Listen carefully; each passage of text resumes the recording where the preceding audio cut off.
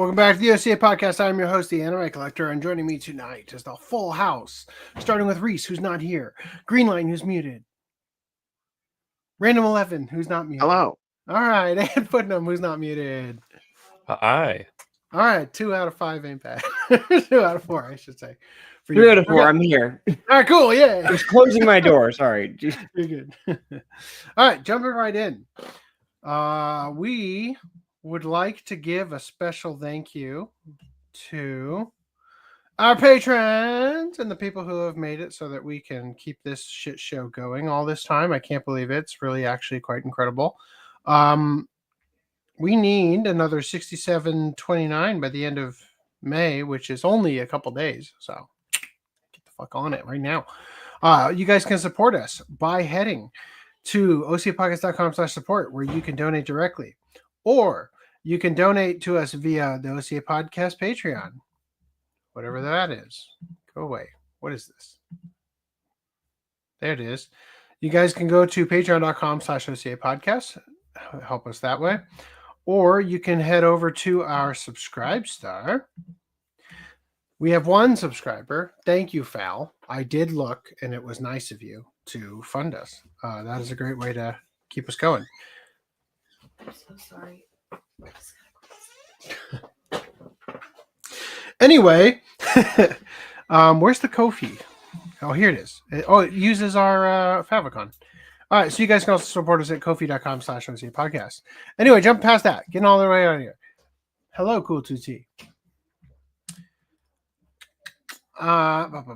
We've got such an incredible show to do today that is all the hell over the place. So let's go right in.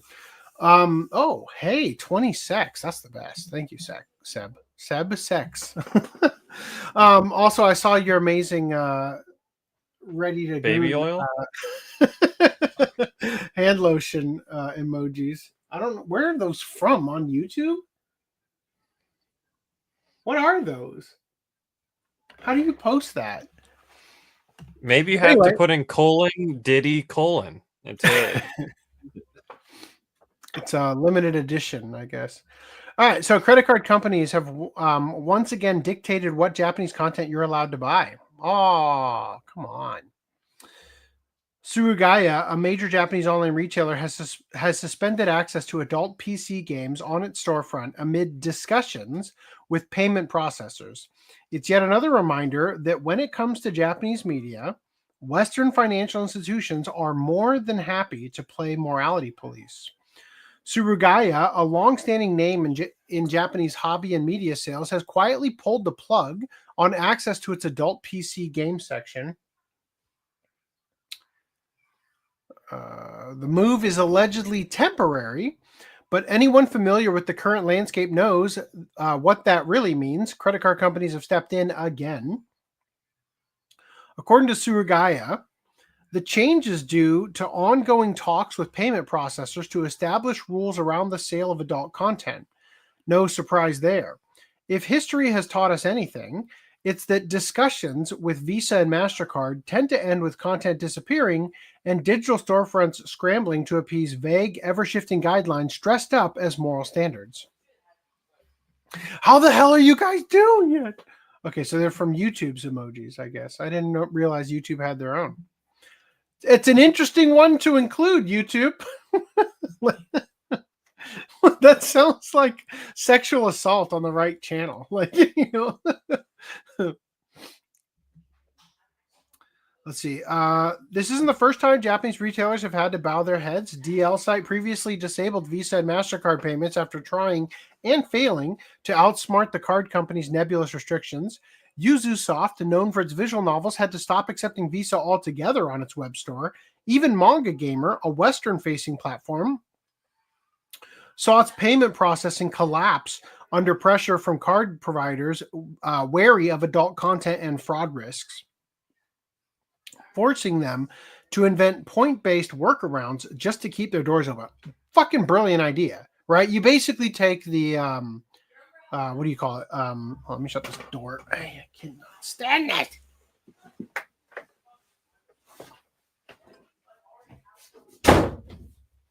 Damn.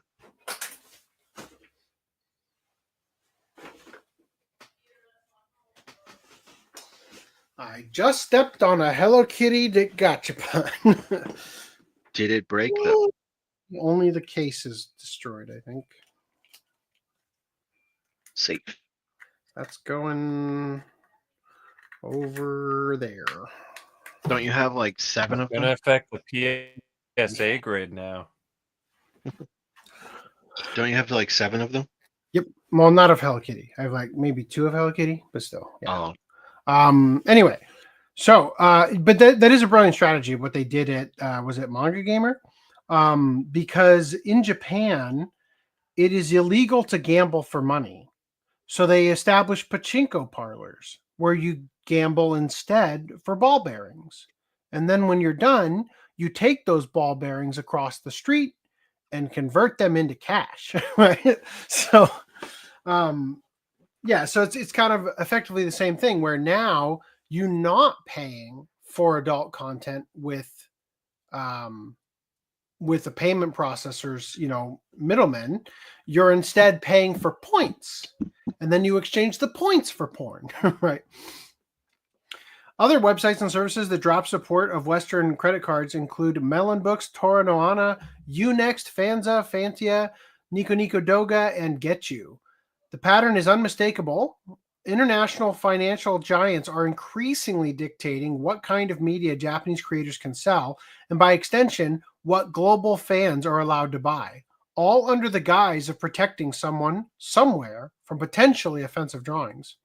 As always, the content in question remains fully legal and fully fictional, but in a world where payment processors get to be the judge, jury, and executioner, legality takes a back seat to optics. After all, nothing says ethical stewardship like gutting niche media for the crime of having big-eyed anime girls in risque outfits. OCA can go into the black by creating OCA points, a universal payment system for hentai anime and manga. Yes, we should start our own cryptocurrency.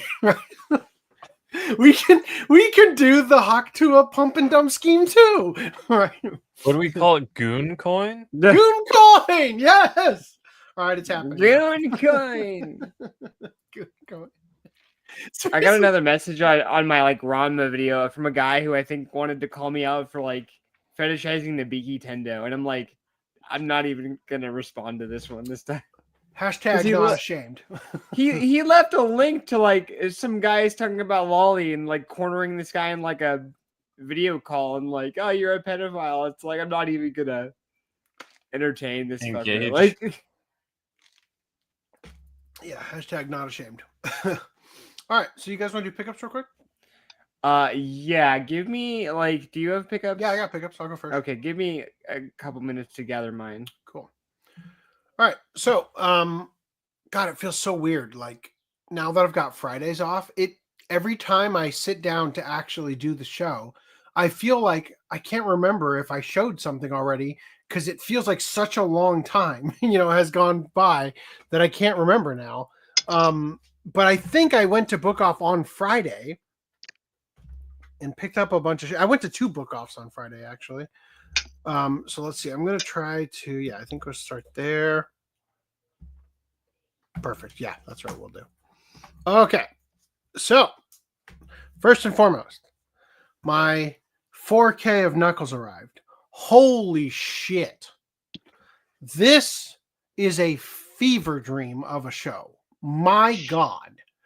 It is dreadfully unfunny, except for maybe 2-3 parts that are goddamn hysterical and carry you through the rest of the show.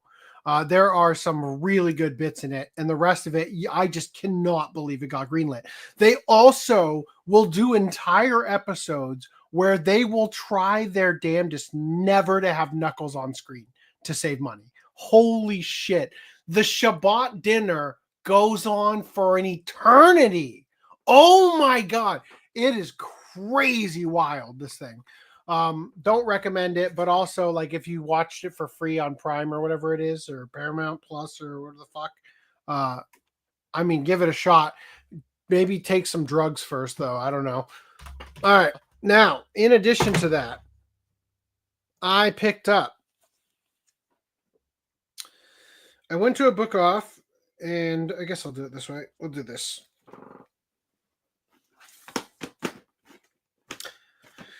Cardcaptor Sakura. Is this Friends in Need? Yeah, Friends in Need. I just happened to find a bunch that I didn't yet have. The Winter Wonderland, Friends Forever, and Everlasting Memories. Right. So I think I'm missing maybe 3 more from the ones I already had plus these. And then What's up with the print on the top of them? the print? Yeah, like the text on the top edge. There you go. Why is it only on 2? The other 2 didn't have it. Because some of them are more open than others. No, it's because the people who sold this one back to Book Off had already taken it off, and these people just sliced through it and never bothered to take it off. Oh, it's a piece of plastic? It's the plastic, yeah. Yeah, it's a Oh, okay. sticker. The fucking stickers that Green Line hates with a fiery passion. The ones, yeah, you're quoting me in the Gugon video. Like, I literally say that. Like, I hate these things with a fiery passion. I also picked up Gamera, which I don't remember Gamera having 2 M's, but I'm here for it. And you could buy like the Blu-ray collection. I could have, yes, but this one seems like such a weird, what do you call it? Like it seems like such a weird, like oddity, right? It was released 69 by Alpha Video, www.oldies.com. The only reason I even bought it was because I noticed it says starring Brian Donlevy and Albert Decker, which tells me it's dubbed. And then I saw this part at the bottom that says 1965 B&W 86 minutes. I'm guessing B&W is black and white, except could have fucking fooled me, right? Based on the images all over it. Completely in color, but I just thought it would be one of those old-fashioned, terribly dubbed things that I would love to watch. So I picked that up. If it has that dub, so I had a project in school where I used the original Gamera film to make a trailer, and what is it? Because it was in public domain or something on some site, and it had this dub, and on the Blu-rays there's a completely different dub. So I'm curious if you have that old dub on that one. Yeah. Take some. Yes. AC should add that as a rating for when he does anime reviews. What? Take some drugs first? I rate this a take some drugs. I take some drugs, right? I rate this take some drugs. All right. There's no bad shows. There's only there's only shows that require a little extra with drugs. Yeah. So I also saw this Insanity DVD, The Onslaught, Raiden Fighters, and then this part, Raiden Fighters 2. I don't fucking know. I was amazed when I opened it because there was a soundtrack CD on this one, and the other 2 discs were in behind the counter. So I guess they just missed this soundtrack CD because the other disc here is also the soundtrack. It's 2 soundtracks plus a DVD, right? Wow. I'm not even sure what this is. I'm guessing it's I thought maybe like a video game, like showcase, or I don't fucking know. Anyway, I have a selection in my, I have a portion in my collection where I put a lot of oddities and stuff, so that's going to go there. Then I picked up Matoi, The Sacred Slayers for $25. I looked it up on Amazon when I was in the store, and I don't know, I just my gut was like, check on that. Like, I don't know, that you wouldn't normally spend $25 for this. Just look it up. $99 on Amazon. So I'm like, okay, fine, you got me. Guess what? This one as well. Fucking ridiculously expensive for Kimi Kiss Pure Rouge. right? $20 was a steal for that. I'm like, all right, I'll do it. Only problem with this one, it's a stack pack. At least all the discs were in there. And then this shocked me for $25. An original sealed Pioneer still has the 13 and up sticker on it. Moldiver. Yes, that's going to replace the one in my collection. And then today I went back to Book Off because we went to Tokyo Central and I picked up Commando Ninja. 50% Commando, 50% Ninja, 100% American. Wow. I thought we could watch that for a watch party. You got something to show me, Greenline? I do. However, the first thing I have to show everybody is a figure that I can't pull out because one, I didn't unbox it because I'm moving, and two, it's just too cumbersome for me to share the box, which was what I was hoping for. So I'm gonna have to show you the Shikishi board instead, but it's kind of risky, so I'm gonna hold it at a distance and hope YouTube doesn't like. After what we just saw on YouTube, that Right, ain't shit. right. After then I'll show it then. After fucking Wilhelmina and fucking Brown Dust 2, it's able to. So there's Spoilers that. for later. That's what the figure looks like. So that's not worse than the things hanging from your bed chambers. Well, yeah, but they're like tucked away so YouTube doesn't throw a fit. So speaking of going to a secondhand store and buying useless crap that I probably was better off buying the Blu-ray for, I went to a secondhand pawn shop and sold some stuff, and I got some in-store credit. So I picked up while I was there Thundercats, the one anime or the one show that's not anime in this haul, but I'll show it anyways. This is volume 1, season 1, volume 1. So this has like 32 episodes or 33, and it has a lenticular. I don't know if you could tell, a lenticular cover, which is kind of weird. It's kind of pointless, lightning. But. And then I'm gonna get a lot of grief for this because I probably should have picked up the Blu-ray instead. But I don't have the Blu-ray, so I saw this while I was there, and then I missed out on the other collections because I didn't realize how ADV like divided the sets. So we have Macross. Robotech. Yeah. Because ADV dubbed it, right?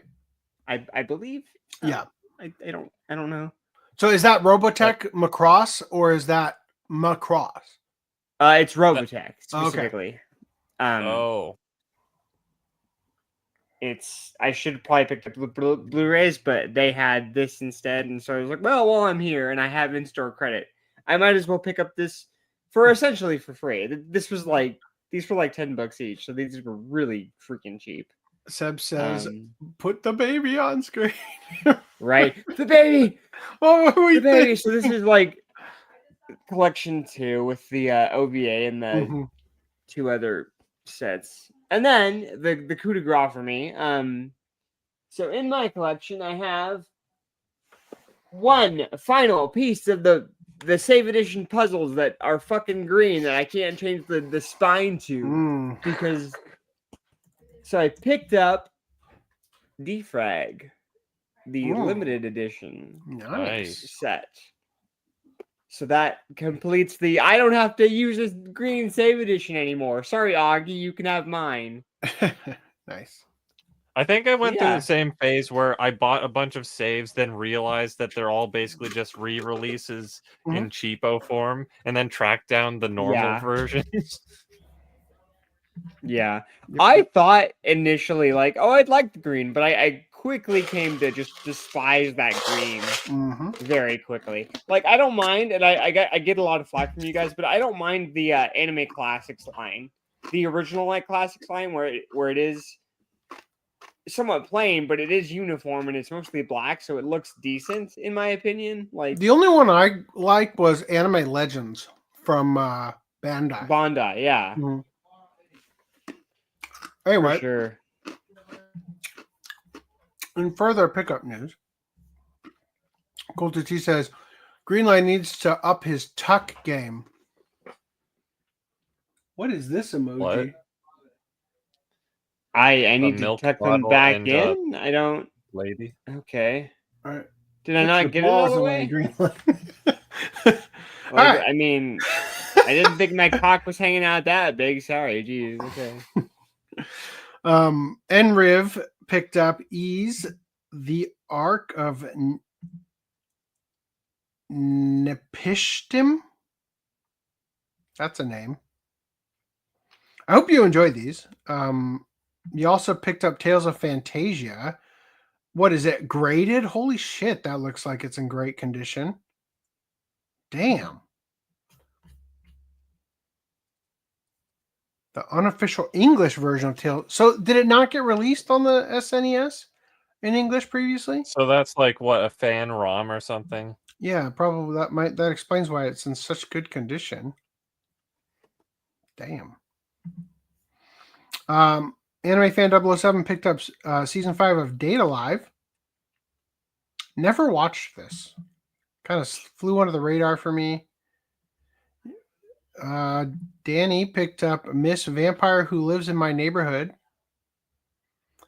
That's great. I hope your refugee status isn't impeded by the large collection you'll be bringing with you to the States, right? Like, Except said it came out in English on. that's what I thought. Yeah, I thought it was one of the handheld consoles. Lance says his girlfriend, bought him his favorite starter Pokemon. Lance, why didn't you put your girlfriend in the pickups? That's the only opportunity we've ever had. If you're starting with a Blastoise, I think you might be using the wrong game. Do you know? I mean, this might be a little bit of doxing, but based on what he posted in the Finer Things Club, Banana cream pie. I think he might have recently experienced a birthday, maybe. Oh. Speaking of birthdays, I'm just trying to put together a gift and a pie, relatively. I'm pretty sure we wished him a happy birthday like 4 podcasts ago, maybe 5. Didn't we? Maybe. Didn't I specifically say, "Hey guys, when I'm not on the show tonight, make sure to wish Lance a happy birthday"? Yeah. I remember that. I don't know if we did though. Hey guys, wish Foodnum a happy birthday, everyone. Oh god, doxing. Hashtag doxed. All right, and then Seb, you picked up the Die Bieber Brothers Die Complete series. Wow, nice. Justin Bieber animated series. I didn't realize that was a thing. SD on Blu-ray. Oh, they do that with Nickelodeon too? I saw the Jetsons on Blu-ray at Book Off. It was the complete series in one, release. Like what do you call it? Like a 12 millimeter case or whatever. The original, you know what I'm talking about? One release, yeah. Anyway, moon past this. We got some stuff to get to tonight. I'm gonna open my Dr. Pepper. I wish. I fucking wish. My G Fuel. That's good too, though. AI Darth Vader in Fortnite sparks SAG-AFTRA backlash over actors' voice rights. He gave them up, you bitches. Are they about to complain that some other actor could have gotten paid for that gig, even though James I could have said the N-word during Fortnite? I could have been sitting there live talking to 7 million people playing the game all at the same time, giving them unique experiences. I could have done that. Or I guess they mean like we need to employ 7 million Darth Vader sound-alikes, right? Yeah. One for each player, for sure. That's the only way this could ever work logistically. I'm just assuming there's 7 million players. There might be more. I don't know. Number came out of my ass, but like, I'm assuming there's a lot of Fortnite players. Mm-hmm. The AI Darth Vader in Fortnite has created some hysterical moments for players, but SAG-AFTRA is not amused. Of course they're not. They're the fun police. Darth Vader has entered Fortnite again, and this time he talks, or rather, an AI-generated version of his iconic voice does. The new in-game the new in-game companion feature allows players to interact with NPCs powered by artificial intelligence, and AI Darth Vader is among the latest additions. However, fans quickly noticed something strange. Vader wasn't just spouting pre-written lines, he was responding to them. The AI version of the iconic Sith Lord was eerily convincing, answering questions in the deep, commanding tone made famous by the late James Earl Jones. It even had a sense of humor. When asked which Star Wars trilogy was best, AI Darth Vader replied, "The original trilogy demonstrated the Empire's might, and the prequels elucidated its fall. As for the sequels, they do not exist," which amuses me. That's why Disney's pulling the plug.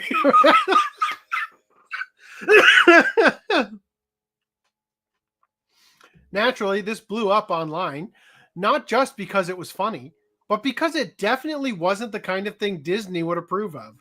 James Earl Jones signed off, but not on this. What? No, he did, definitely. He's smiling from heaven. James Earl Jones, before he died, had already agreed to license his voice for AI recreation. Back in 2022, he signed off on the use of his archival recordings so they could be digitally recreated by a Ukrainian startup called Respeecher for future projects.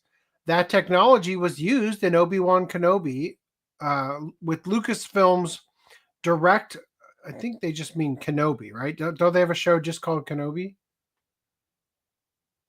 I think so. I don't know. It seems weird. With Lucasfilm's Or it direct might be involvement and approval, it's the unclear show. whether good. It's the show with the Yeah. with the Yeah, but what's the Aaron title? Kenobi. Is it just called? It is, right. It's just Yeah. called Kenobi. Okay. It's unclear whether Fortnite's AI Vader uses the same tech, but the resemblance is striking. No, it is the full name. Obi-Wan Oh, it is? Kenobi. Oh. Yeah. Regardless, Fortnite Regardless isn't. of what the name of Thank you. Oh. Yes, it was Angry Beavers, of course. I played Fortnite, and Darth Vader can't talk about South or North Korea, but he can talk about China. Wow. Huh. I tried asking him dumb stuff. I asked him about Spaceballs, the Loch Ness Monster, brushing his teeth. Oh. Lady Phoenix says SAG-AFTRA is just angry they can't earn money from this. I mean, with a contract, I think you could, right? Royalties or things. Anyway, regardless, Fortnite isn't a Lucasfilm project. It's a game developed by Epic Games, and the implementation of the AI Vader voice was reportedly handled by their subsidiary, Llama Productions. This move has landed them in hot water. SAG-AFTRA strikes back. On May 19, 2025, SAG-AFTRA filed an official unfair labor practice charge against Llama Productions. Fuck these cunts. Seriously, Lord. Oh my God. Claiming the AI Darth Vader violated their union agreement. Fuck you! The union alleges that Epic replaced union voice talent with synthetic speech without consultation, a decision that sidesteps negotiated protections. Dear Lord. A spokesperson from the union emphasized that they are not against AI tech, but they are against exploitation and the erosion of performers' rights. You do not have rights to somebody else's business. Fuck off. Your fucking rights are just goddamn leverage you put over on other people. I forget, wasn't it SAG-AFTRA that was the company that they were striking about because they didn't have protections, and now they're coming out being like, oh, we're protecting, even though we don't have the protections in our thing, on a thing we don't have jurisdiction on. The complaint is part of a broader fight over how AI will be used in entertainment, one that's grown more intense since the 2023 actors strike. Stay striking. Just go ahead. We'll find other ways to fill the roles. Spoiler alert, it'll be with AI. Fortnite's AI already has problems. No, it doesn't. It was fucking perfect. It's the best rollout of an AI voice I have ever seen. In the meantime, the AI system in Fortnite has already sparked other concerns. Players quickly discovered ways to manipulate Darth Vader's responses, tricking the system into saying profanity, lewd comments, and racial slurs by crafting clever prompts. Epic has issued hot fixes and says there are guardrails, but clearly they aren't holding. AI companions are supposed to enhance immersion, but when one of the most iconic villains in cinema starts cracking jokes about non-canon trilogies or parroting inappropriate language in a game that children play, immersion isn't the word that comes to mind. I like the idea of asking about the endless amount of Star Wars porn parodies. Like, that would be a very inappropriate conversation. Vader, who did you enjoy smashing more? I don't know any of the names of the female aliens, so I can't I can't finish that joke. All right, so for fans, the novelty of talking to AI Darth Vader might be entertaining. For voice actors and voice professionals, it's concerning. The use of synthetic voices in major franchises, even in side projects like Fortnite, signals a shift that could reshape the industry. Look, now we'll save this for the next part. I'll save the spiel. If an AI Vader can sound this real, what happens to the actors behind the voices? And how long before this tech is used without their consent? Aren't the children that played Fortnite adults at this point? Oh, I guess so. I want to see AI Trump in Fortnite. What do you guys think of this before we move on to the next section about this? Any thoughts? SAG-AFTRA's mad. Well, what else is new, right? Yeah, what else Yeah. is new? Mhm. All right. I mean, Despite the fact it's that just James a little- Earl Jones gave up his rights for the voice. Gave up is a bad way to phrase it. He Oh, willingly Yeah, he willingly provided. I think offered. he probably Yeah. sold it too. Yeah. Yeah, Like it was Gave probably up his rights. Sounds Sorry, I like they just- took it by force or whatever, and he gave up. he. Like, Yeah, well, they paid him. yeah, So exactly. but- Like he yeah. he sold. He sold his right. You know, he it was a fair exchange, right? It was non-coerced, right? Yeah. Anyway. I could see them having a point where it's like, okay, if they're doing union work and it's a union gig, although like we've talked about the whole issue of like how strong a union would be in a voice Mhm. work situation when Yeah. it came to the Hoyoverse shit. But I could see it being an issue where they're like, hey, we had an agreement that you'd only use, Mhm. union talent or whatever, Well, and now you're not. The leverage the union has is if you want the talent of people that we are, that are in our union, you need to have a union only contract with us. And therefore, you can have access to the people. Otherwise, we're instructing them not to voice for you. Yeah, Right? sure. Which again is, collectivism, coercion through mob rule, right? Yeah, and they can go to another country, and like I'm sure they can find many people to Mhm. if they're willing to like not work union or not hire union. I'm sure that so how much strength does a union really have? Like, Mhm. but we talked about all that before. So, Sure. but the main thing is if they did have an agreement and they're going against that by hiring an AI or licensing AI, whatever, for a role, I could see that breaking that agreement. Fine. Except that this is something that a human literally cannot do. Yes. It would make sense if it's like, oh well, you used AI to do like these scenes from with Darth Vader. Or we're mad about that. I would understand that.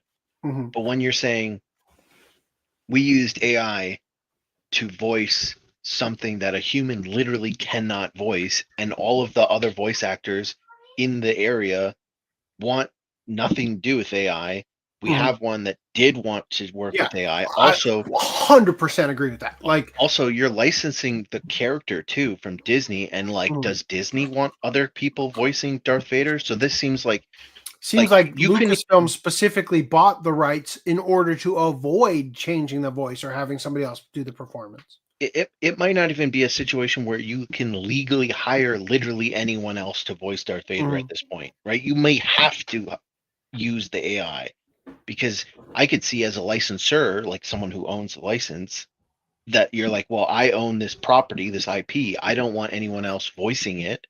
And so if I'm selling you the rights to my character, I don't want you getting someone. I also want you to use my AI to voice it. And then so it's like, it's such a unique thing. It's not like, oh, well, it's just some random background character, and it's like, no, it's a very specific person that they can't just go and use someone else for, because it's not a, like, even if they could get a sound alike, it's not a role that someone can just make lines for. It's something that is going to be talking continuously. So you need an AI for that.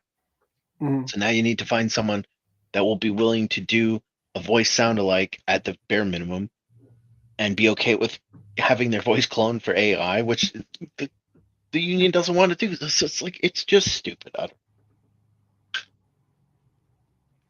Yeah, I mean, I definitely agree that in this specific circumstance,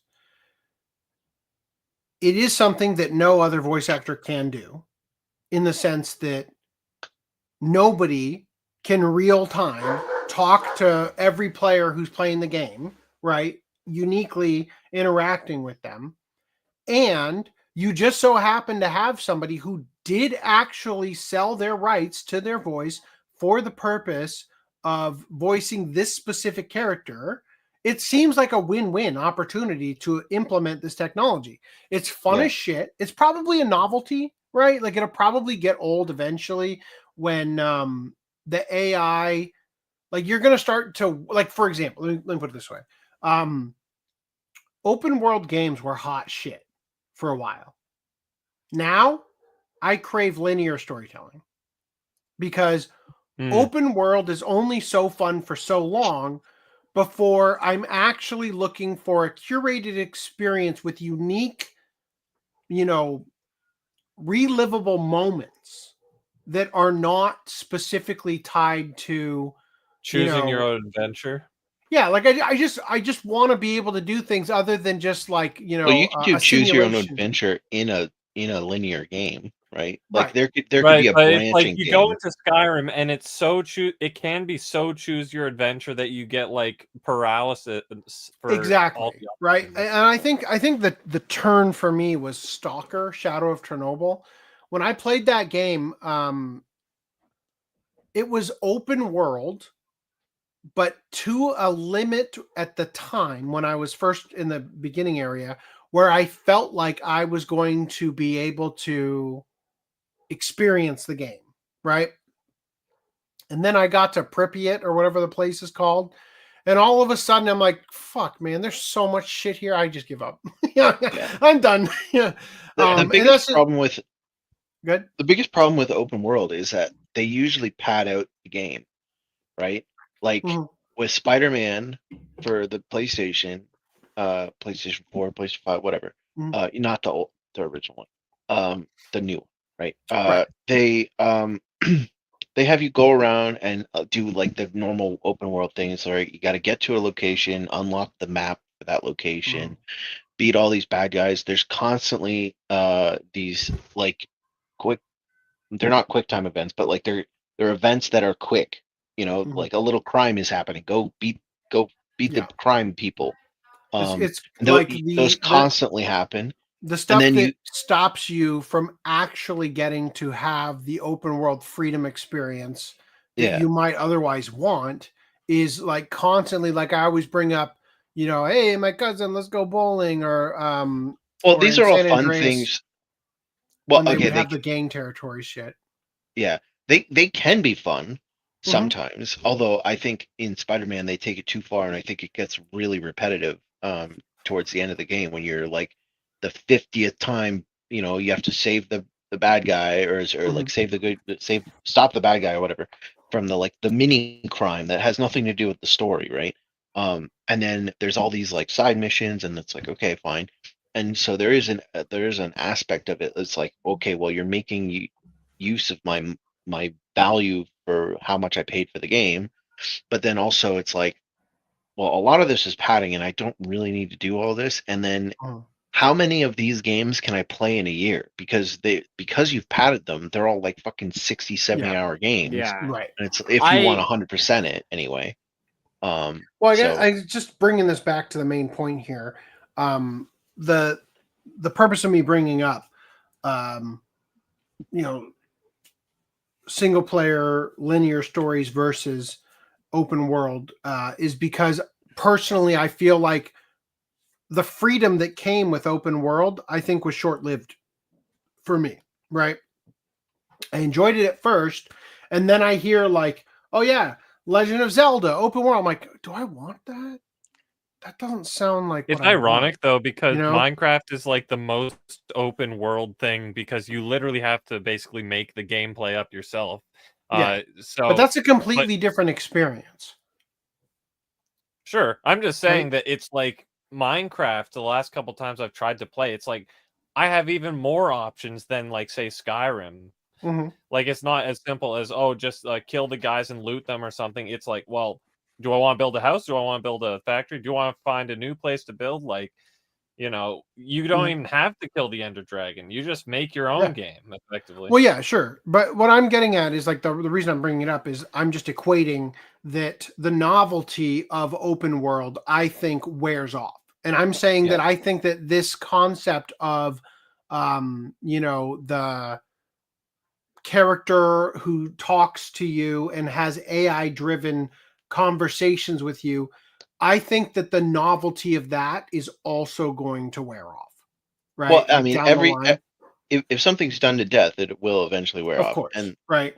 I think the reason it worked with Vader and it's funny is because it's fucking Darth Vader, right? And the jokes and like the comedy of it and the unique voice and the breathing and all that. Yeah. I feel like that personally, I feel like that with this was kind of like the only place you could really do this, It'll also only be funny for a little bit, Exactly. Like it's going to get old quick. Yeah, in 2 months from now, people aren't going to be posting.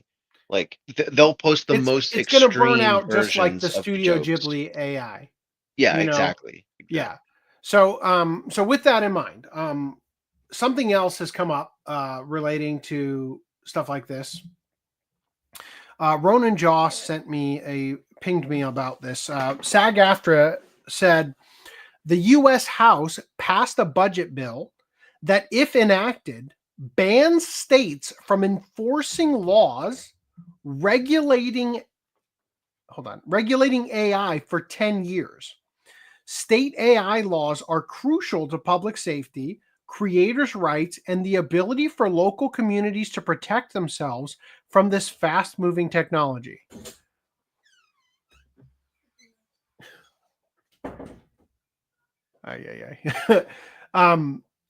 This, I legitimately thought at first, my first thought was, we've got to be blowing that out of proportion.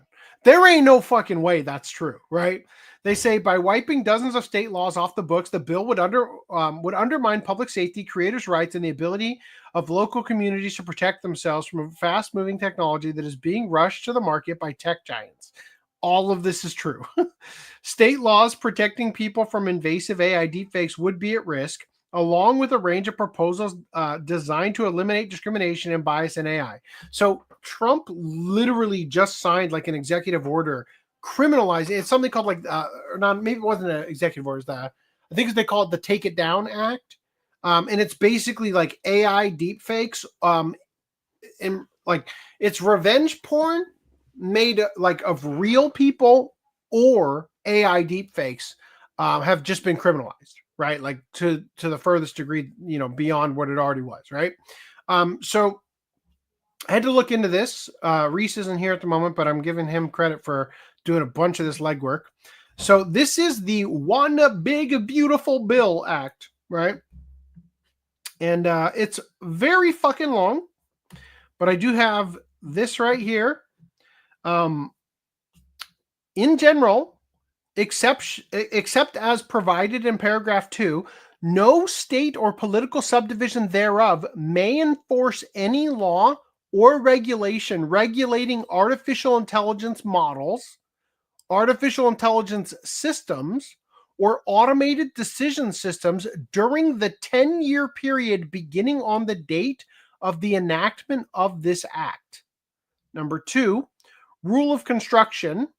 Paragraph 1 may not be construed to prohibit the enforcement of any law or regulation that, quote, the primary purpose and effect of which is to remove legal impediments to or facilitate the deployment or operation of an artificial intelligence model, artificial intelligence system, or automated decision system, the primary purpose and effect of which is to streamline licensing, permitting, routing, zoning, procurement, or reporting procedures in a manner that facilitates the adoption of artificial intelligence models, artificial intelligence systems, or automated decision systems, does not impose any substantive design, performance, data handling, documentation, civil liability, taxation, fee, or other requirement on artificial intelligent models, artificial intelligence systems, or automated decision systems unless such requirement.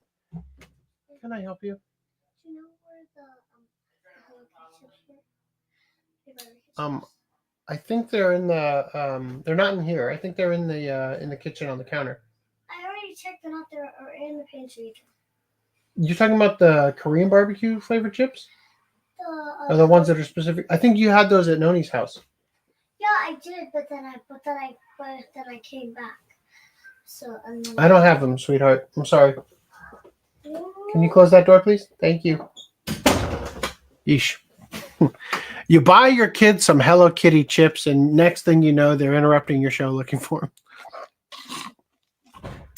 So it seems to me like not only are you unable to regulate AI according to this bill, if it passes, which, I mean, these omnibus bills don't usually get out unscathed, but also the only regulation you can put forth, the only laws you can put forth are ones that give even more freedom to AI, right?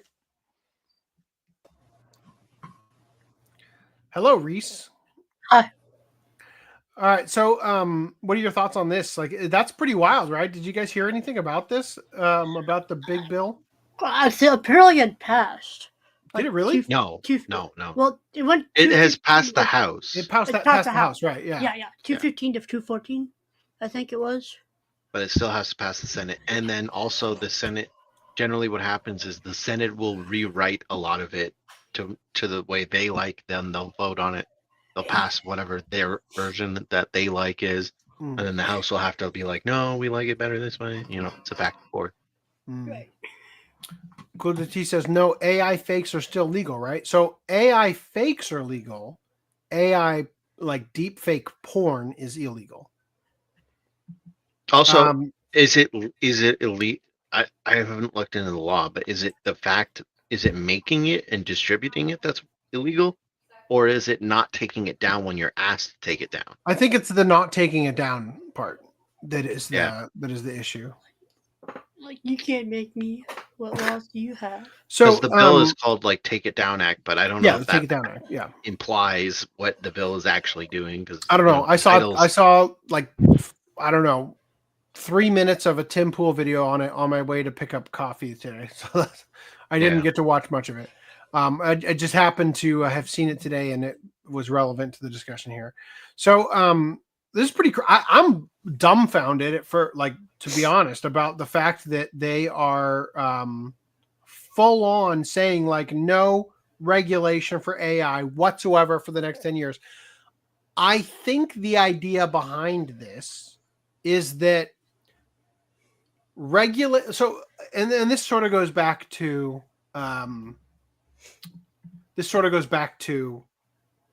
SAG-AFTRA, right?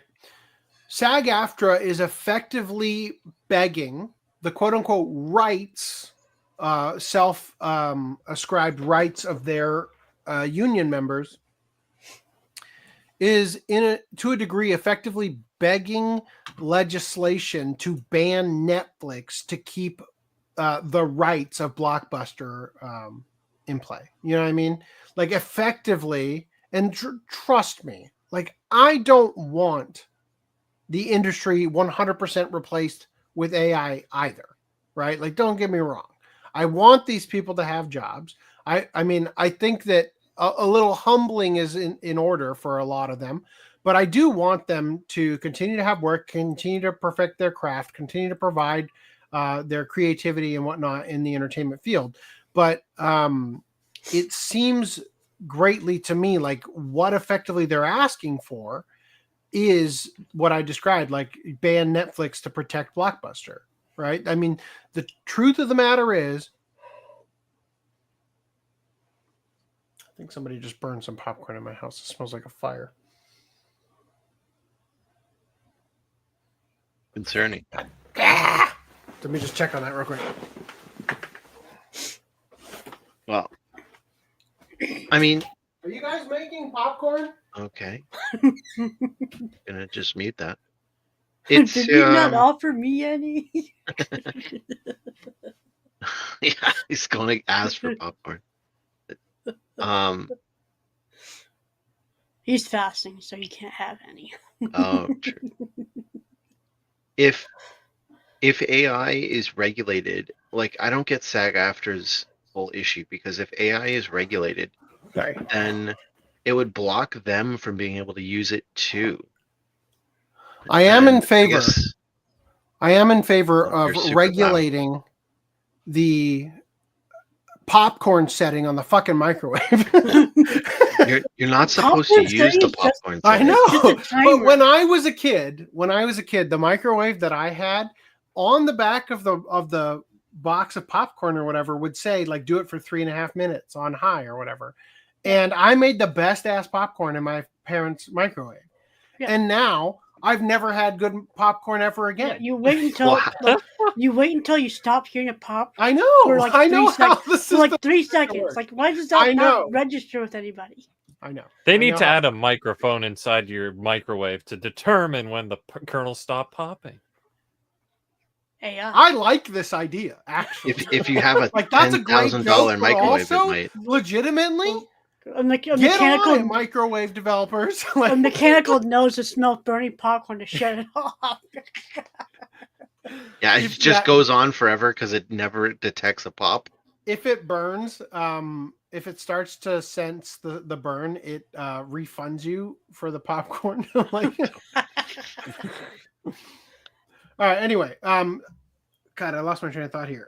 Yeah, I find that amazing. You don't want anybody to lose their jobs, but they're trying to, Yeah. ban Netflix to save Blockbuster. There was Right, exactly, but we don't want people with actual talent to lose their jobs. Well, see, and this is the fine line that needs to be walked when it comes to all of this stuff, right?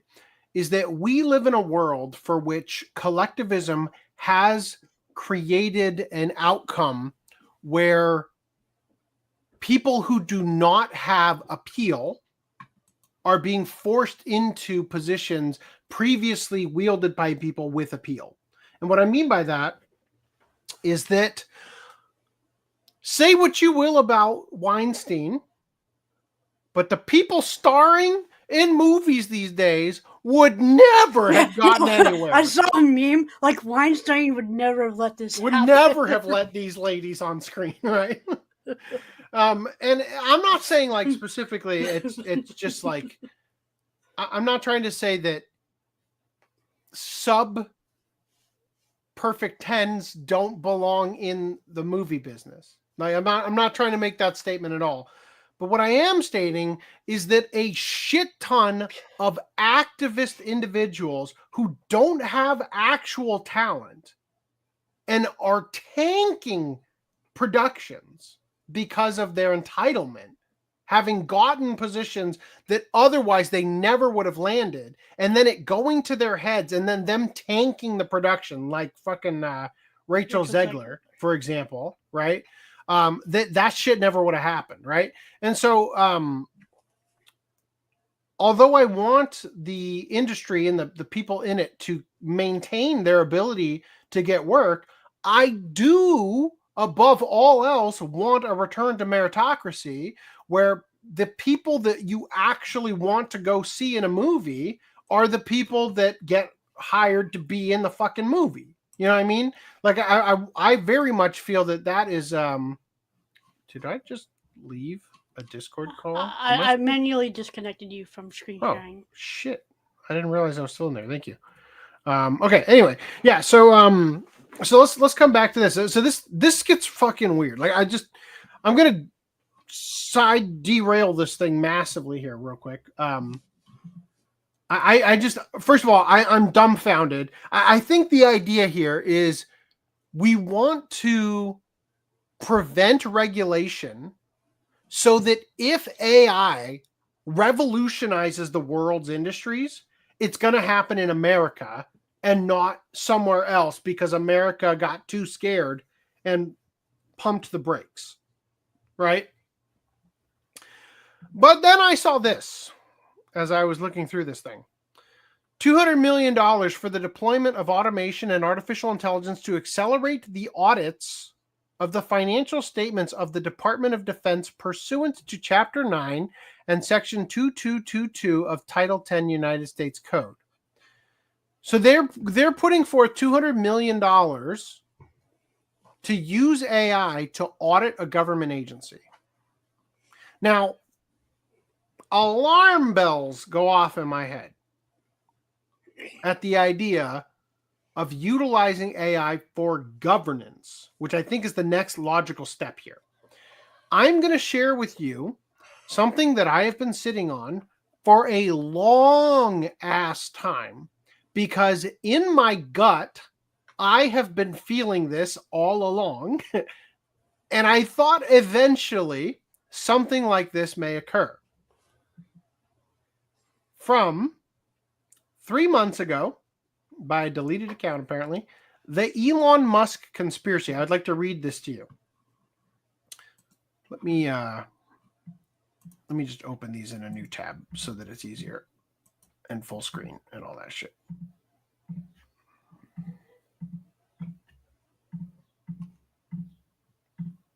Full disclosure, I have not read all of these. So we'll see where it goes. Might get wild. How many fucking images are there? Holy shit. Okay, that's the last one. All right. Full disclosure, there's a lot of images. Yep. Elon Musk's coup and the resurgence of Technology Inc. So over here, this image, pic related, is a map of the Technate of America as envisioned by Technocracy Inc. Resurgence, what did I say before? Resurgence of Technocracy Inc. Elon Musk's maternal grandfather, Dr. Joshua Norman Haldeman, served as the research director for Technocracy Incorporated in Canada. So Technocracy, for those of you who don't know, is rule by the experts. And I mean, they're probably going to explain it in here, so maybe I won't go further than that. In 2025, the United States is witnessing an unprecedented shift in governance marked by the significant ascendance of Elon Musk and his network of tech billionaires. Citation needed on the site on the tech billionaires. Musk's appointment as head of the Department of Government Efficiency, alongside the administration's increasingly aggressive economic policies, suggests a trajectory that mirrors the technocratic aspirations of Musk's grandfather, Dr. Joshua Haldeman, who was a leader in Technocracy Incorporated. With President Donald Trump's backing, Musk appears to be orchestrating a modern technocratic coup aiming to restructure the United States into a hyper-efficient, AI-driven technate. One that may soon seek to annex Greenland and parts of South America, echoing the territorial ambitions of Technocracy Inc.'s 1940 Technate of America map.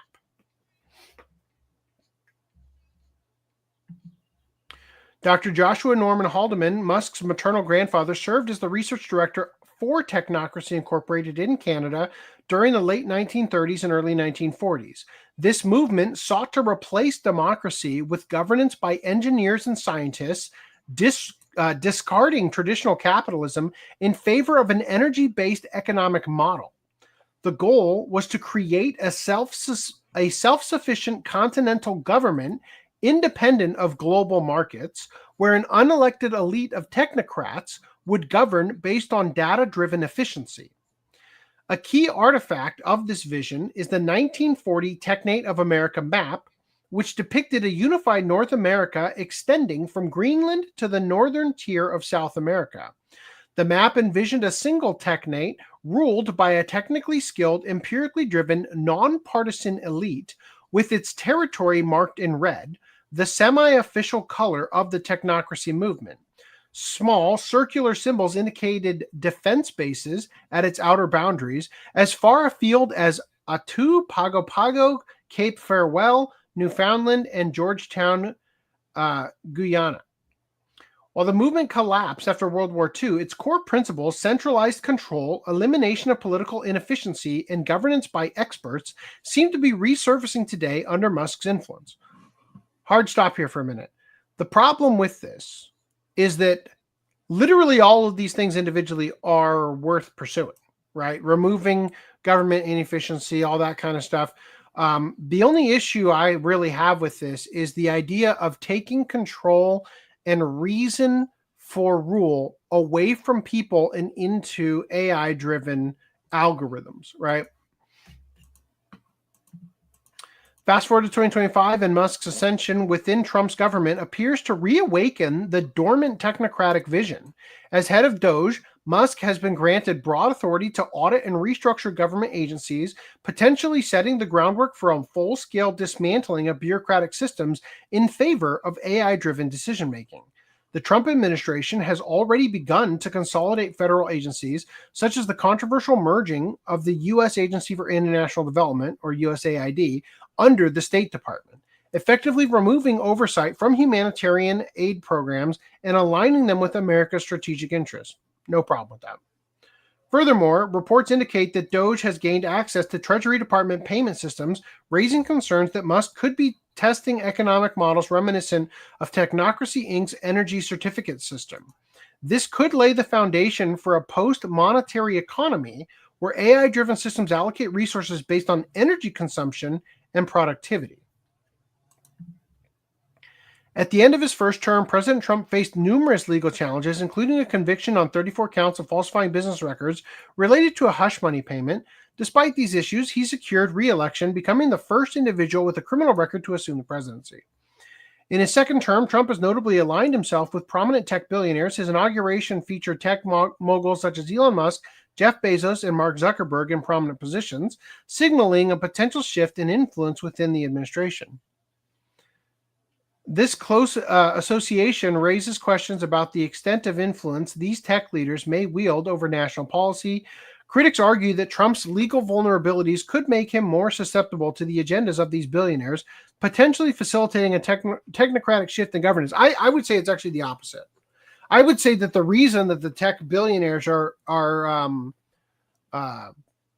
sucking up to Trump is because as president of the United States, Trump has more control and ways to fuck them over if they don't fall in line. And therefore they're trying to swear allegiance to in order to maintain fiscal, monetary value, right, out of their companies.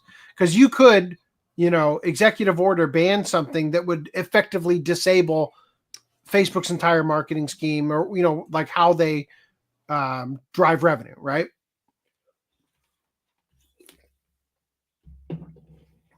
Musk is not acting alone. A group of tech moguls with similar governance philosophy appears to be backing his transition. Pardon this transition. Peter Thiel of Palantir, a strong proponent of post. What's up? It's pronounced Thiel. Yep, Peter Thiel. Okay. He's also the co-founder of PayPal, right? With Elon Musk, wasn't it? Yeah, I think so. Yeah. Like that. Now Palantir. Well, I mean, Elon Musk didn't really found PayPal, but yeah, sure. So Palantir is named after the orb in Lord of the Rings that Pippin looks into, and is like, it's like the looking glass that Saruman has, right? That he's able to, like, when it's uncovered from the cloth they keep over it, it's basically like a webcam into the other place, right? He's a strong proponent of post-democratic. Go ahead. Directly to Sauron or something. Right.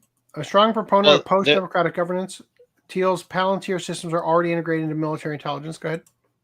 I was just going to say, the way they are supposed to work is you look into them and they can see what other orbs, the Mhm. seeing glass see, but Saruman had one, and so did Sauron, and so Yeah. Sauron could then.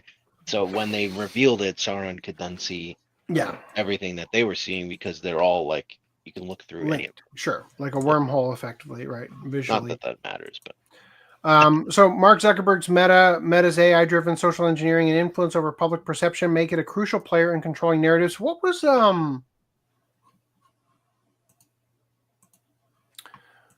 there was a massive scandal that they treated like it wasn't a scandal.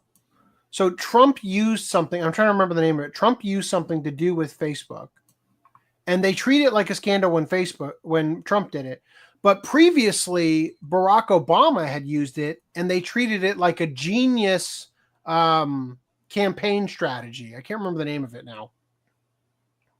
There's a big scandal over it when they accused Trump of doing something unethical that literally 4 years prior or 8 years prior, they had celebrated Obama for doing the exact same thing regarding Facebook. Sam Altman of OpenAI is a key figure in AI governance. Altman's advocacy for universal basic income suggests a move towards an algorithm-managed economy. Right? We talked about this previously. Last podcast, I was talking about universal basic income. Universal basic income can work in a post-scarcity world. The chances of us getting there is next to nil unless you cull the world, right? And I'm just saying, something I've been thinking about a lot lately is, I think Scott Adams is like dying right now, the creator of Dilbert. He and his wife both have like super aggressive cancer. Oh, gee, I wonder how they got that. And so I feel like in the next 5 to 10 years, we are going to see potentially a dramatic shift in demographics and culture and population due to the response to the COVID pandemic. Let's phrase it like that. That will dramatically change how we view the world and leave it ripe for reshaping. Right now, it's interesting that it's all sort of happening while we have Trump and the people who sort of orchestrated a bunch of this stuff, seemingly at odds with each other. But I think the outcome remains the same in the grand scheme of things. So together, these figures are engineering a transition from democratic governance to technocratic control using AI automation and digital surveillance to enforce a new order where elections are obsolete and governance is determined by algorithms and energy-efficient allocation systems. One of the most striking parallels between Technocracy Inc.'s vision and Musk's modern influence is the emergence of a social credit system. The original TechNate proposal envisioned a fully monitored society where citizen behavior, resource consumption, and productivity were tracked and optimized. Today, similar systems have been implemented in China, where the social credit system assigns scores to citizens based on behavior, financial trustworthiness, and political loyalty. Musk's companies, including X, formerly Twitter, Tesla, and Neuralink, are actively developing technologies that could enable a similar system in the US. A combination of AI-driven surveillance, digital identity tracking, and automated governance decisions could result in a de facto social credit system under the guise of enhanced efficiency and security. So I think one of the places that this is going to emerge is as OpenAI becomes more powerful, which it will, AI in general, I find myself needing to use Claude, which I also pay for, more often because ChatGPT now remembers all of my conversations. And so when I want an answer from a siloed question, I have to go to a different AI to get it. Right? You can erase the memory. You can, but I just find that it remembers more than I feel like it should. And you can ask it questions like, tell me what you think of me based on our conversations or whatever, or like, give me a rundown of what you know about me or whatever. And it's eerily perceptive on certain things. It You gave me know? a hypothetical that used an example of something I said in a completely different chat. And I'm like, bruh, what? Well, I just feel like for me, it derived my religion from conversations I had that did not directly state my religion. Right. Oh. And I'm like, that's a little alarming, you know, to have an AI with a list like that kind of thing. So anyway, I'm just saying that the end result of all of this, you know, in the Bible, which I mean, you have to be a fucking idiot to read Revelation and not look at what's happening in the world right now and being like, oh, there's a lot of fucking similarities, right? But in the Bible, in the end times, they talk about, you know, the mark of the beast and these sort of various, no one will buy and sell who does not have the mark. All of these sort of, different predictions of what the end of the world is going to look like.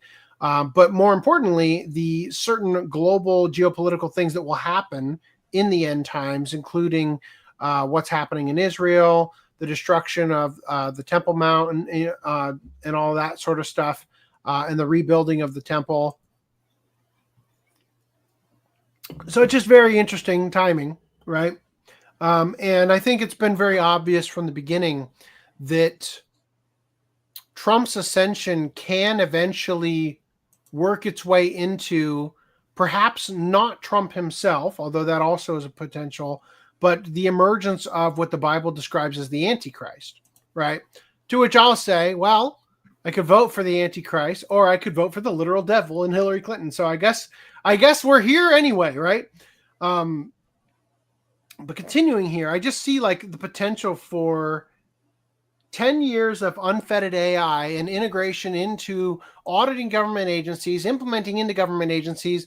The outcome is, first of all, that the mark of the beast is not going to be something for which it will be like, it will not be difficult to convince people to take the mark, because taking the mark will be something that you will want to do. The same way that it was easy to get somebody to buy a smartphone, right? And I look at it from that perspective of the concept is going to be, and I viewed it this way years ago before there was, you know, like the Meta Glass or, you know, all that other shit, but just Google Glass versus an iPhone, right? Being the forehead and the right hand, so to speak, right? But continuing here, as Musk's grip on governance functions expands, the parallels with his grandfather's vision become clearer. If this trend continues, the U.S. could soon resemble a modernized version of Technocracy Inc.'s 1940s blueprint. AI-driven economic allocation replacing traditional monetary policy, a consolidated North American territory incorporating Greenland and parts of South America, which also goes back to the Amero. They had tried in The Economist, they were talking of plans to create a North American union like what was done in Europe, and replacing the dollar with something called the Amero. So this has been like behind the scenes, the global elites, you know, chessboard has been working in this manner for decades, you know, if not longer now. A government run by engineers and algorithms where decision-making is dictated by energy efficiency rather than public will, and a social credit system that determines economic access and mobility based on behavior.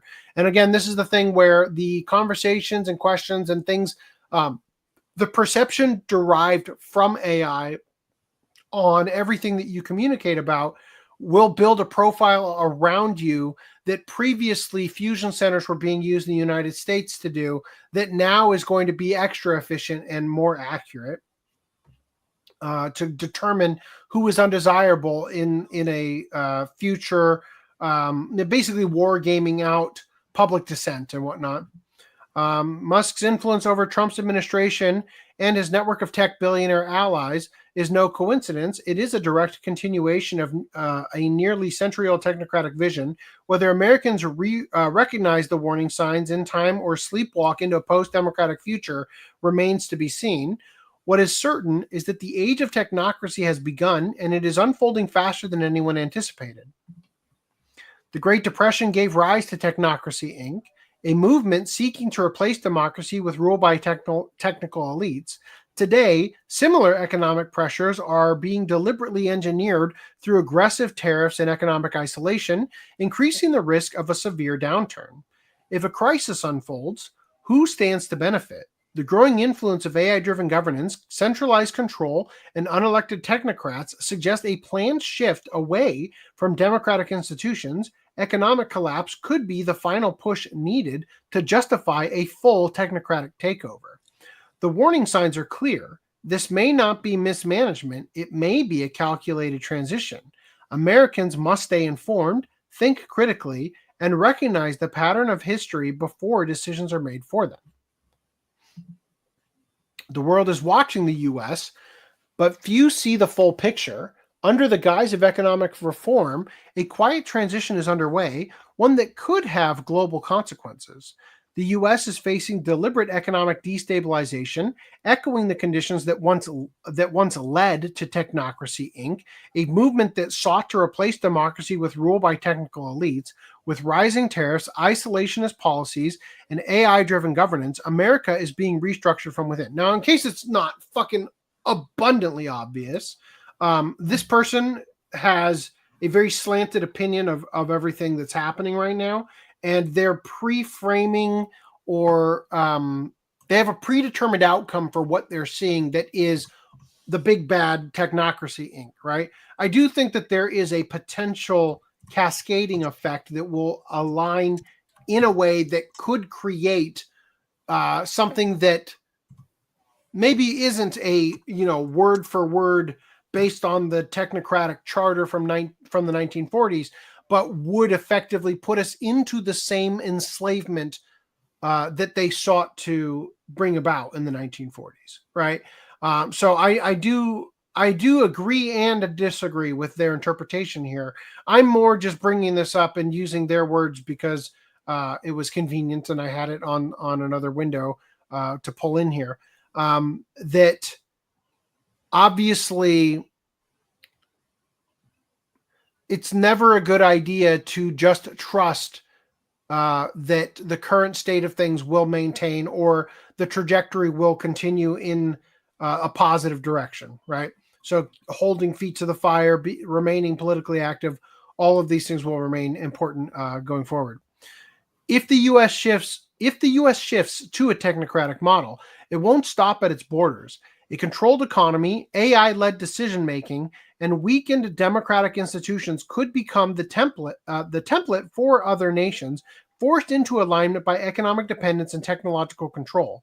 So the way I see it, sorry to keep interrupting this, but the way I see it, I think that the way you would have a shift in the way that this particular individual is describing here would be that you would see Bill Gates has been talking about, and what do you call it?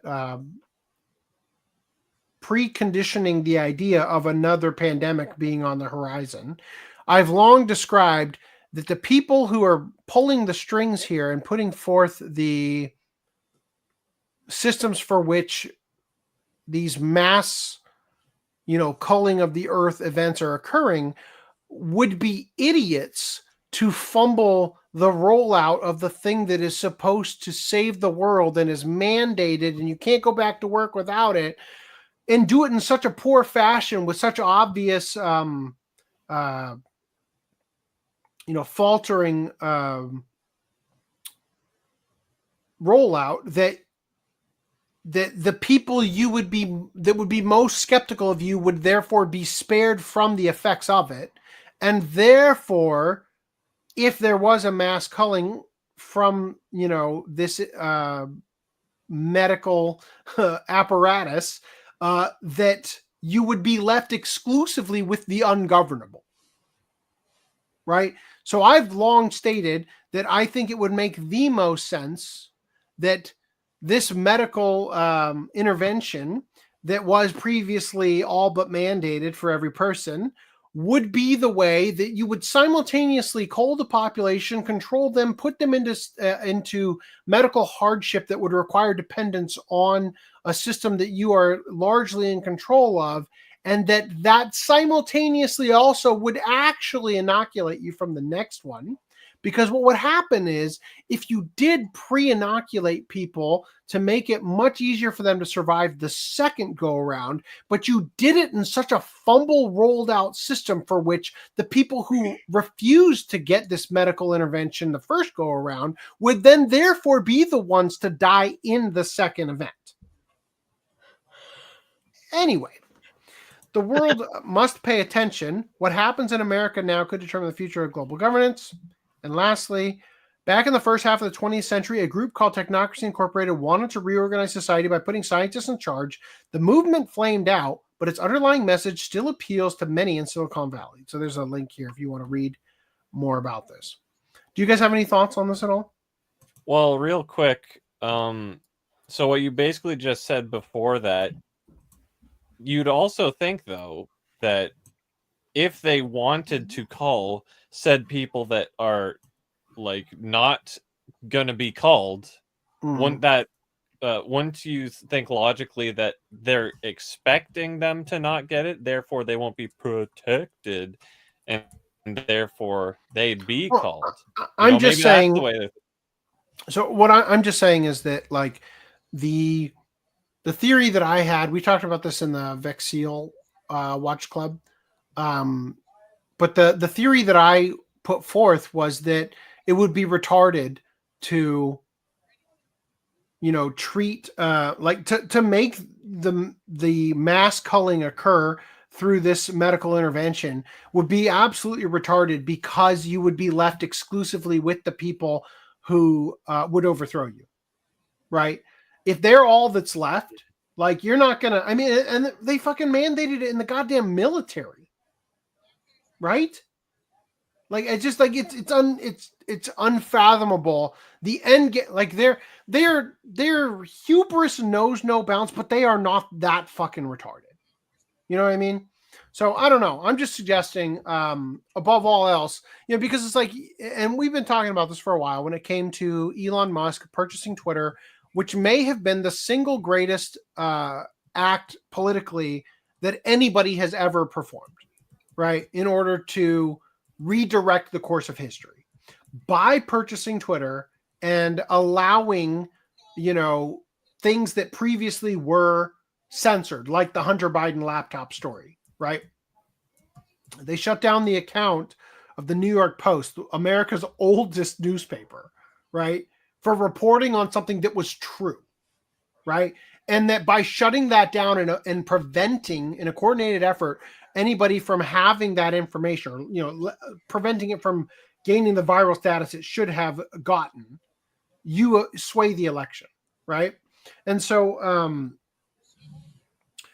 on the one hand, we're grateful for Elon Musk for doing this, but on the other hand, his mom is kind of a weirdo, and he's pretty close with her.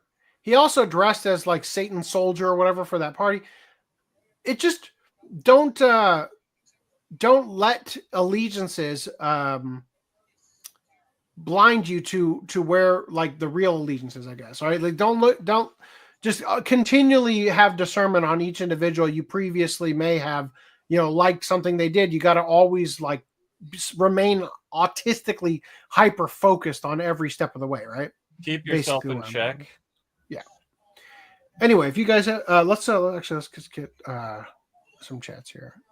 I'm trying to get better at this. Yes, Cambridge Analytica. Thank you. That was the thing I was referring to, that scandal. When Obama did it, it was treated as like brilliant and like a genius move in a campaign. And then Trump did the same thing and it was treated like, oh, he cheated. I'm going to come back to this. So we do not currently have this in the doc, but I do have an article about it that I moved.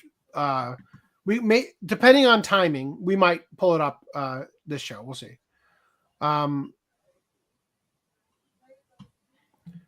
Emotionally available like Wi-Fi at a coffee shop. Spotty and spying on you. let's see. They are trying to do what YouTube and Twitter did and deregulate to grow. Then once dominated, the censorship will come later. Yeah. Facebook is very interesting in the same way because they're doing literally the same thing that Instagram did, or pardon, that Twitter did. Where now on Instagram you pay for verification, just like on Twitter. You're supposed to listen to the pops and stop it. Oh, the popcorn. Okay. Is this not what the left keep asking for? Energy certificates are 100% a leftist thing. 100%, absolutely, right? And unfortunately, so many people on the left are impossibly blind, right? And counter-reactive, right? They're counter-dependent on the right. And this didn't always used to be the case. The left largely used to set the narrative. Trump has spanked them at that game to the point now where they are counter-dependent on what Trump does in order to oppose it, right? Anything Trump does, they react to, whereas previously they were the ones establishing, and it was easy to do because they own practically every institution when it comes to media outlets, right? Media Matters currently is being investigated by the government, thank fucking God, for basically writing all the news, right? It was buy data to target voters, right? The Cambridge Analytica. AI cures testicular cancer in the future. Maybe. I do think AI, the intention from Sam Altman was to create AI for the purposes of curing these incurable diseases. I do see a way for that to still occur, right? I just think that what we don't want to admit is that the technological and agricultural advancements we're making are also the things causing the cancer, you know? So we're probably, it's going to be something we live with. You know what I mean? No smartphone, no OCA podcast. Oh no. Is this the only way you watch us? I want a giant robots future, not this future, right? They never addressed how countries fall into economic decline anyway. Is anyone still getting boosted? I don't think so. I doubt it. We're a bit early on, aren't you? Are we? We've been trying to go a little bit earlier lately. AC's kids, his mom's kind of a weirdo. What? When did I say that? What did I say? She's a lovely weirdo, if she is. If I did say that. Apparently, we did come up with a cancer vaccine in the UK, that is. Yeah. No, thanks. All right. You guys have anything else you want to say before we move on? No. Wow. Not really. I mean, you've said pretty much all you need to say about this specifically, but like, are we gonna cover more AI stuff later on in the podcast or no? I can't remember. I finished the doc so early. It's incredible how fast it's been moving. Fuck yeah. And you called it. I was wrong. Like I said, I don't know how fast it's gonna move, and you were like, this is like on the level of like the space race from decades ago. Like this is like moving at a pace that's like, how on earth are we going to stop this? The thing that scares me about the bill is that it's for 10 years. And 10 years in AI time, like, is really it might as well be 50 10 months. Fucking 10 months would have been more appropriate. You know what I mean? Like, holy shit. 10 years? Are you crazy? Like, well, 10 weeks. Fundamentally, the problem with regulating AI is that if you try and regulate AI, the people outside of your country are not going to regulate it. Exactly. And right? they're going to have free reign at whatever you do, at whatever is possible. And then also, the people who can, like, if you set up regulation, that's basically you're just setting up roadblocks, right? And usually the way you get over those roadblocks is through paying something. Like, you need money, and then that gets you over the roadblock. like for instance, it needs to be all trained on, public data or something, and or you need to provide us all of the data that you did train on, or all of these weird roadblocks, and you might be able to get over them relatively easy, but it's going to cost you more to get over them than it would not, and therefore there will be less people in the space that are able to go over those roadblocks. Now that could be a good thing, because now you're saying, okay, well, Schmo Blow in his backyard can't make an AI that destroys the world. I get that's kind of the the idea of putting in the roadblocks, but also you are like the give and take to that is that you are limiting AI to the people who are there now, like the first movers who didn't have those roadblocks are going to be like grandfathered in most likely, or have built up the capital to get over those roadblocks going forward. And any newbies coming in are going to have a harder challenge getting into the market. It also probably means that, you as an individual aren't going to be able to do it at home. And so like make your own AI or whatever. Whereas now you could, The scariest thing about this for me is, as we talked about last podcast, there are people currently right now, because industry is literally firing their entire departments and replacing them largely with one guy wrangling things through AI, that they are using AI to code and leaving their public keys accessible on the client side of their websites and their apps and whatnot, right? They are like, we just had the most massive data breach of iPhones in the last week or whatever. Something like, I know, I saw a video. I didn't watch it. It wasn't a breach. There's as far as I know, but there was a vulnerability found. Yes. And it's a massive vulnerability. I can't say that word. The point is that we're in a position now where technology is advancing in a way where humans are becoming more and more vulnerable to our data being, because so much of our lives are now internet based, right?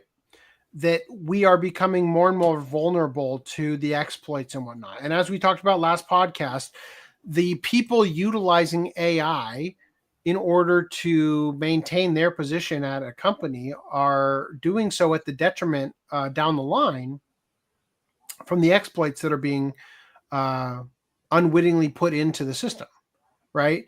And I see, grand scheme of things, long term, that dramatically affecting our infrastructure down the line, right? In the sense that the conflict between countries will be waged through artificial intelligence designed to try to create circumstances that weaken us. It will be a war of attrition where simply fluctuating how much the sprinkler systems on farms, cultivate, like how much they water the crops, and therefore lowering our crop yield and causing economic hardship and making us more open to negotiations down the line from countries that have, better position themselves with crops to provide to us. And it's just, and this is just one example off the top of my head, right? But the way that things are going to work is going to be pretty fucking gnarly in the future. Well, I mean, we already have some of that, right? Like, absolutely. For instance, this weekend I went to Anime North, and we use Waze to, I don't know if you guys use Waze, but the Waze app. Yeah, for navigation. It's like Google Maps, but just for driving. And I think Google owns them now too. But anyway,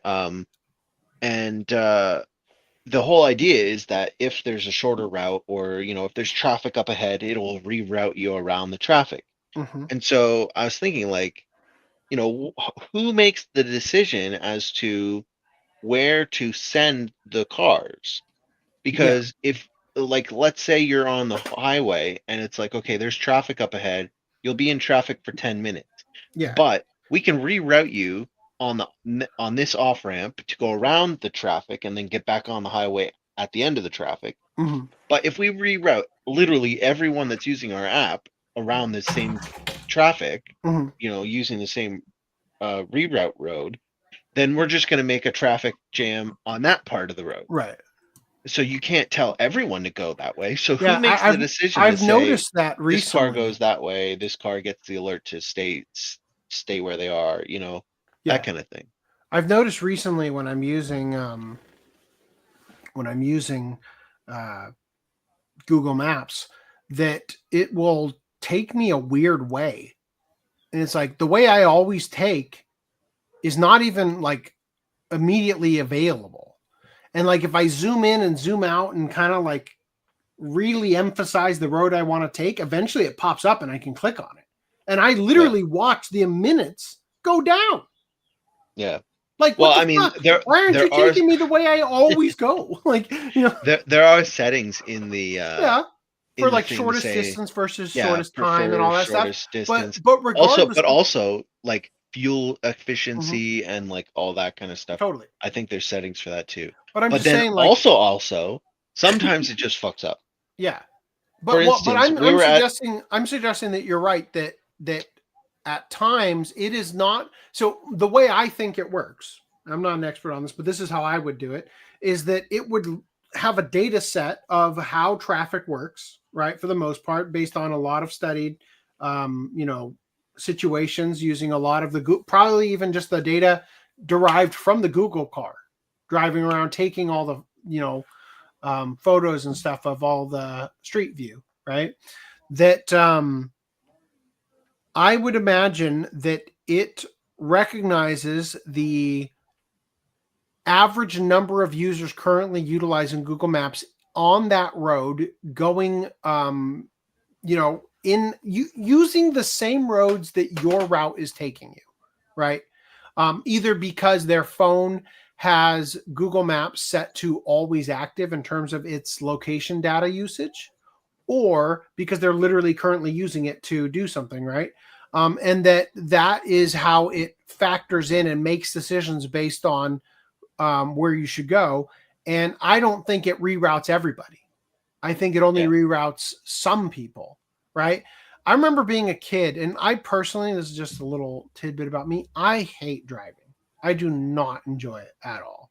And when I was a kid, I remember watching Minority Report, and despite the fact that it's a pretty fucking great cautionary tale about all of this stuff, I remember seeing the self-driving cars and being like, that's the future I want, because if all the cars on the road are self-driving and they're on a network where they know the position and velocity and everything of every other car on the road, they will change lanes at 120 miles an hour perfectly, right? It'll be the smoothest ride you've ever had, right?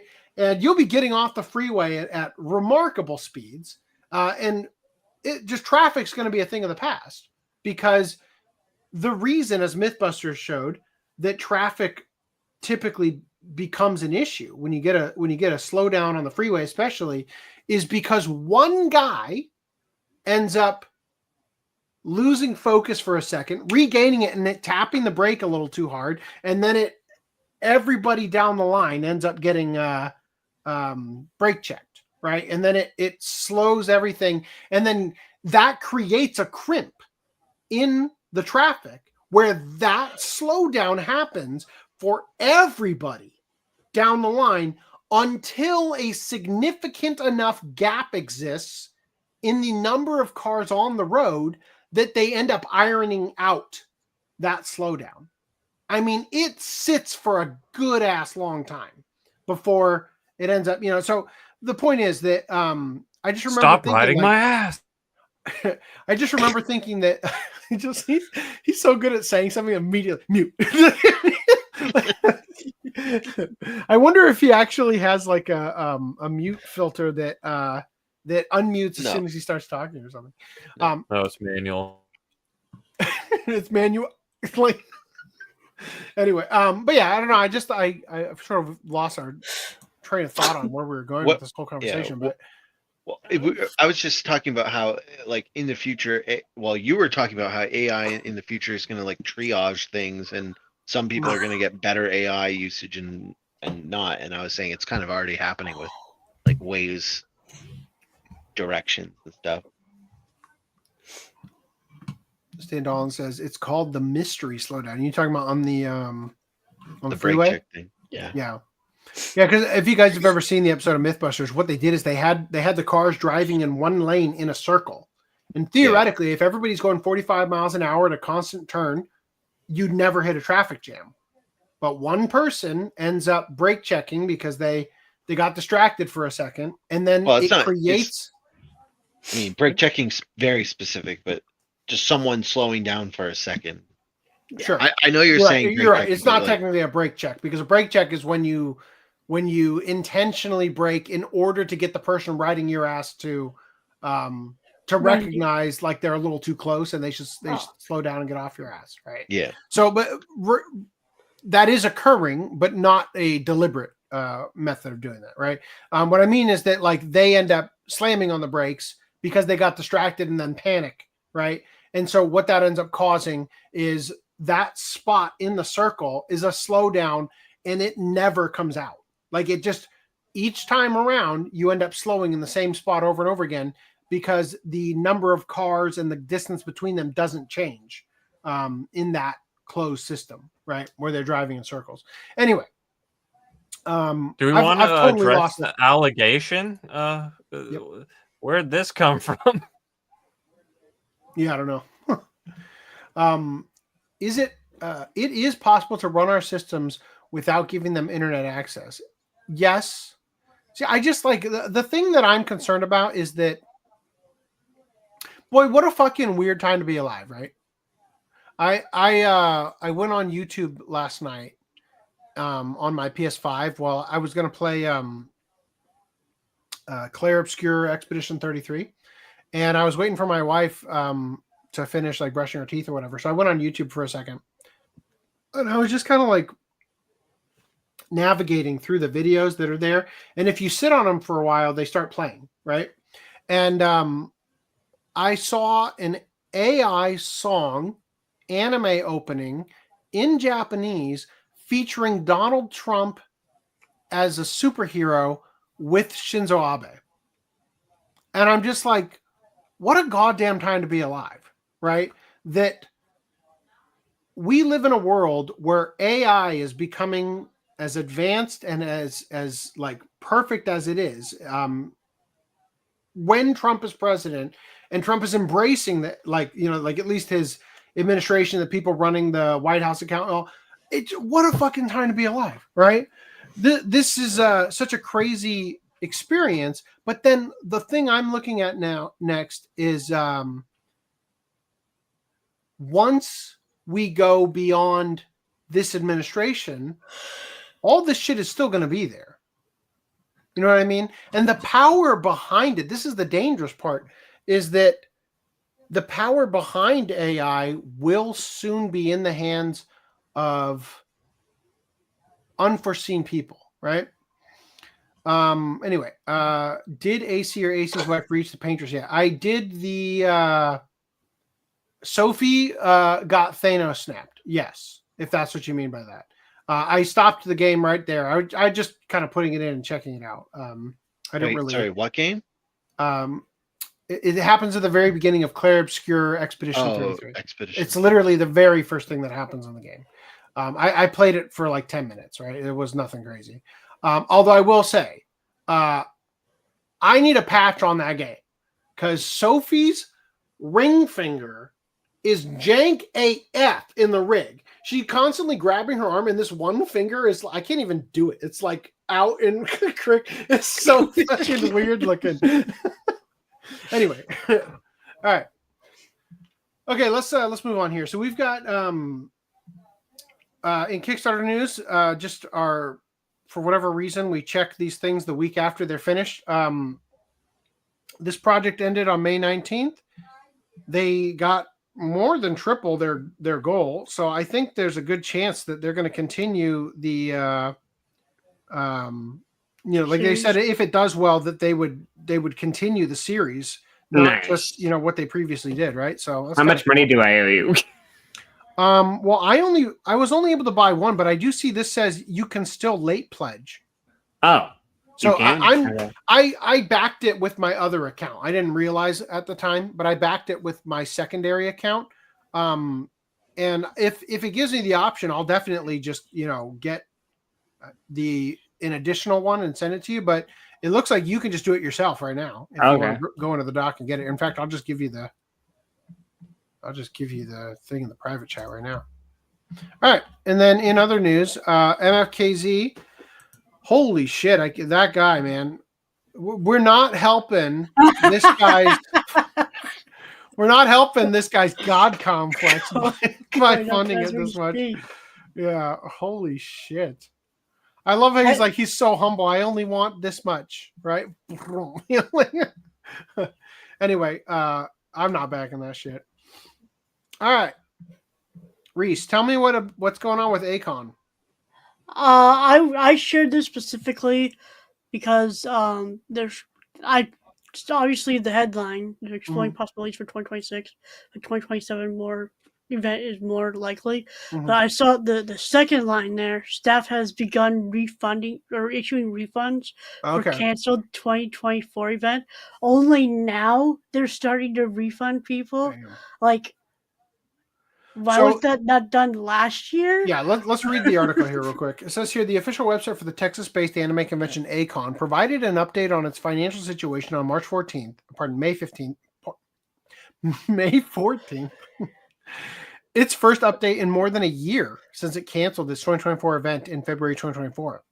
The convention staff said that it will not hold an event in 2025 and is exploring the possibility of an event in 2026, though noted that 2027 is a more realistic date. The staff also added that last week it has begun issuing refunds for pre-registrations for its canceled 2024 event.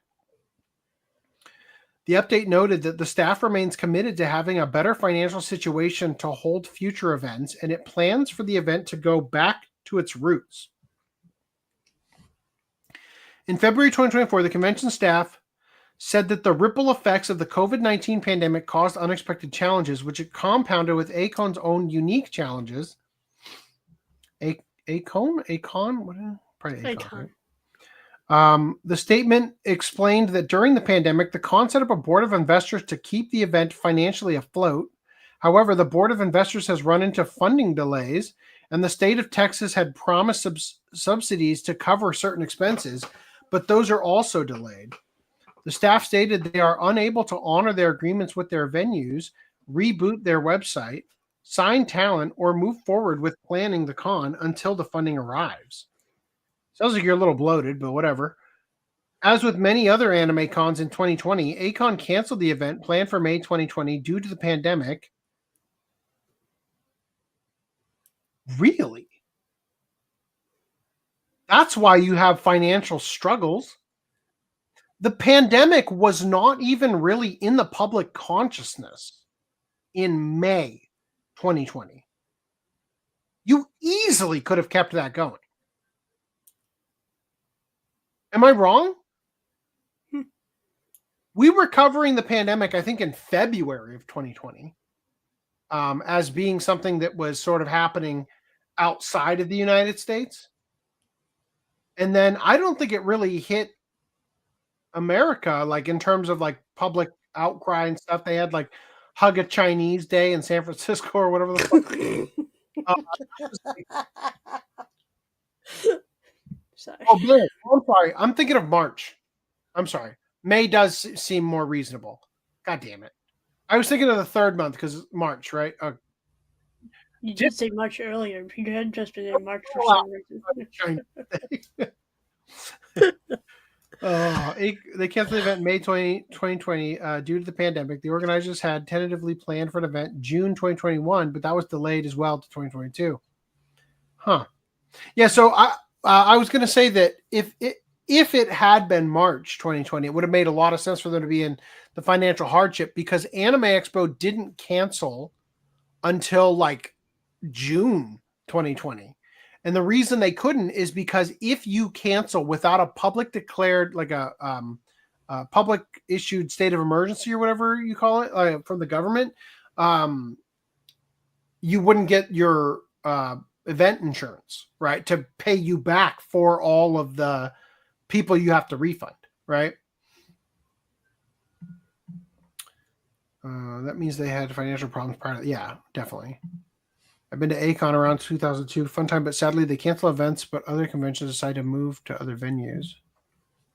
Yeah, had financial problems prior to the pandemic, definitely.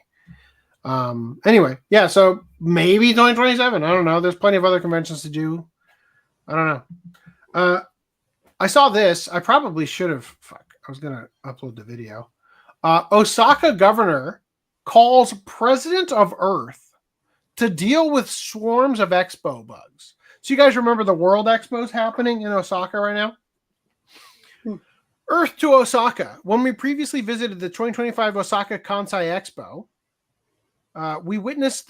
we addressed a number of common complaints and criticisms that were floating around the internet, but a new one emerged only recently. It's full of bugs. This shit is goddamn wild.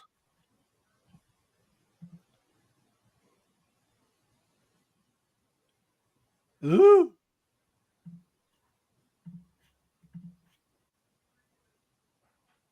Would you want to go anywhere near this many mosquitoes? Nope. Hell It just no, keeps bro. going. I ain't Look at getting that the shit! next Nile.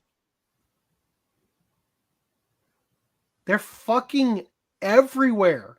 Those spiders are going to be huge.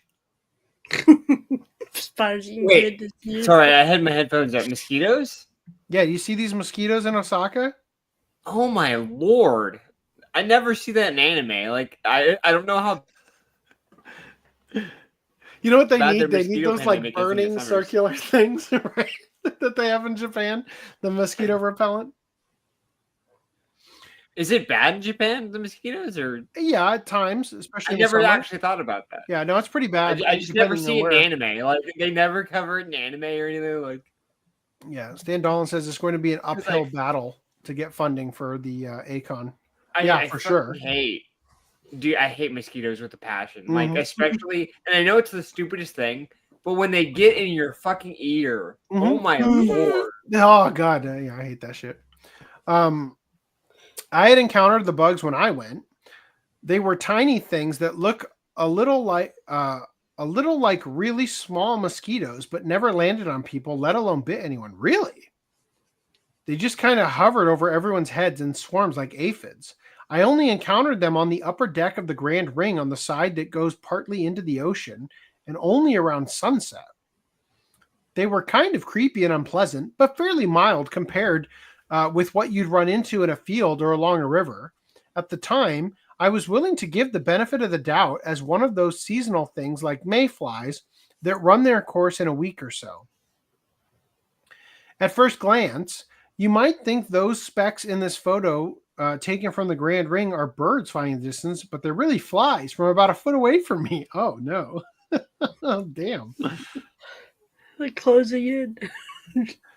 Turns out I was wrong, and the expo venue is now increasingly flooded with these little insects that have been identified as chironomids, more commonly known as non-biting midges, and even more casually known as blind mosquitoes, lake flies, or muckleheads, muffleheads, chizzywinks, and other names depending on the region. What region did these come from? Chizzywinks? According to the reports, they are now seen in large numbers in lower parts of the Grand Ring and even near pavilions on the water side. Complaints about them have been coming in fast and furiously on social media. Look at this.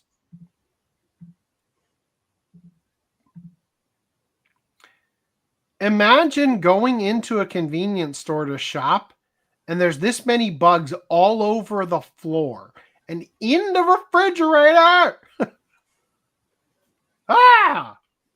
Problem is if they get into the food. Of course. Like the packaging. But See, don't you this just is- have like a sense Then of you shut the unease even deli being down. there?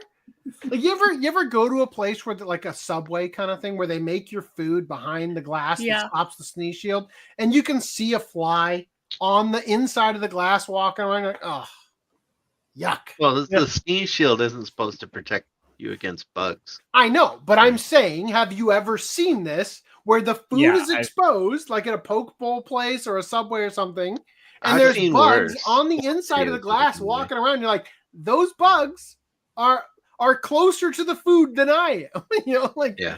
So it just this leaves is you feeling also- like you don't want to eat there. This is also one of the reasons why I'm actually glad that I'm moving, because I live in an area, mind you, that is surrounded by rice fields. So in the Welcome to our rice summertime, field, motherfucker. yeah, no, in the summertime though, we are fucked because we are surrounded by flies and fucking mosquitoes, dude. It's horrible. Welcome to the rice fields, motherfucker! Yeah, and do you know why I sound like that? Because I've been bitten like a Why? What have you done? Who did that? What the fuck just happened?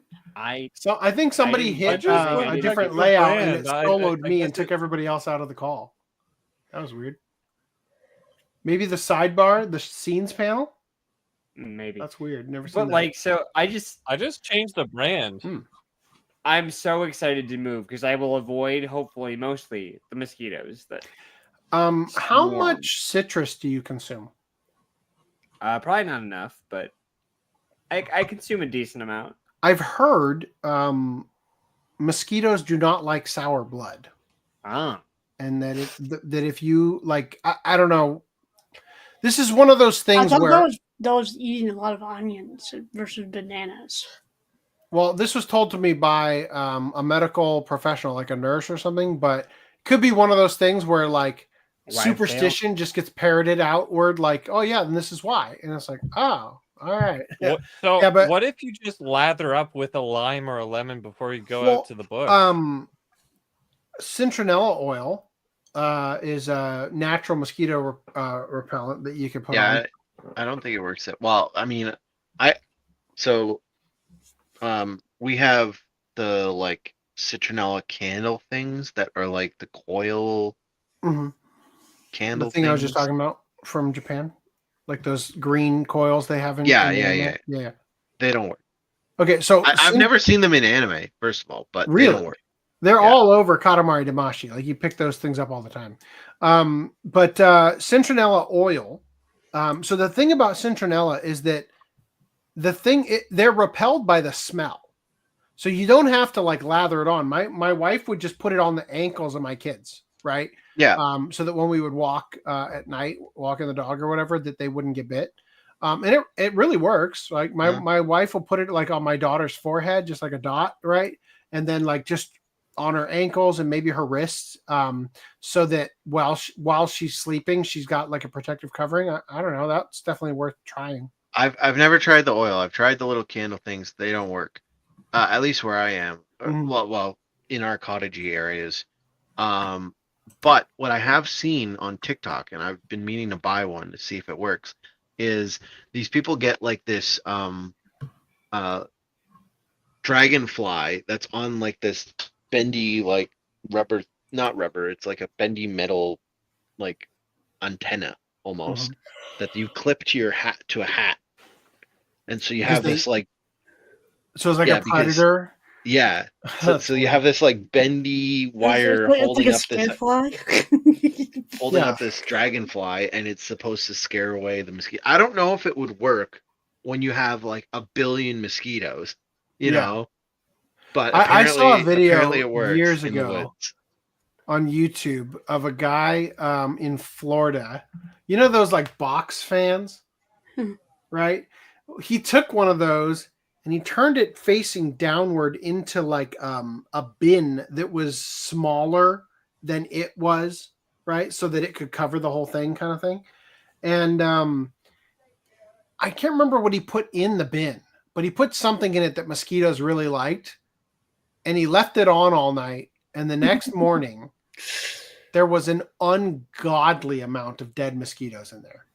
Like, I'm talking, this is the strategy used to make mosquito paste for making fake meat or something. Like, I mean, he could pick it up and scoop it out. Like, that's how many mosquitoes were in there dead, right? So consider yourself lucky. For things can always get worse. All right. In response to this, Osaka Prefecture Governor Hirofumi Yoshimura announced on 21st of May that the prefecture has put in a request with Earth Chemical, Japan's leading producer of pesticides. Excuse me, insect care products.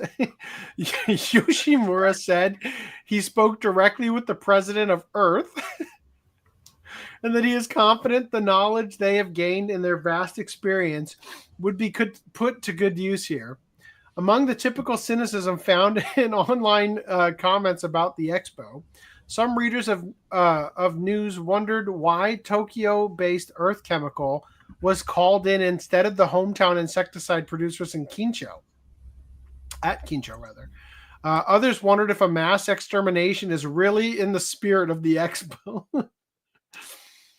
There must be some reason behind them asking Earth instead of Kincho, which is headquartered in Osaka. Quote, well, Earth was founded in Osaka and moved to Tokyo during the bubble era. Sounds like the Expo's team has changed from making life shine to harvesting life. Sounds like the Expo is going even deeper into the red paying for this. I heard the Chironomid season. It just sounds like a fucking Guyver breed, right? The Chironomids. I heard the Chironomid season is until mid-July, so they better act fast or just wait it out. The bugs are pretty bad near the water show. Tropical fish or Medaka would happily eat the larvae of those insects. Poor flies, they're not hurting anyone and die in a few days anyway. Why kill them just because they multiply in large numbers and are unpleasant? I tend to agree with that last comment in that compared to most insect I've encountered throughout my life, those bugs are rather innocuous. And unless they've gotten bolder in recent days, they tend to just keep to themselves, albeit only a couple inches from people's heads. Also, I think that if you're going to build an enormous wooden structure as a symbol of humanity's harmony with nature,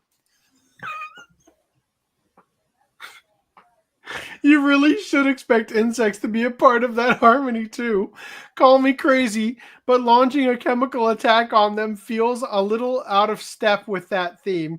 At least using Medaka to eat them has a certain circle of life quality to it. Wow. That was wild. Okay. In other news, abandoned school being used for foreign tourists to experience Japanese high school in Chiba.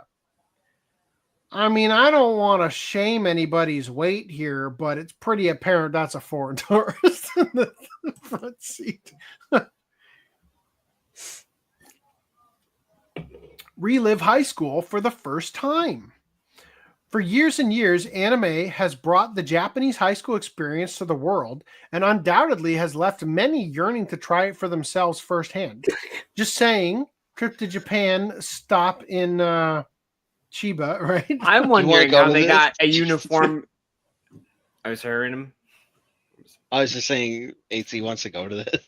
Yeah, we're all gonna fight over who sits in the window seats. How right? I want the back left, like the back corner by the window, right? Back right. The main wherever. It's left or right. It depends on where the main character seat.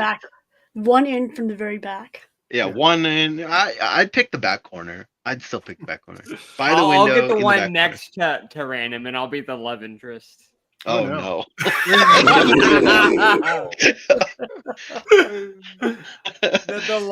I want a Japanese girl sitting there. Okay.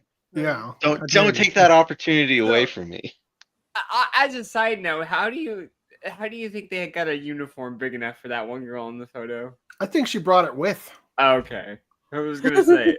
I'm guessing. I mean, honestly, maybe that's probably going to be a problem for a lot of Westerners, not just the fat ones, well, tall ones too, right? Yeah, well, Japanese run pretty petite, you know, so like, yeah. And for especially sure. if this is for adults, it's like because normally school I uniforms could are not probably for get an adults. actual uniform.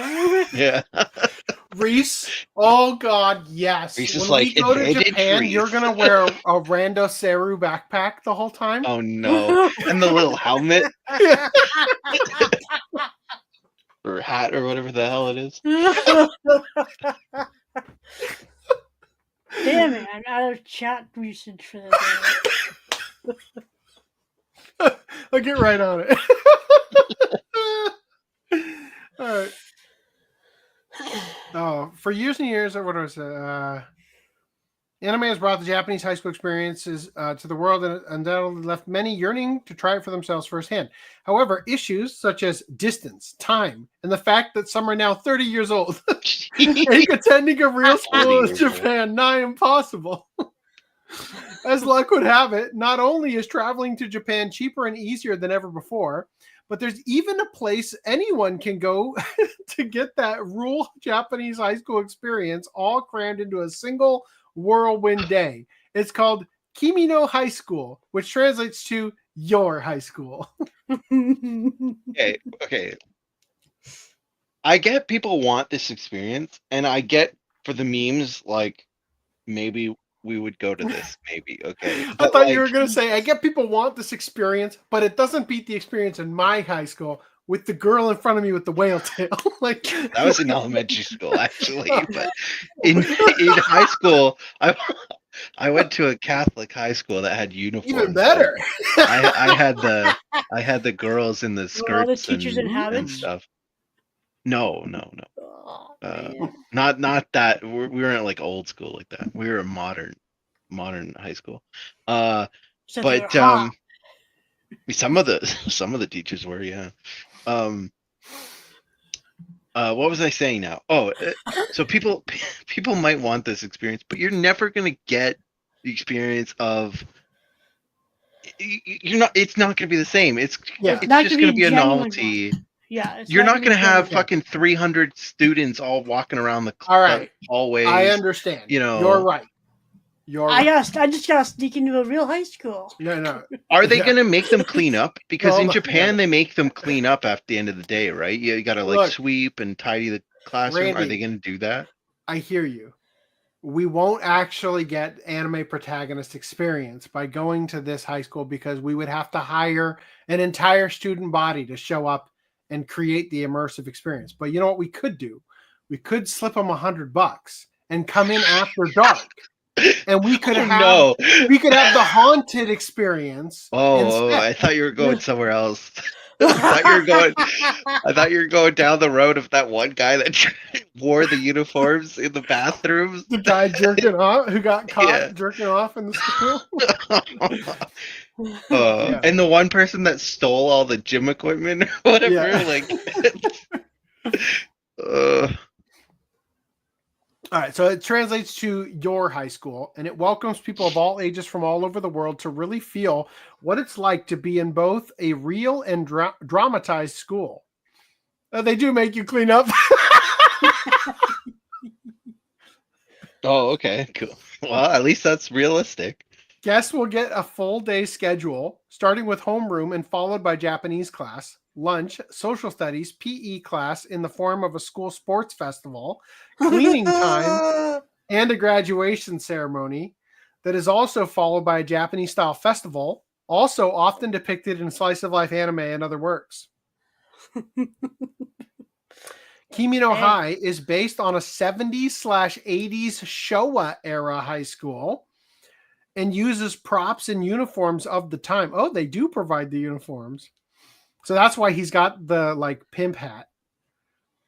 The Jotaro hat. There might even be some no goodniks from rival schools making an appearance. No. And other surprises as you make your way through the day. So it's going to be like... So they do simulate the student body for you. So it's going to be like the the Star Wars experience thing where they had like, that hotel that costs like fucking $5,000 a Yeah. night or whatever, where they had like random like things happening, and it's like, you better be hiring some good actors to be playing the no good nicks, like. Otherwise, it's just gonna be super cringe. Like, you see some Japanese like old men come in and be like, "Hey, what are you doing sitting there? That's my seat. Get out of my School here. I'm here to fight the warrior of the school." Yeah, who's your strongest? Yeah. There are also there are also some anachronistic but fun experiences too. Like sake tastings and a chance to wear a random server backpack. Yeah, I brought my own. Those things are expensive. What are those? Which like is only $400? usually used in elementary school.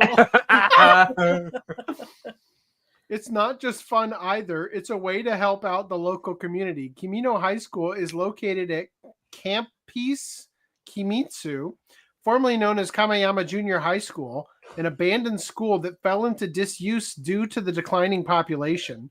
Like many across Japan, especially in rural areas like the beautiful Kimitsu City, Chiba Prefecture, or Kimono High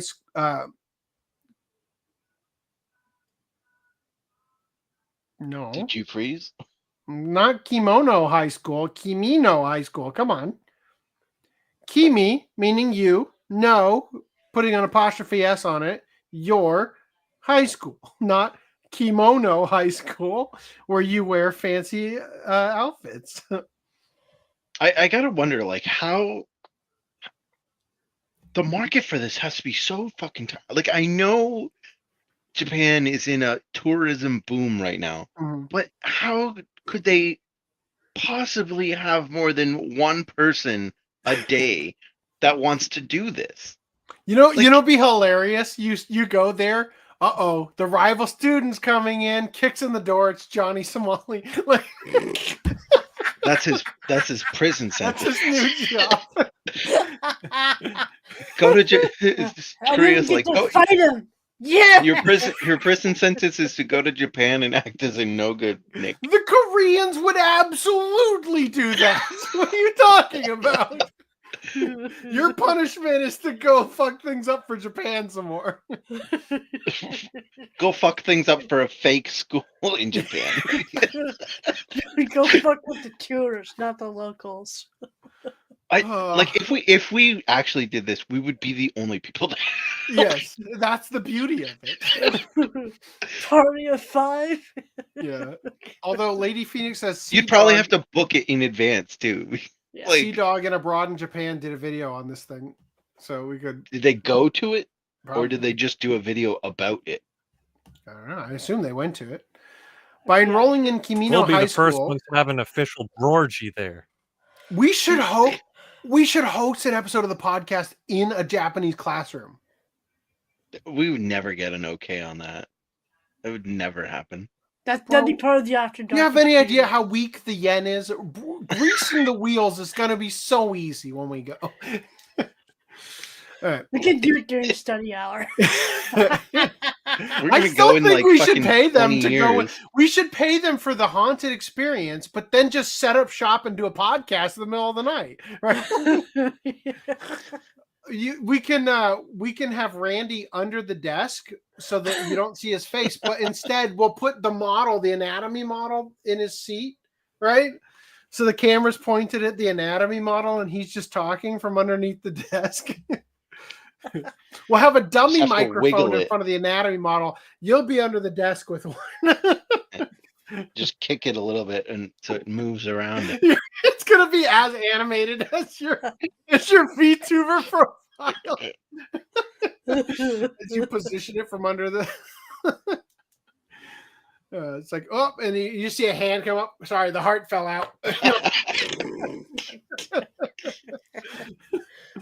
All right. By enrolling in Camino High School, you're not only giving use to its underused facility, but also contributing to the rapidly shrinking economy of Kimitsu as a whole and helping the area to be revitalized. Despite being a rural area, it's only about an hour's drive from Haneda Airport and also offers camping or hot spring packages for overnight stays. Dude. Also, if we need to do it on the cheap, sock puppet Randy. Mm-hmm. I bet I could get some Or Spider-Man just socks. audio only, Randy. I mean, And we need a cutout in the back corner on the other side of Ogloy. Yes. Ogloy was here. Have you seen this, ma'am?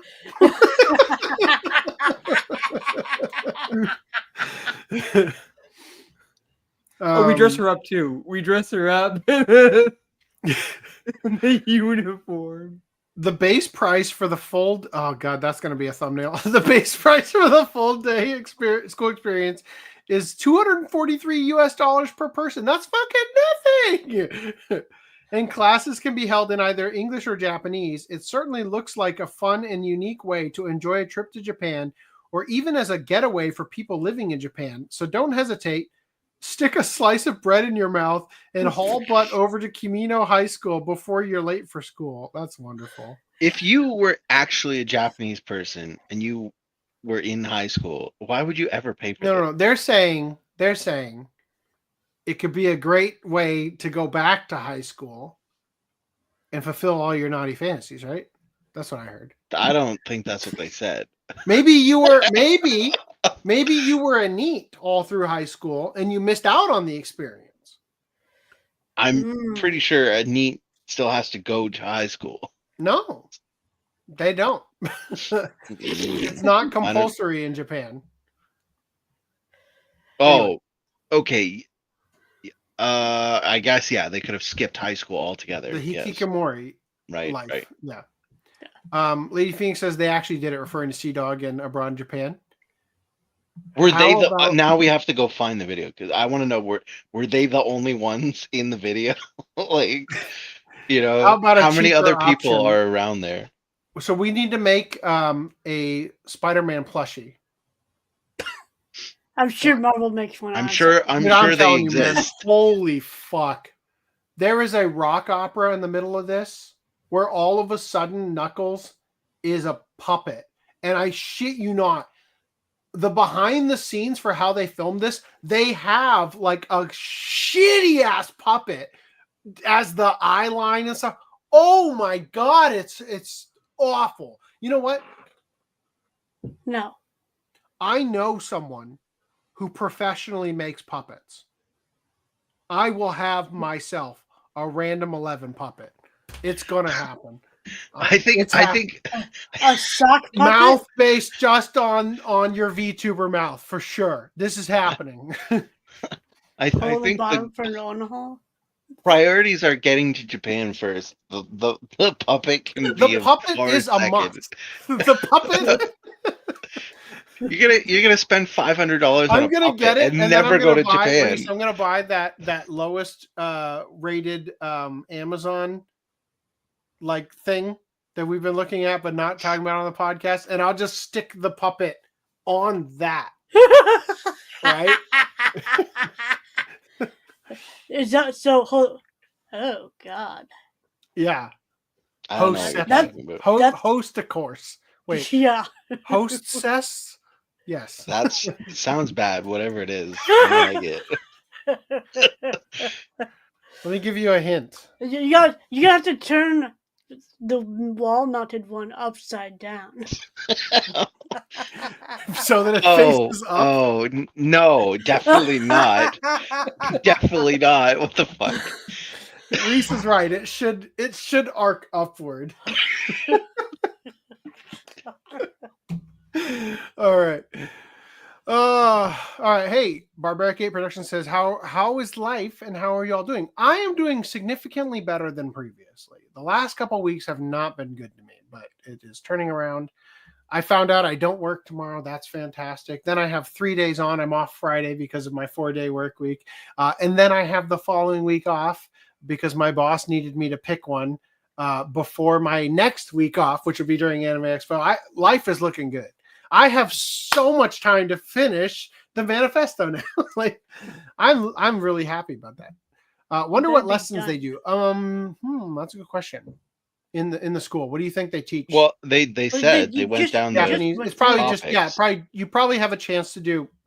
No, Japanese. they said like social studies, Right. like they. Yeah. I don't know what I would want to hear. There was also so much shit. I bet your lessons are like 10 minutes. Like, there's so much shit to do in a day. You know, like. Yeah, almost certainly. They're not giving you full lessons. You're not going to spend $250 per person and get like an entire 8-hour day lesson, right? That's not worth their money. They said like how much shit they go through. They're like, okay, you have like 3 or 4 classes, including gym. You had lunch, cleanup time, a graduation ceremony, a sports festival. Wait, did they? Oh, they did say a graduation ceremony. Yeah. Yeah. Like how long are you like even if you're there for 8 hours, like yeah, like that's a full day. You're doing like they probably schedule 20-minute max to have at least lessons. 10 people there to make it worth their time. Well, Lady Phoenix says they had a few people join them. The video is on Sea Dog's channel. Gunner Coin is you're right. Gunner Coin is the priority. I agree. We will fund the production of the puppet from the pump and dump Goon scheme. to the moon. Coin. No, Goon Coin. That's what we called it, right? Goon Coin. Yeah. Goon Coin. Yeah. Randy, are you familiar with how to make a Bitcoin copy? Because I am 100% behind this idea. No. And in front of. I also don't support and holding the bag on. Right. I don't support anything that may be illegal. I don't know. Not illegal. I gotta go to the bathroom. By the way, if Trump can get away with it, I must be supremely delayed. I was gonna say, did we ever address what day it is today? 25th. What day is it today? It's the anniversary of something that happened 4 years ago. Oh, George Floyd. Right. I know. Yeah. Oh. I remember that was the year that we determined, you know what, May sucks. Like, nothing good happens in May. Except my birthday. Speaking of the person that has a birthday in May, yeah. Apparently, I know. I used to like this month, and now literally everything Now bad wants happens. nothing to do And with it. So wasn't it also you- turned into like some sort of whatever dumb pride month or something? Well, June is Pride Or month. I maybe don't there know was like a what day week. it is. Well, there was some other like hyper specialized thing that's like probably blah blah blah, virtue signal week or something. I don't know. probably. Did you guys see anything about the parade? I heard that the parade for the military was / Trump's birthday. Oh yeah, happening? Was it the 250th anniversary birthday? Yeah, Of the Navy or no? I think Army? it's just of the Army Yeah, Army. I couldn't remember which branch. and Trump's birthday. Yeah, coincidentally, Trump's birthday. But they're claiming, oh, they're doing all this just for Trump, just not because of the 250th one. Well, I think he probably picked the day because it was his birthday, but it is But, also. So you no, missed it because you. It's legitimately also the same day. Legitimately. How can it He's be? born on Flag Day, right? Oh, it's Flag Day. I think so. Oh, Memorial Day, which was tomorrow then. Yeah. No. So Flag Day and Memorial Day are not the same thing. Yeah, but Oh. Memorial Day is tomorrow. I Okay, walked so into this Memorializing conversation. my birth. okay, so I when was is Flag just Day saying to then? them while you were out of the room, AC, how today is a day. We didn't address what day it was today. Sunday. It's It's a George Floyd Day. George Floyd Day. Oh yes. He'd never get this. Okay, so when is Actually, Flag Day? I did know this because Well, yes, I knew you'd know this. no. but- When I went to get this coffee, I got a call from a client who was telling me all about how he went to the city and celebrated some like mass pray event for the health of the city and the people over the murder of George Floyd anniversary, and has commissioned me to set up a YouTube channel so that they can bring this love of George Floyd and cities to the world. So that's going to be my next gig, if you can believe it. I did know this, that it was George Interesting. Floyd Day. Yes, Yep. but would you have Why would you clued take in? That's that? Money is green. Money is Any- yeah. Anyway, just Fair for enough. some closure here. So Flag Day is on June 14th. That's when Trump's birthday is. That's when the parade is, I will assume. But while I was at Anime North, someone I was staying with had said that the parade was still happening. So I assumed that the parade was this weekend. Obviously, that's wrong. The guy was just dumb. Okay. Sorry to bring it up. I have no idea what's happening, but we're going to move right past it. All right. I got a couple things that are going to be fun to talk about. Starting with this. May the 4th. Being May Day. Maid Day. Maid Day is in May. Maid Day. The These last are- day these of the are all podcast things- in May.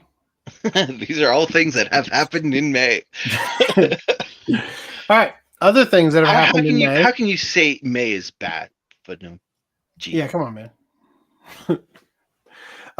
Alex Garland is going to direct Elden Ring's live action film. Now, you might ask yourself, who is Alex Garland? And to be honest, I've completely forgotten what we found out, Reese.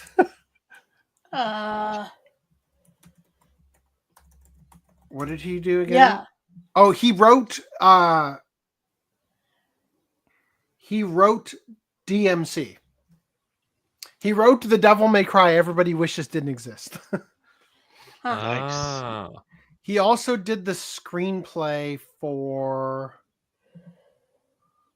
Wait a second.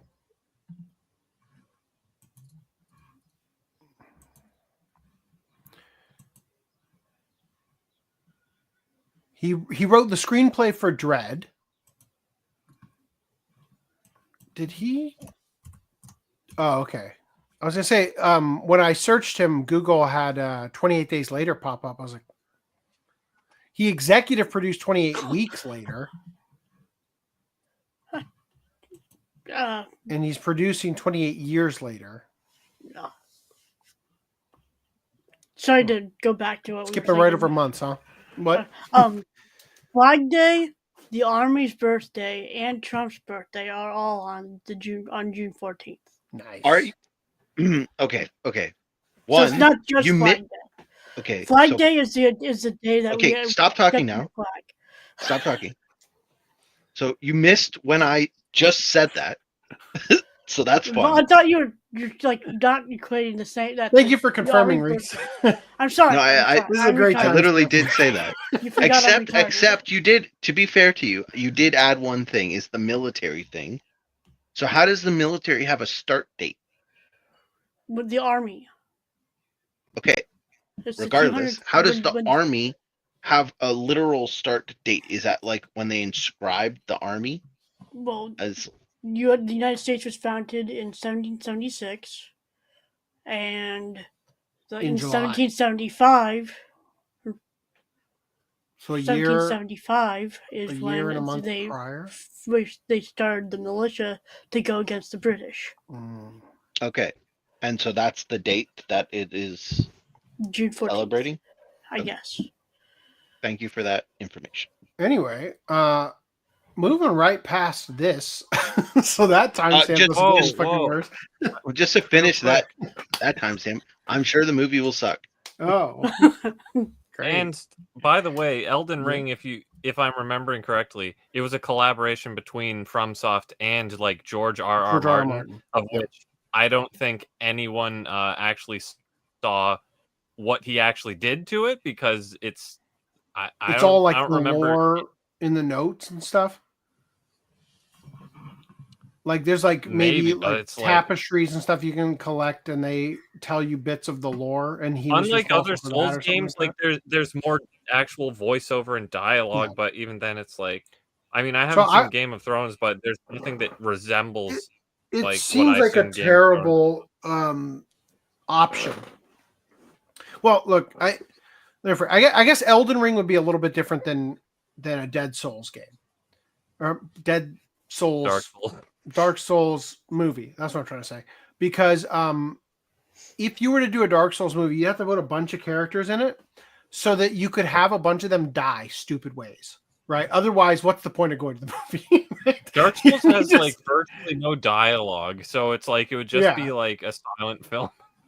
It would just be like brutally, vicious boss battles, right? Constantly. Yeah, one after another. This one, I think, makes a little bit more sense because it has such an iconically unique character designs and stuff for the enemies that I think that will create a striking enough presence in the trailers that people will go see it, even if it turns out to be as shitty as, any number of other movies that kind of did that, like 47 Ronin. Anyway. I think Dark Souls still has some like really iconic bosses and stuff, but Elden Ring does have a lot.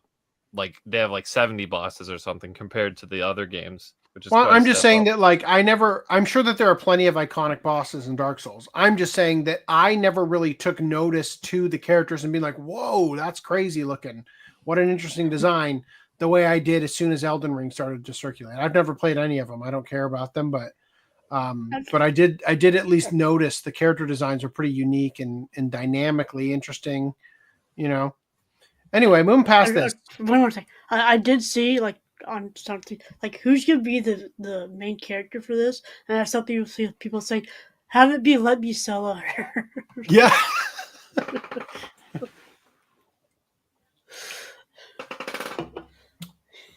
Jason Statham is Let Me Solo her. All right, so I've been sitting on this for too long.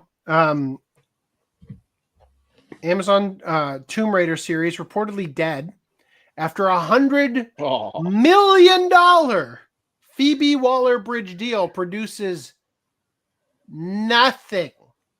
That's another huge deal that she got that didn't produce anything. How does she keep walking into these? Amazon gave her a ton of money too, and she did nothing with it. This is Amazon. Oh, okay. Maybe that was this is deal then. Yeah. Sophie Turner was reportedly in final negotiations to play Lara Croft, but now the show is dead due to Waller-Bridge's slow-moving scripts and Turner's other commitments. Waller-Bridge was best known for, this should be highlighted, ruining Indiana Jones, signed a $20 million per year overall deal with Amazon in 2019, a contract that's cost the studio reportedly $100 million in total and yielded exactly 0 shows or films. That's 6 years, over $100 million, and nothing produced. There isn't even a script. $100 million, and they don't even have a script that they could then shop around and sell. Just diversifying the cast. This is like the Amazon should sue her and get their money seriously, back. this is like the equivalent of in Office Space. Like it's like you have that person who works for the huge business where they don't do fuck anything.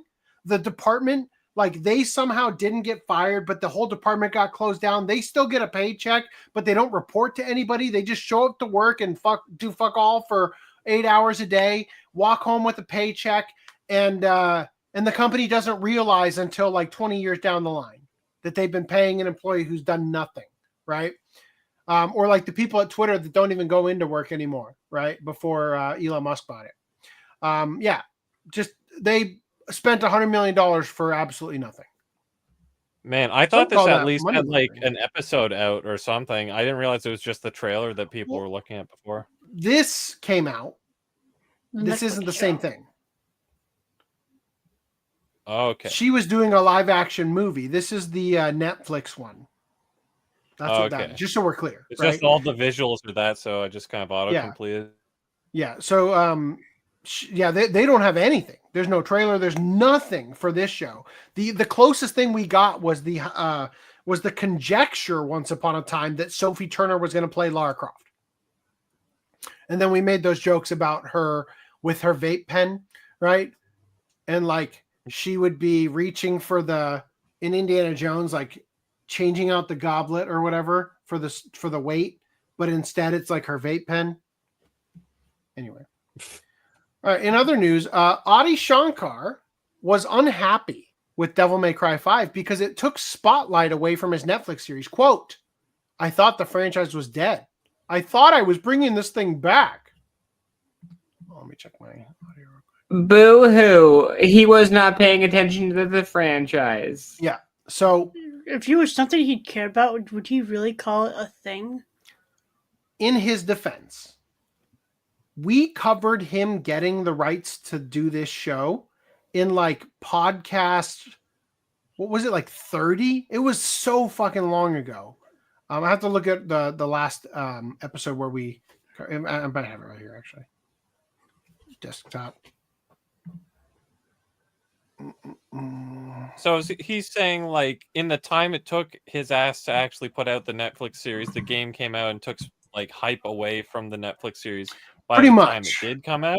Or because the other option would have been that, like, I don't know, for some reason people played the game after the Netflix came out and they're like, you know what, this is better than the Netflix series. So I don't Devil know. May Cry 5 came out in 2019. Yeah, but we Yeah, talked exactly. about this all the way back in like the beginning of the podcast. I'm not seeing. Oh, you know what? It's probably in. Sure, Would've- but I so would have had to. so I don't think the game is taking away anything from the show coming out 6 years later. Yeah. If anything, I think his only issue is that he thought he was buying a license to a brand that was dead, and he would get all this glory from like reviving it. But to Podcast expect 40. them not to make a game when they just sold the rights to for a Hollywood adaptation, like quote unquote, like they called it Netflix shit Hollywood, but like they just sold the rights to this thing to make a again quote unquote Hollywood adaptation. What idiot wouldn't say, "Oh, let's start developing a new game like right away"? Yeah. And then So- they were probably like, "Okay, well, we got this done. Where's that adaptation? Who the fuck knows? But we made the game, so we should put it out, right?" Like, So we covered the I think for the first time, maybe even the second time, that this show was getting made on our show on November 29th, 2018. Right? So let me show you something that happened. Bounding in the Comics, as they always do, tweeted out their article with the headline. Adi Shankar was unhappy with Devil May Cry 5 because it took spotlight away from the Netflix series, right? Quote, I thought the franchise was dead. I thought I was bringing this thing back. Adi Shankar replies, journalism. The headline is false. Fabricating quotes is not journalism. To which they replied, hi, Mr. Shankar. The quote was taken directly from your podcast as relayed by you at the 2-hour, 3-minute, 20-second mark. If you'd like to offer further clarification on your statement, we'd be happy to publish it in full. Please let us know. Right? So I have this video for you. And it is, oh, come on. I can't change to the intros and ads brand. Can somebody else do it? Where's it at in the Intros and ads. It just, there we go. I can get it now. I just couldn't change to it for some reason. Okay. I want to point out the level of cringe at the fact that he makes a statement and then the host that he's talking with doesn't react.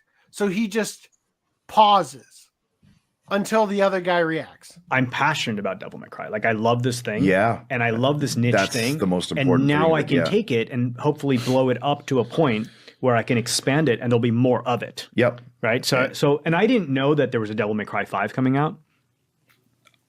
You didn't know? No. Wow. I got okay. actually unhappy when Okay. they so I signed the deal and I'm like, Yeah. yeah, great, I'm doing it. And then they're like, good news, we have Devil May Cry 5 coming out. Were you hoping to play it before doing your adaptation? Is that what you're saying? Or just... No, I actually thought the franchise was dead.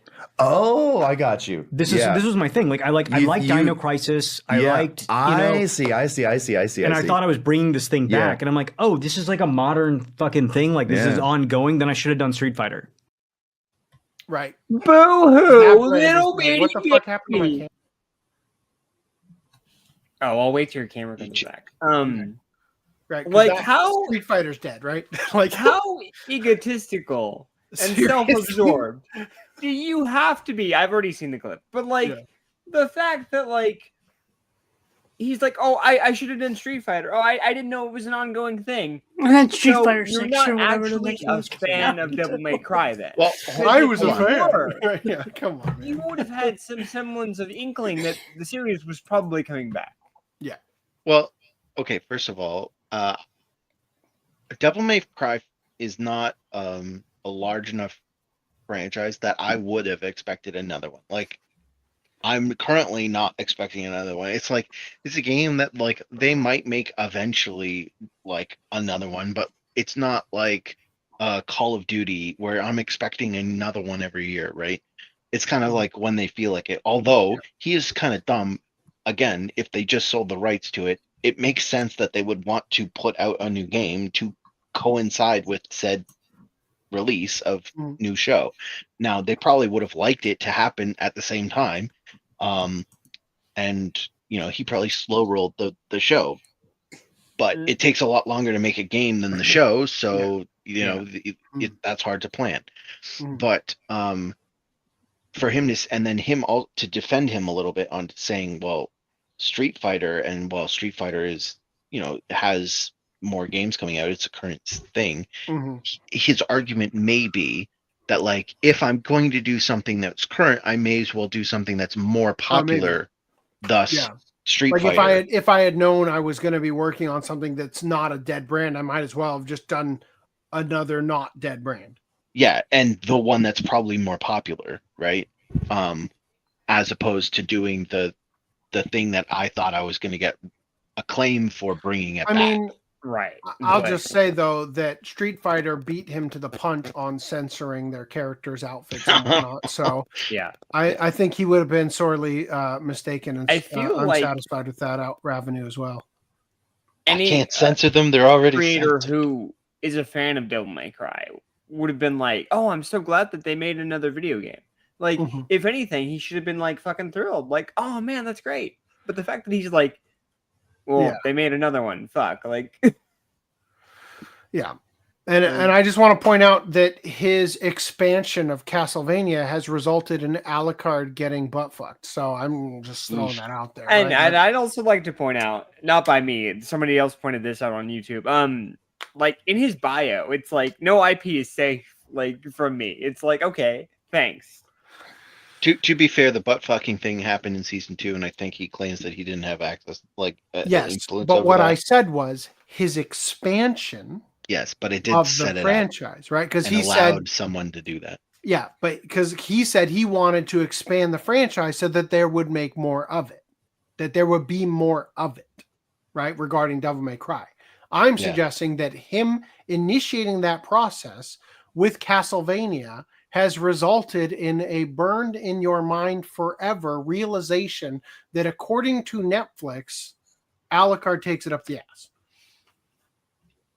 Anyway, contrary to the genuine hype most fans felt about finally receiving a new entry in a new series entry, Netflix's Devil May Cry showrunner Adi Shankar has admitted that he was genuinely upset with Capcom's decision to make Devil May Cry 5, as he believed his animated adaptation would have received a bevy of praise for reviving what he thought was a dead franchise.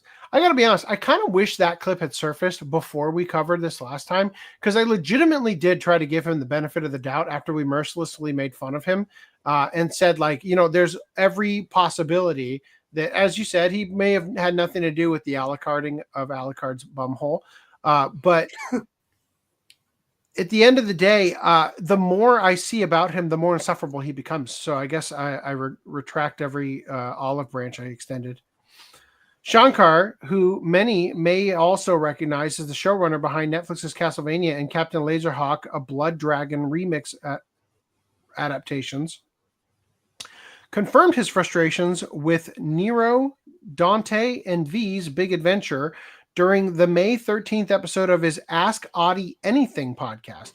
Therein, having been turned to the subject of Devil May Cry's greenlighting by the episode's guest, who is Kenny Omega the Wrestler, as pointed out by JT Vega. Current All Elite Wrestling reigning champion Kenny Omega, Shankar took a moment to regale his fellow Capcom aficionado with the animated series production origin story. You know, I actually went into Capcom not to get Devil May Cry, he told Omega. I had a meeting with Capcom and their guy, senior licensing director Taki Inamoto, was there. He's a very sweet gentleman. He'd been there for a very, very long time. His translator, other people in the room. Okay. And they're like, we want to work with you. You're very talented. And I'm like, oh, thank you. Thank you. Then I say, I want to do Dino Crisis. They're like, why Dino Crisis? He continued. And I'm like, because it's sick. And then they're whispering. And then they're like looking at how I'm dressed, like a Devil May Cry character. And they're like, what? They're looking at me. They're looking at my dress. Oh, did you show up in a dress?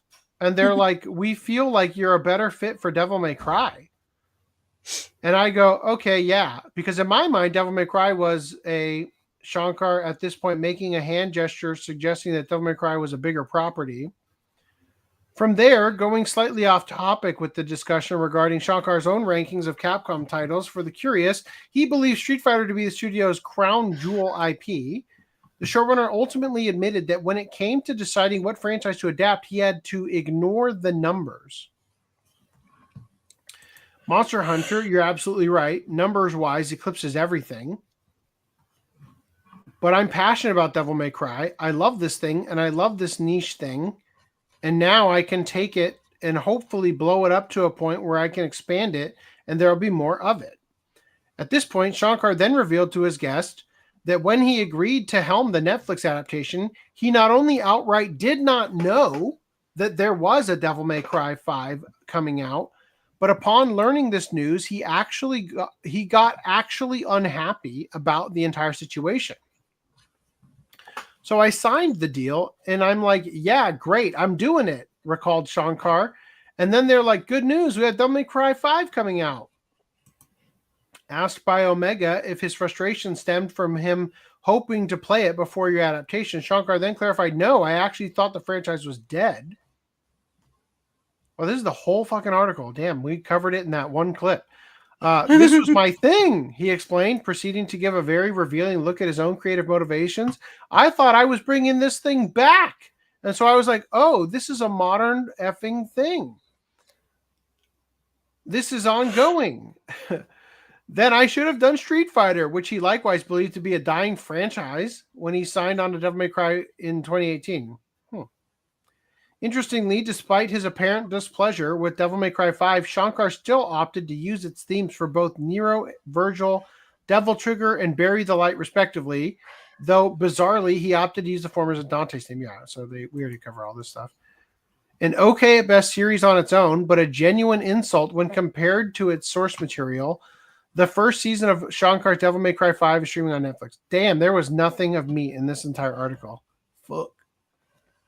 Who adapted Monster Hunter?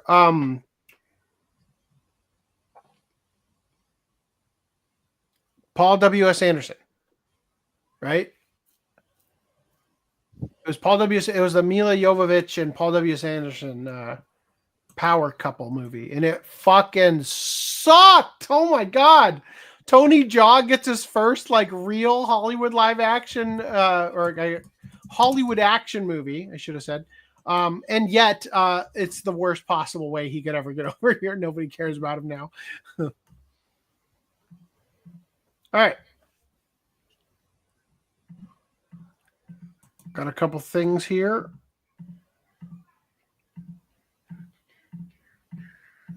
Shit's about to get wild. I hope you're ready. Oh, shit. A New Dawn. Wait, hold on. Sorry. Barbaric 8 Productions. Dark Souls games were too hard for him. And ain't the script like the first thing you do? Yes, I would imagine. Right? Like, what else are you doing? Other than maybe deciding if you could actually turn Lara Croft into a dude or something. Who knows, right? Anyway, A New Dawn anime film postponed to 2026. So this is a French-Japanese co-production with the French studio Miyu Productions. Yoshitoshi Shinomiya, an artist best known for their background illustrations in Garden of Words. And can't even read it because this... and Your Name, as well as visuals for the Pokemon films, writes and directs the film based on their own original work. So it's kind of interesting. It has a very unique artistic style to it.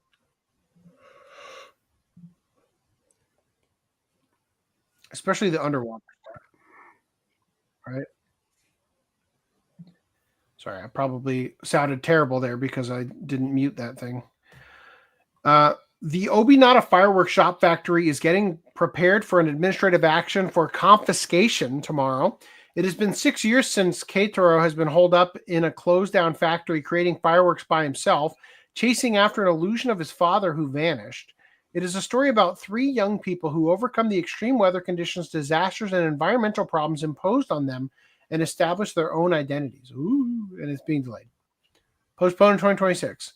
All right. Also, Toritsukareotoko novel gets an anime film adaptation in fall 2025. And it looks like this. You know, anime. The story centers on a young man named Giuseppe, who is called Toritsukareotoko by the townspeople, because once he gets absorbed in something, he cannot look at anything else. Must mean that must be the Japanese word for autistic, right? Yeah. One day, he falls in love at first sight with a girl selling balloons named Pechka. He goes crazy and tries to get closer to Pechka, but she has a sadness in her heart, and for the sake of his beloved Pechka, now I don't know what that's about, Giuseppe and his partner, the mouse Cielo. The mouse isn't even featured on the... Oh, it's in his hair. It's fucking Ratatouille the movie. The anime. Secretly solve her worries by using the many tricks he has been obsessed with. Yep. That's a thing. Coming 2025. Coming June 27th. It reminds me... Yes? I was going to say, it reminds me of this show that used to air in Canada, the art style specifically, that used to air in Canada. I forget what it was called, but it was about like a,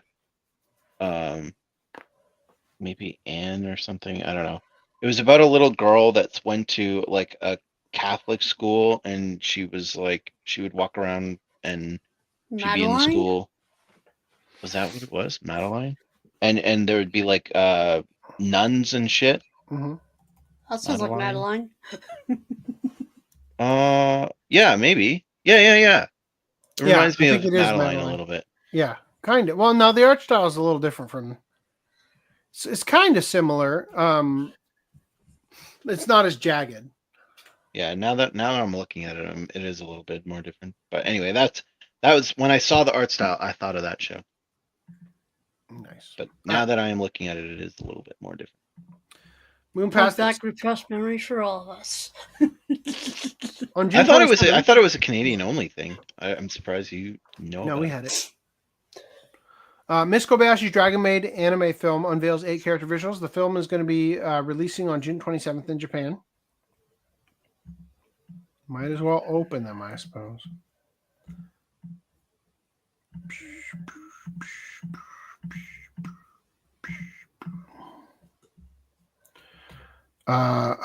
Feel like it's been forever that this thing's been coming out. So it's a Kana-centered movie, right? Yeah. I think. Kobayashi, Toru, Alma. OIC. Luca. Yeah. OIC shirt one. Iruru. So she's continuing to be a part of the series after season 2, I'm guessing. Yeah. I guess they befriend her like they did all the other dragons, huh? Yeah.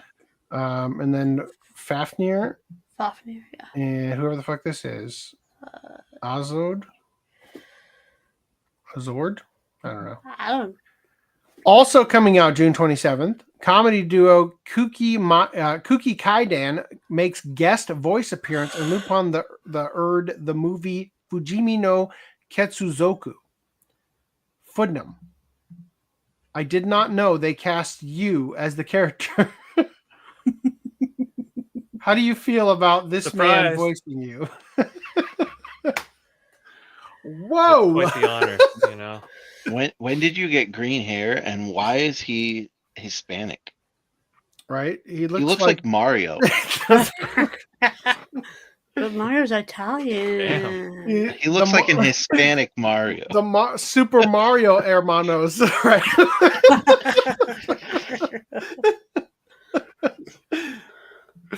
All right. Yeah, so they're both thrilled to be in it. I didn't understand this, Reese. As the first 2D Lupin anime feature film in 30 years since Lupin the Third Dead or Alive in 1996, are the other Koike films not movies? Are they just technically they showed in theaters, but they with the first one, Jigen's Gravestone, it was basically just like 2 episodes because it had the ending credits right in the middle. Oh, it did? For the first half, and then they basically had that same kind of format for the other 2.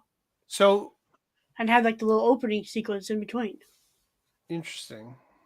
So like I feel like they're just 2 episodes that were just released as one like OVA almost. Wouldn't the Italian game count as a feature film? No, that's a special. Oh. That was one of the yearly specials.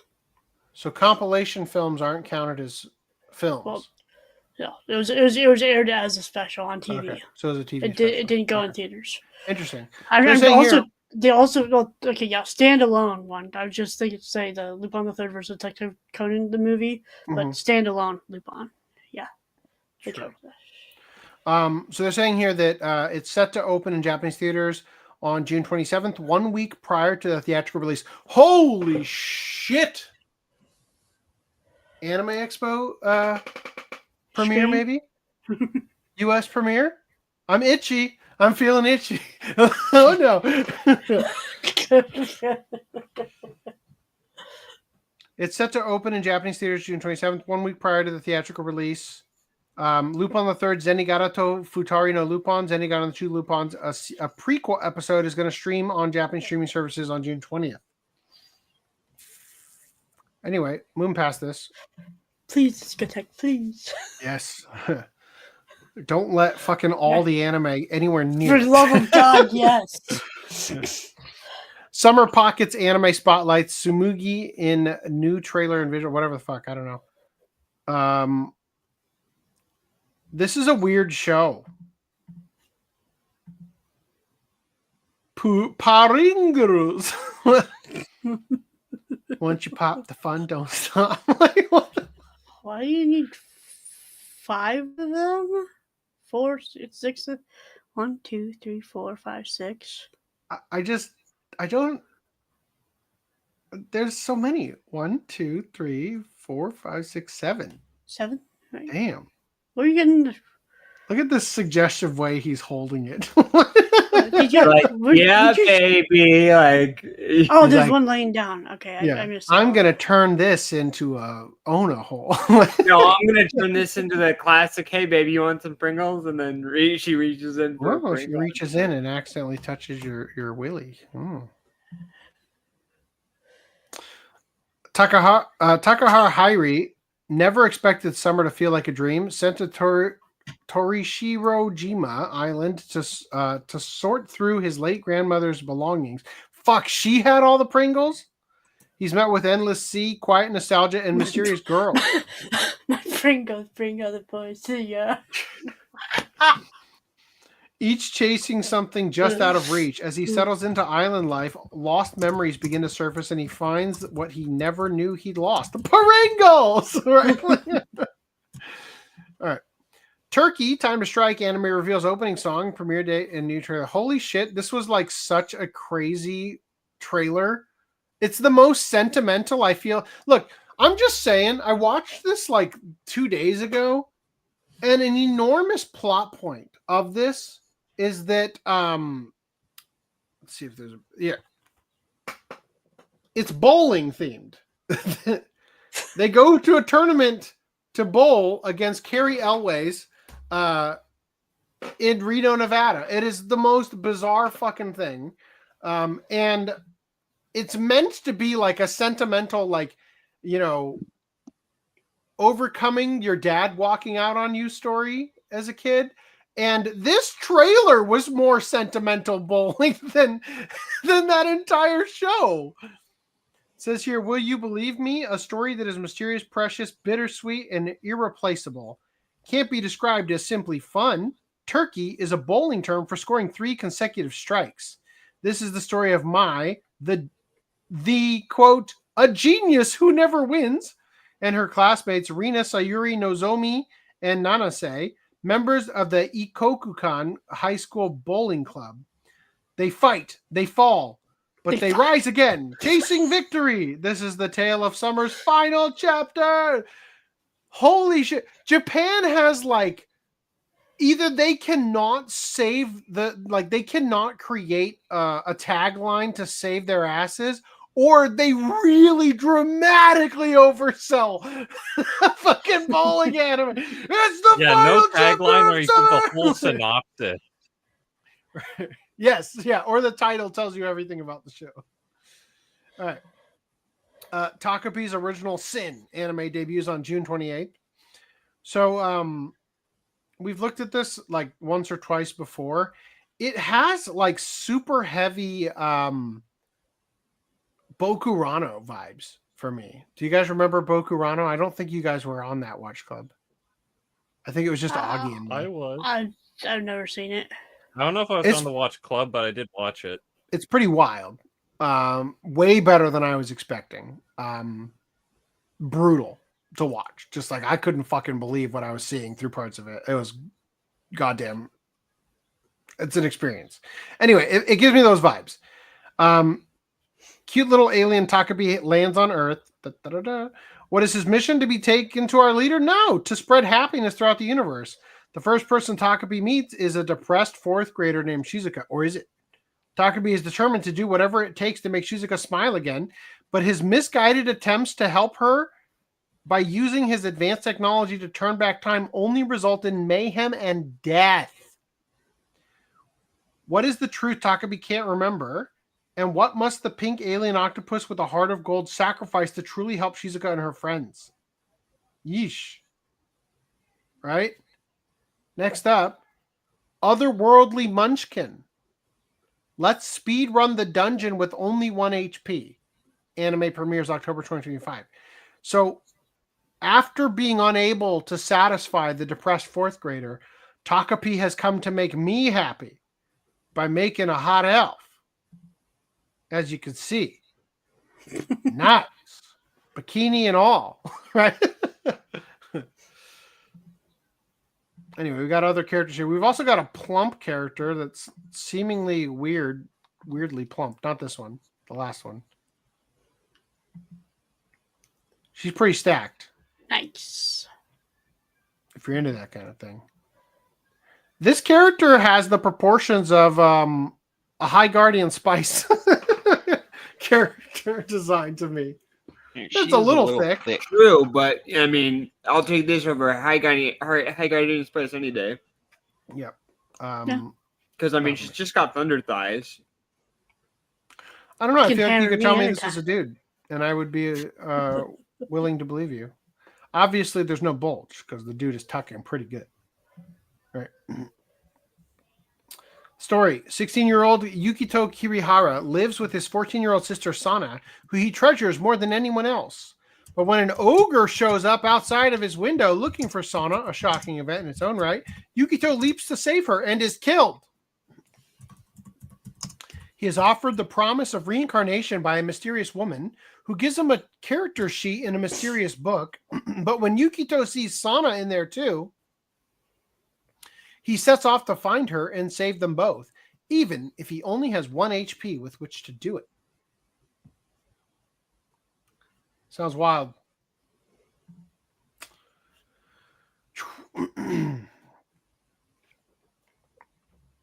New Saga anime reveals theme song details. Who cares about that? Here. Oh, that's why I shared it.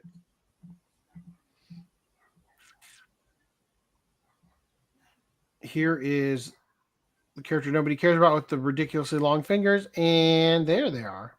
Damn. Nice. Anime designs really are going hard this season, I guess. Yeah, it reminds me of Black Shion a little bit from Slime. Mm. After a grueling battle, the Magic Knight Kyle finally defeats the Demon Lord, or so he believes. He wakes up to find himself in the land that had been destroyed in his past life. He is reunited with the precious person he thought he had lost forever. To stop the human world from being destroyed again, along with his friends, Kyle uses his memory from his previous life to once again save the world. A fantasy saga about a brave knight. Wow. I'll take the titties. How about that? You give me that. I don't care about the brave knight. All right. Omio Kaiten Rebirth verse. Onmyojin is exorcism, right? The Exorcist. I'm just showing you this character design, just a little interesting, I guess. Don't know what I'm looking at here.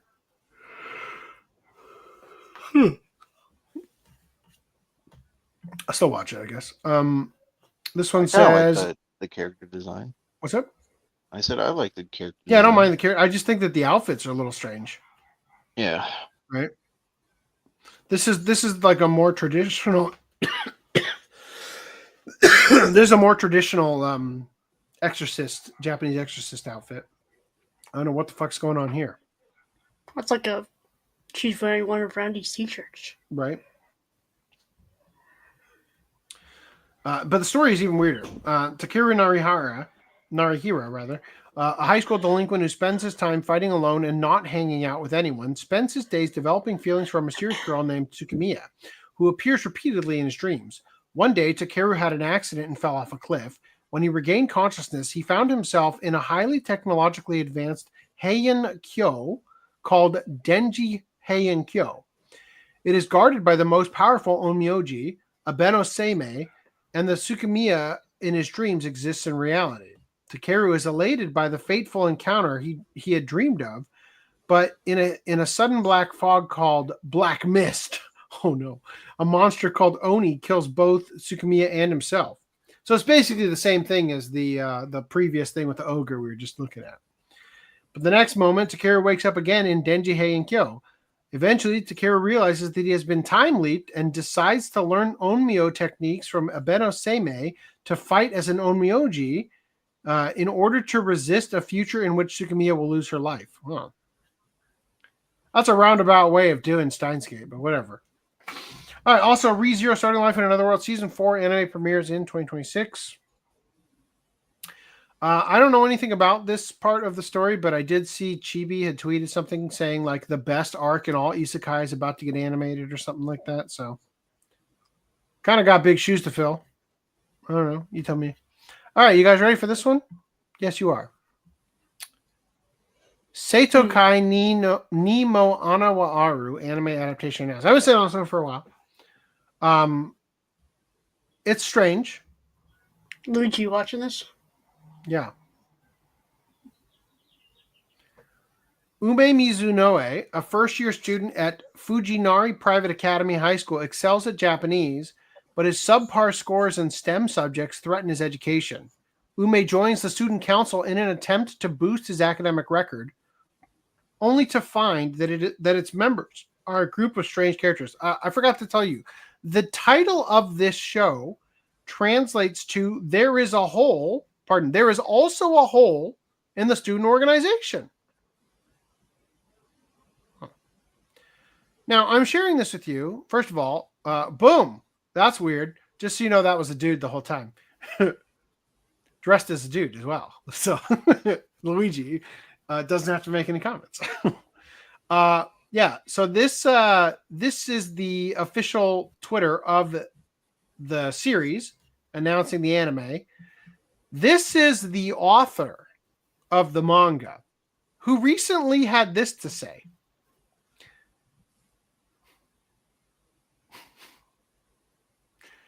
When you see a sexual fetish that you don't understand, instead of insulting it, it's better to think that that person is enjoying this world more than you. We've lost. What impressed me recently was the penis. What? Now, that's not actually accurate.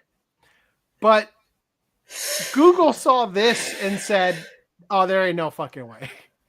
What they actually said the thing that impressed me recently was penis necks, or the neck penis. They go on to say, I had a question. No, I can't. Fucking Google is terrible at this. I gotta give this back. Oh, Google failed. They said, I had a question. Hold on. I'm using Google Translate over here, which is better than their translated by Google through Twitter. So they said, I had a question. A penis is a condition or shape in which the male organ is formed in the position corresponding to the neck of the head. Fuck it, we're getting ChatGPT to translate. Ain't no fucking Damn, I way. didn't realize I had a condition all this time. Can you translate this tweet, please?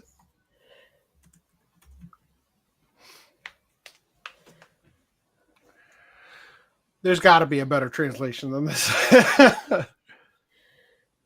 I am unable to access it. God damn you. How about I just copy and here's the I was going to text. say, you should have just did that in the first place.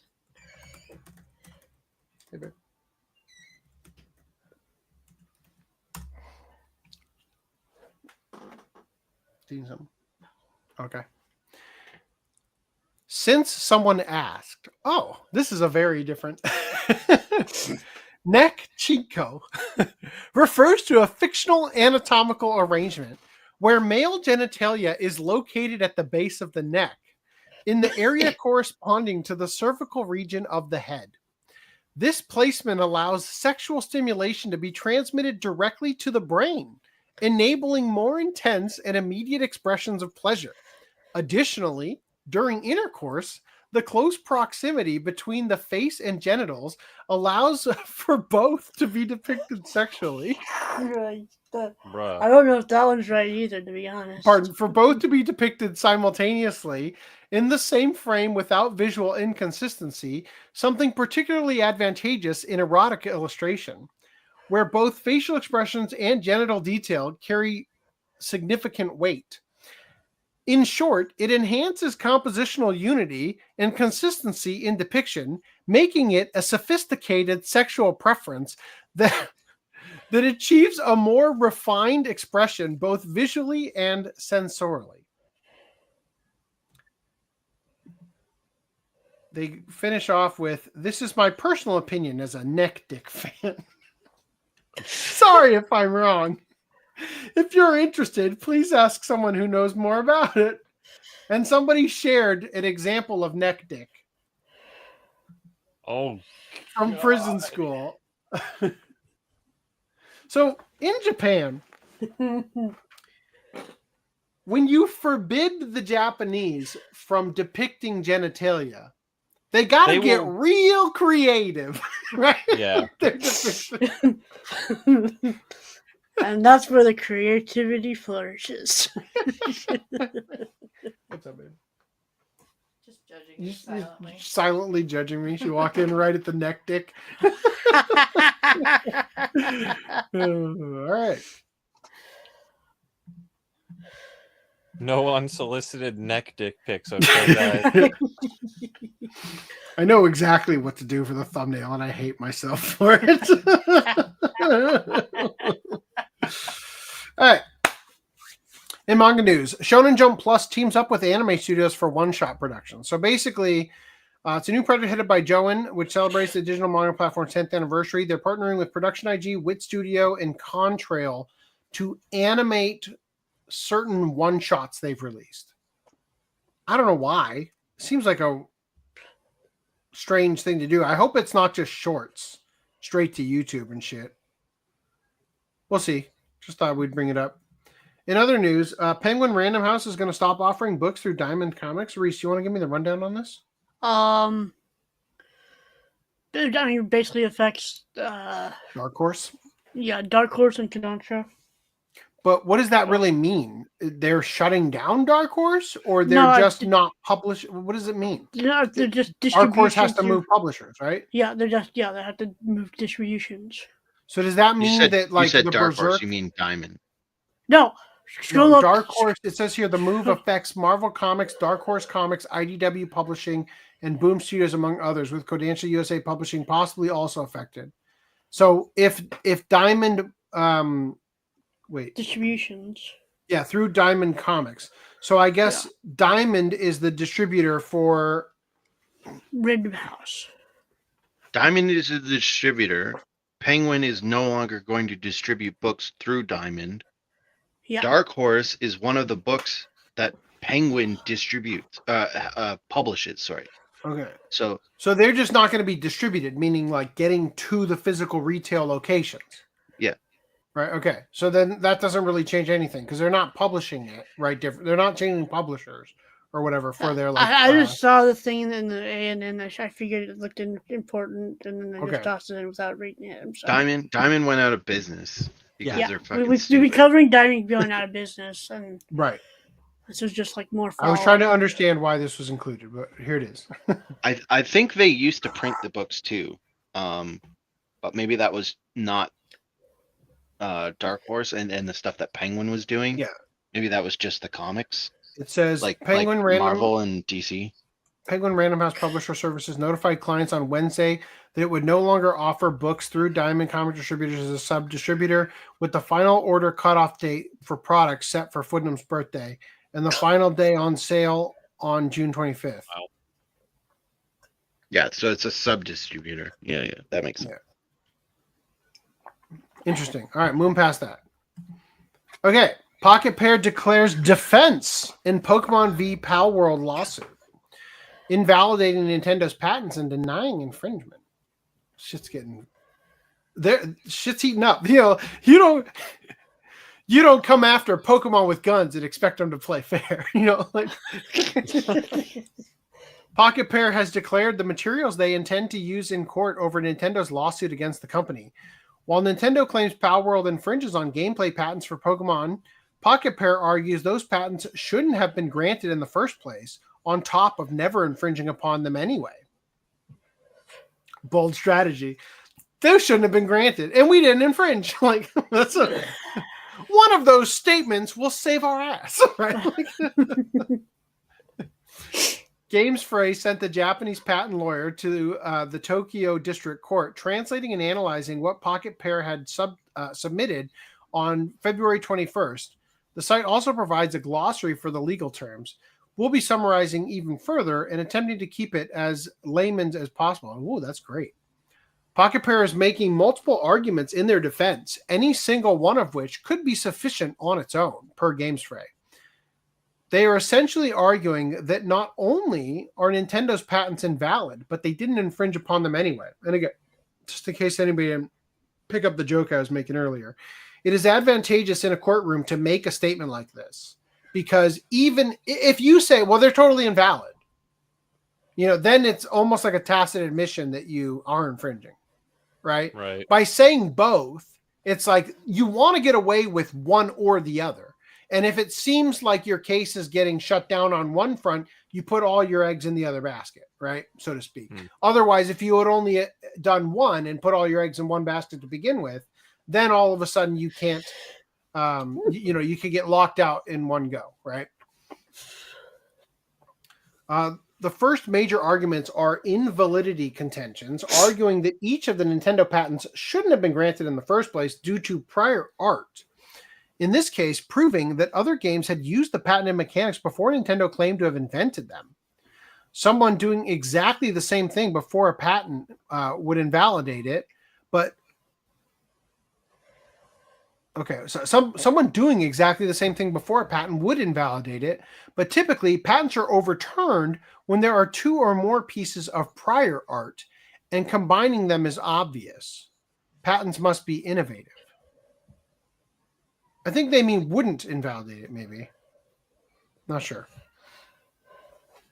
To recap, the entire Nintendo patents in question are the ones here, all under Japanese law. They are equivalents under the U.S. Patent Office. The first is regarding players throwing either an item to capture a creature and the chance of success shown, or throwing out their own creature to battle. We'll be calling that the catch and release patent for ease. The second expands upon this, referring to aiming while throwing items or releasing creatures. We'll call it the aiming pattern. The third pattern refers to riding your creatures and smoothly switching between them depending on the terrain. Example, taking a creature that runs on land, jumping into water, and switching to an aquatic creature. We'll dub this the riding pattern. Real quick. Next thing you know, Pokemon's going to say, no, we came out with a patent where you can have sex with your Pokemon just like you did in your dating sim. Yes. I didn't read that at all. Wait, what'd you say? I was reading comments. They have a dating sim coming up for Pal World, and I was just joking that right. Pokemon's gonna say, we patented the mechanic where you can have sex with your Pokemon. Yeah. All three are divisional patents, ways of expanding what an older patent covers, and completely legal. In fact, Nintendo had secured 2 more U.S. patents for what Games Fray expects is the start of a similar patent infringement case in the U.S. For the ongoing Japanese case, the key date is the parent patent's filing date of December 22nd, 2021, even if divisional patents were filed after the release of Power. We've covered this ad nauseum. We know all this, right? As previously reported, Pocket Pair's own Craftopia predates Nintendo's catch and release patent, having launched September 4th, 2020. However, Pocket Pair brought multiple cases of prior art for each of the patents. Should one game on its own be insufficient, Pocket Pair's lawyers can argue a combination of games to prove Nintendo didn't innovate. They only combine similar elements from 2 or more games. If a patent is proved invalid, then it doesn't matter if Pocket Pair's mechanics are exactly the same. The patent doesn't stand. For a further sting in the tail, the listed games include some of Nintendo's work. As Games Fray explains, their own publications can be held against those who apply for patents.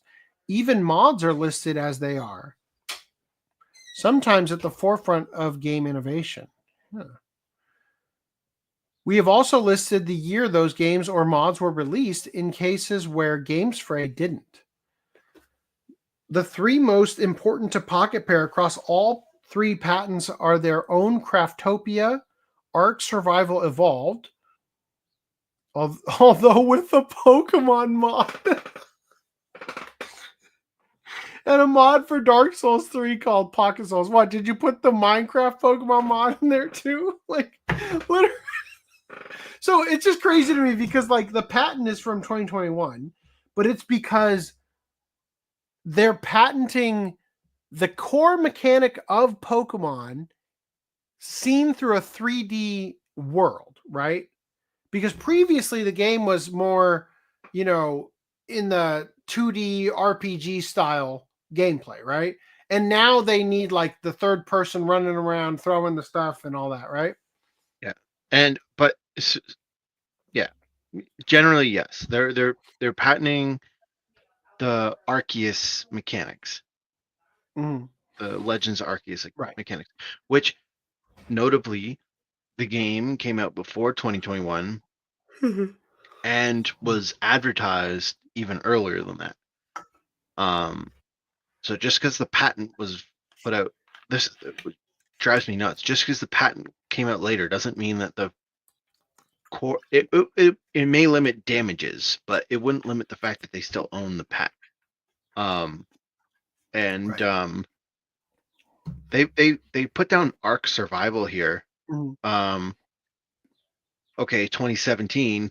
Although when is the with Pokemon mod? When did the Pokemon mod come out? Because if the Pokemon mod came out after the Legends Arceus thing, then that doesn't mean anything either, right? So it's like, I don't know. I'm sure it'll all get filed out in court, but nonetheless, there is a litany of titles involved that already did or made it easy to imagine what Nintendo patented. Pocket Bear claims the catch and release patent is undone by Craftopia, claiming anyone could combine it with other prior art to get to Nintendo's own patent. They cite combining it with Titanfall 2, Pikmin 3 Deluxe, and Rune Factory 5, where players can throw a captured item or release a creature in a direction by pressing a button. Fucking Dragon Ball, right? Throwing the capsules. Far Cry 5, Pikmin 3 Deluxe, and Tomb Raider show different types of objects could be thrown. Pocket Souls, Octopath Traveler, Monster Super League, and Final Fantasy, 14? When the patch introduced this mechanic, demonstrate seeing the success rate of a capture. Pocket Pair also notes that for 30 years, Pokemon has had different capture items with different success rates. They also note the Pixelmon mod for Minecraft, called it, as another starting point to combine with the above, or with Path of Exile, Dragon Quest Builders, and even Pokemon Legends Arceus. Yet another is Arc with its Pokemon mod and well-known technology at the time. Wait, well, what?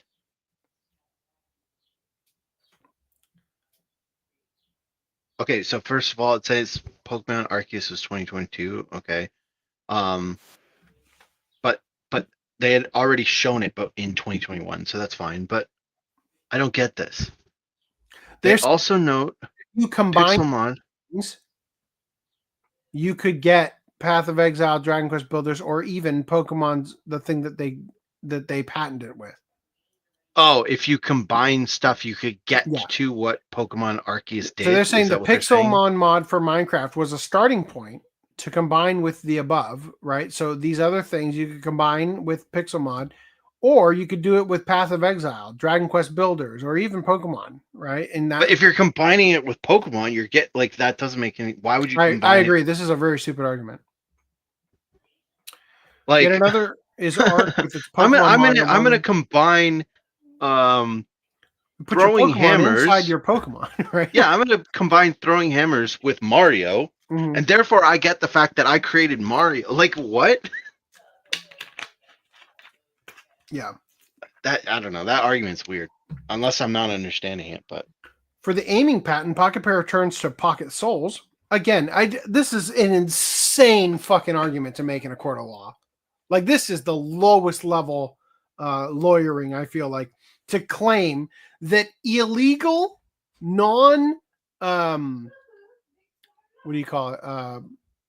endorsed, non-officially endorsed mods in another IP, capitalizing on the popularity and fandom of Pokemon, to be used against Nintendo. It's fucking hysterical. I wish I was in that courtroom. That sounds hilarious. Well, all it would do is reinforce Nintendo being like a DMCA over mods, which I don't like that.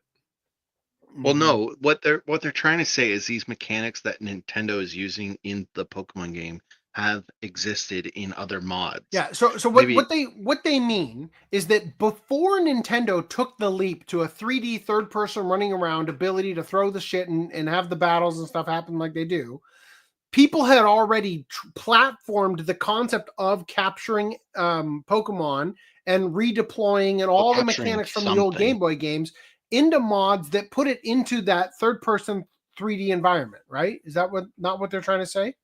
I don't think they're just saying mods. There are that one with Ark Survival it was a mod specifically for Ark Survival that made it more like Pokemon, which introduced the technology that Nintendo is now claiming is the thing they made. Catch and release and all that.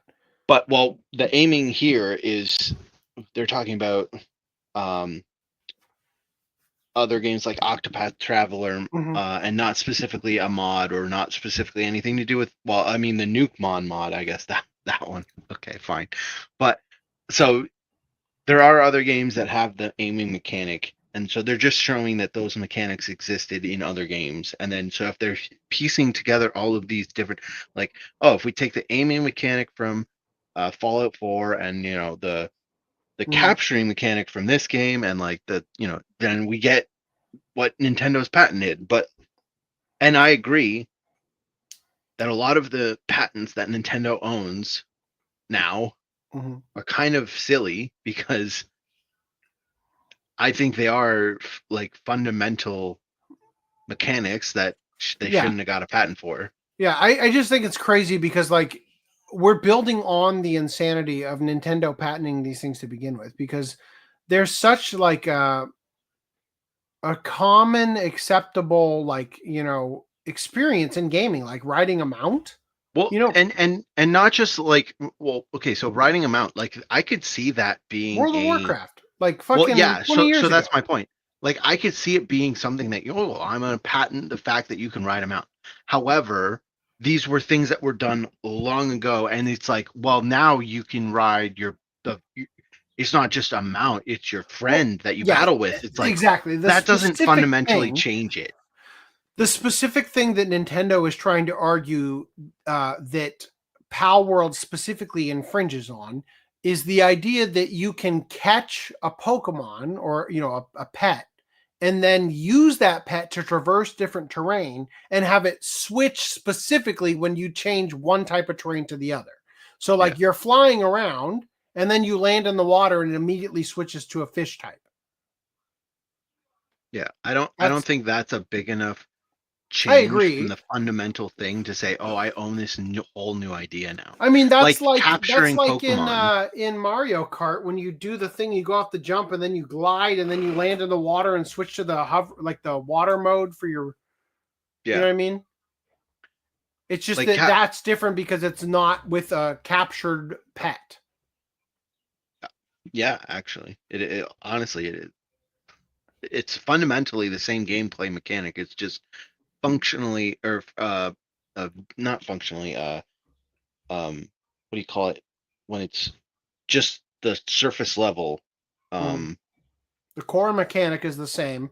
Yeah, the core mechanic's the same, just facially it's different. You're putting a different skin on it, but core functionality wise it's the exact same.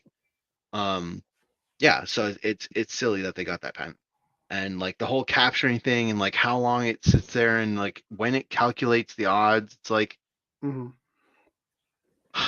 mean, didn't we look at Helldivers had literally stolen the animation from Metal Gear Solid 5 of like Snake on the ground and like rolling back and forth and all like didn't they like fully just rip that shit off? Like literally, it looks like they stole the animation from they ripped it from the game and applied it in a new game. I don't remember exactly how bad it was, but there were a few frames that looked like it was identical. top.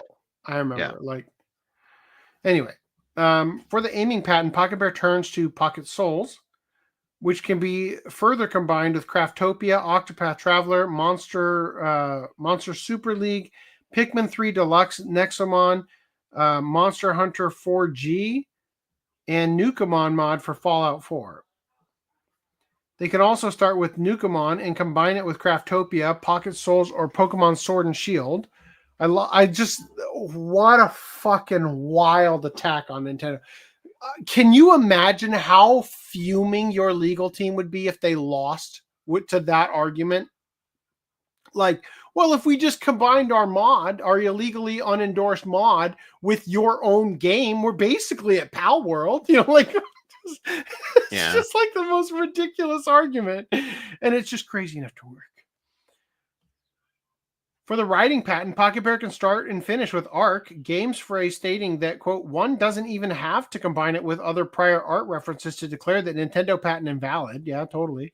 They can also turn to Riders of Icarus from 2016 or Arc Age with Arc, The Legend of Zelda, potentially the original 1986 title or the Unity game engine. What the fuck?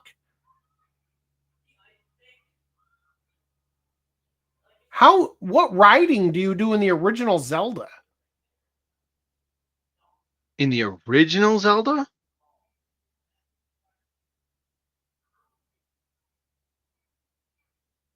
I have no idea. Pocket Bear's other legal defense in Ocarina of Time, you ride a horse. Yeah, like totally. But they said going back to the original 1986 title. Yeah, I cannot think of anything. I mean, it's been a few years since I dusted off the NES and played it. Great. In Link's Awakening, you get the Chomp thing. The Chain Chomp, yeah. Yeah, the Chain Chomp as a friend.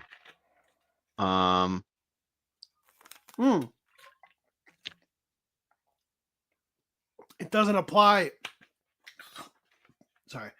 By the way, I poured this in here in podcast 304, and I'm still drinking it. And it doesn't apply to this specific patent, but there's in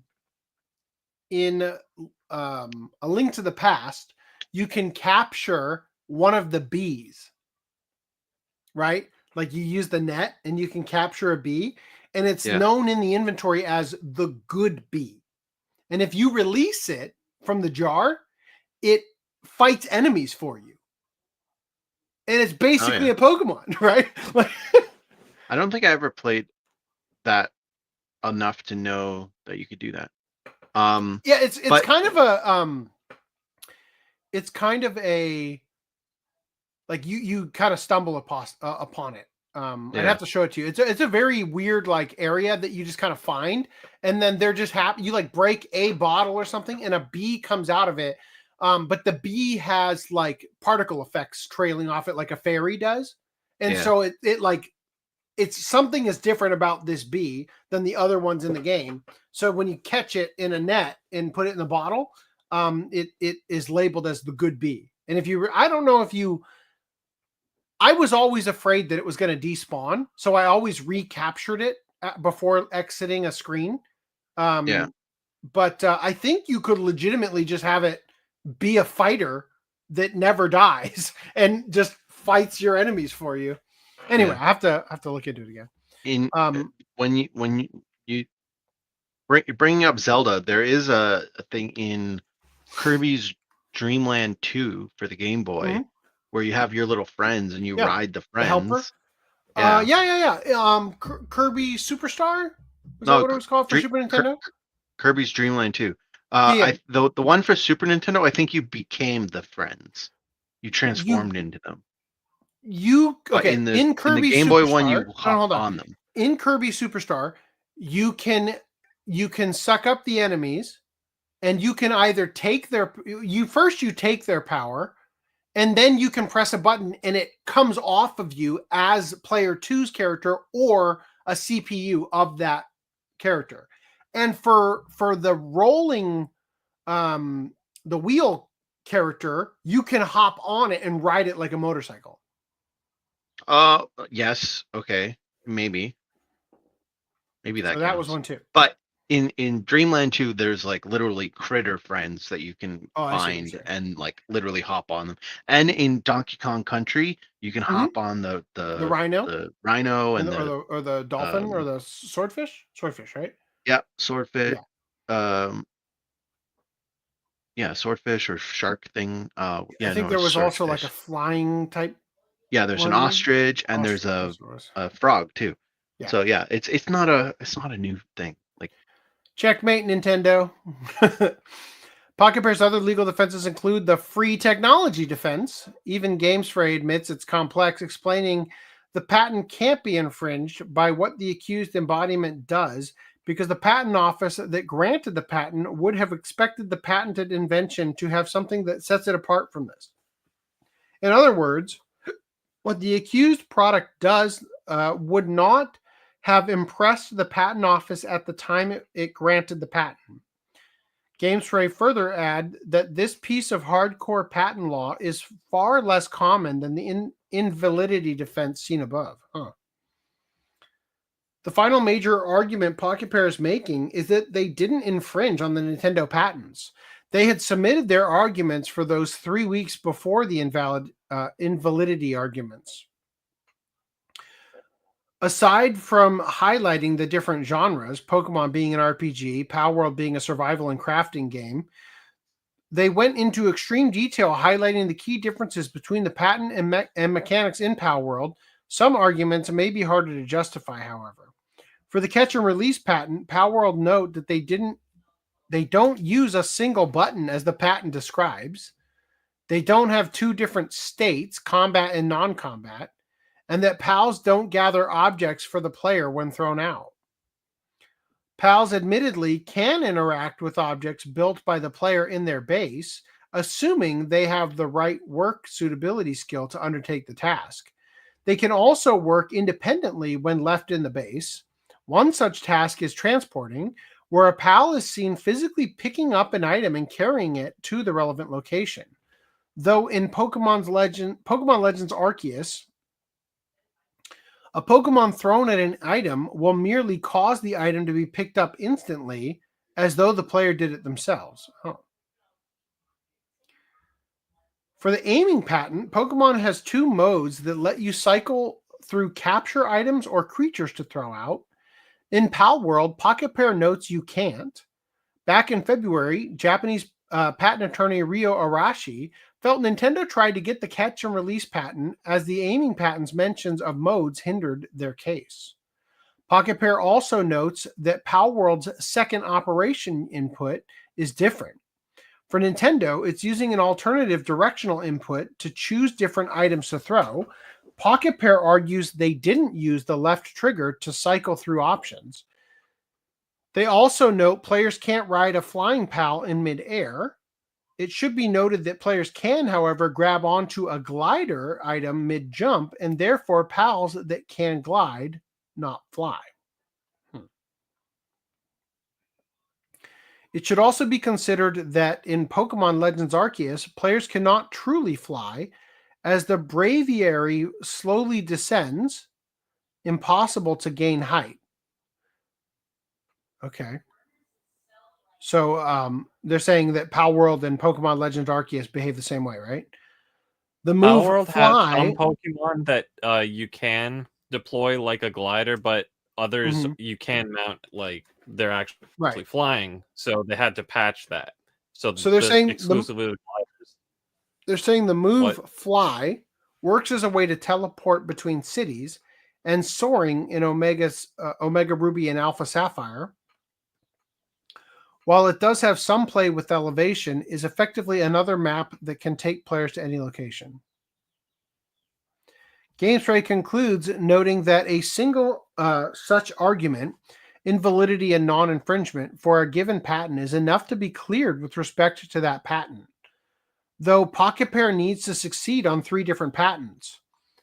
They also note Nintendo is likely making their own strides for their case, such as making further patents and working on a U.S. lawsuit. Regardless of how... because, I mean, they might win in Japan and then lose in the U.S., right? Regardless of how confident Pocket Pair is in their defense, the company has already made preparations for the worst. PAL World Patch V0.3.11 removed the ability to summon a PAL from a PAL sphere in November last year. The developer also announced on May 8th this year that the upcoming patch V0.5.5 will remove gliding PALs. They will still provide a buff to the glider item. Yeah, but now you have to have it equipped, right? Massive downgrade. It's silly. Yeah. Anyway.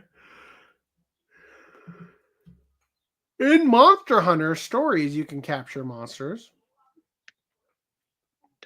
Yeah. Never played that one. Sorry. Mods are legal, AC, plus they are referring to the mechanic of the mod, which is still owned by the mod creator. Sure. Yeah, I get that. I just think it's hilarious to actually take that into court and say, like, hey, that mod you didn't approve or endorse that's using Pokemon as the base for designing everything, literally putting models of Pokemon into this 3D game that you don't have anything to do with. Haha, that's how we're going to beat you, you know? Also, just because a mod exists and hasn't been struck down doesn't mean it's legal. Yeah. Like modding is legal, but like if a mod existed that modded in Pokemon into Ark Survival, like that probably is not legal. You know what I mean? And so if that illegal mod introduced game mechanics that Pokemon themselves never actually made yet, like technically, then in theory they would still own the mechanic. Yes. The mechanic is legal. Yeah. But the whole mod itself would not be allowed or should not be allowed to be sold or like, you know, because it's infringing copyright.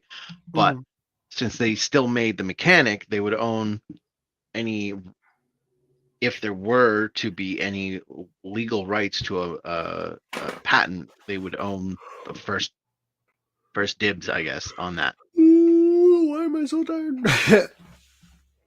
Mirage asks, did you check out the trailer? I did. And here's my problem with it. I had to turn it off because, quite frankly, I can't keep buying all of these indie JRPGs and never playing them. So I decided not to watch it and show the whole thing here. You can palette swap out the Pokemon. Well, that's what Pal World effectively did, right? Rick the Hamster and Kirby can sprout spikes with a needle ability. There you go. Objection relevance, right? Did you see this this new feature in StreamYard? Which one? Above the comments, show comments on stage. What does that do? I think if someone comments, like here, if I comment. Oh, cool. Comment. Like it auto pops up. Boom. Nice. Oh, okay. So it's like it's kind of like how like when you're live streaming a game on Twitch or whatever, and you have the comments. They have the whole chat. Yeah, the whole chat remains. I don't know how I feel about using that, but we'll leave it on for now. You're gonna leave it on? Yeah. I mean, let's wasn't take it off and turn it back on. There we go. Okay. That way we don't start. Come on.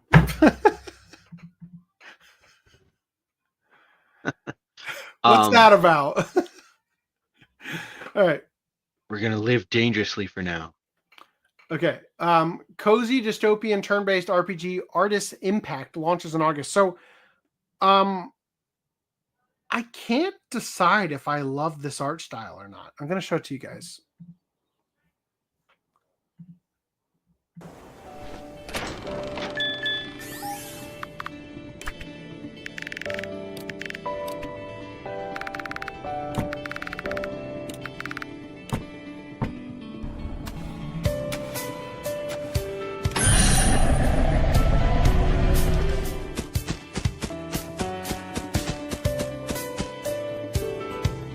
I dig the map aesthetic with the pastel colors.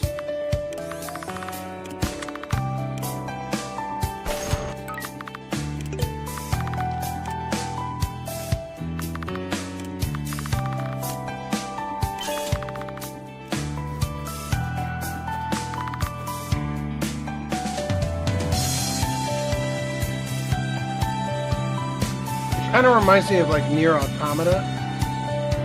Oh, there's the onion skinning we were talking about. Is that part of the game, or is that just showing off? I think that's just showing the production.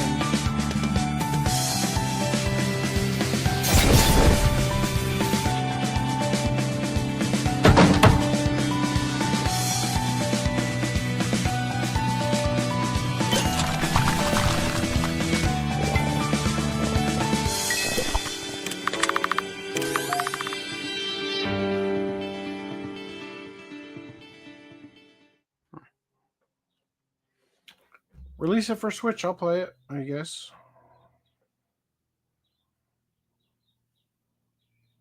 I don't know.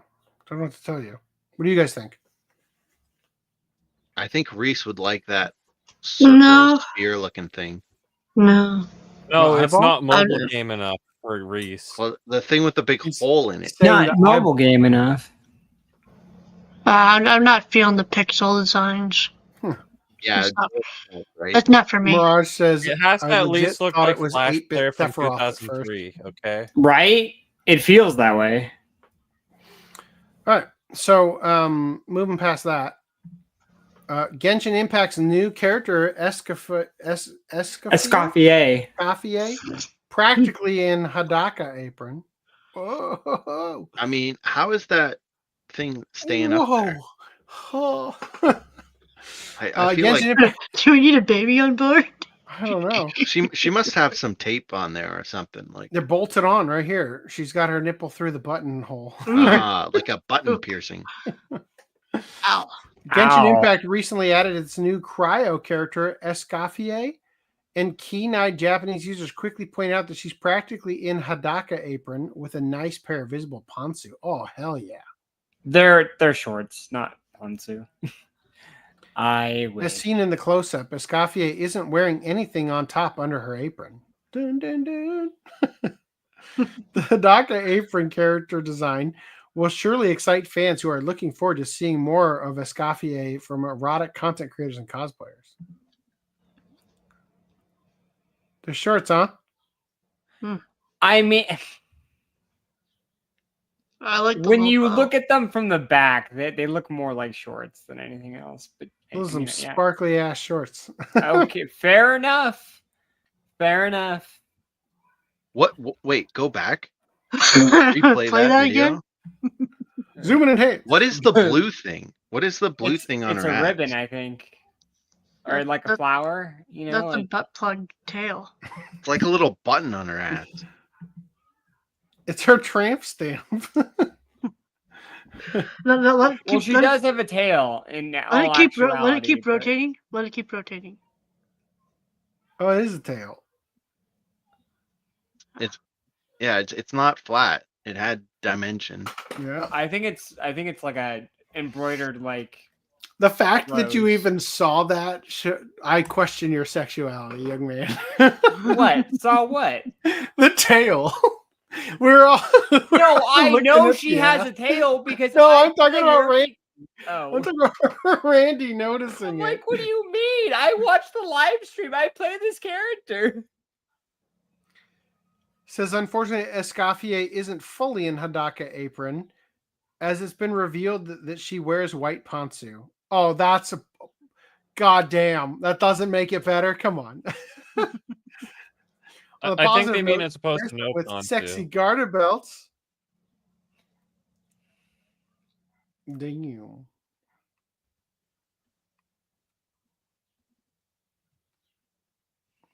We're finally covering things we've skipped the last two podcasts, so. All right. Genshin Impact is introducing age verification for U.S. players. Failure to comply, quote, will result in account suspension. Damn. Retroactively deciding you need to be over 18 or whatever. It literally just gooning the asked for you youngins to were input doing. your age. So I just put in a random birth date.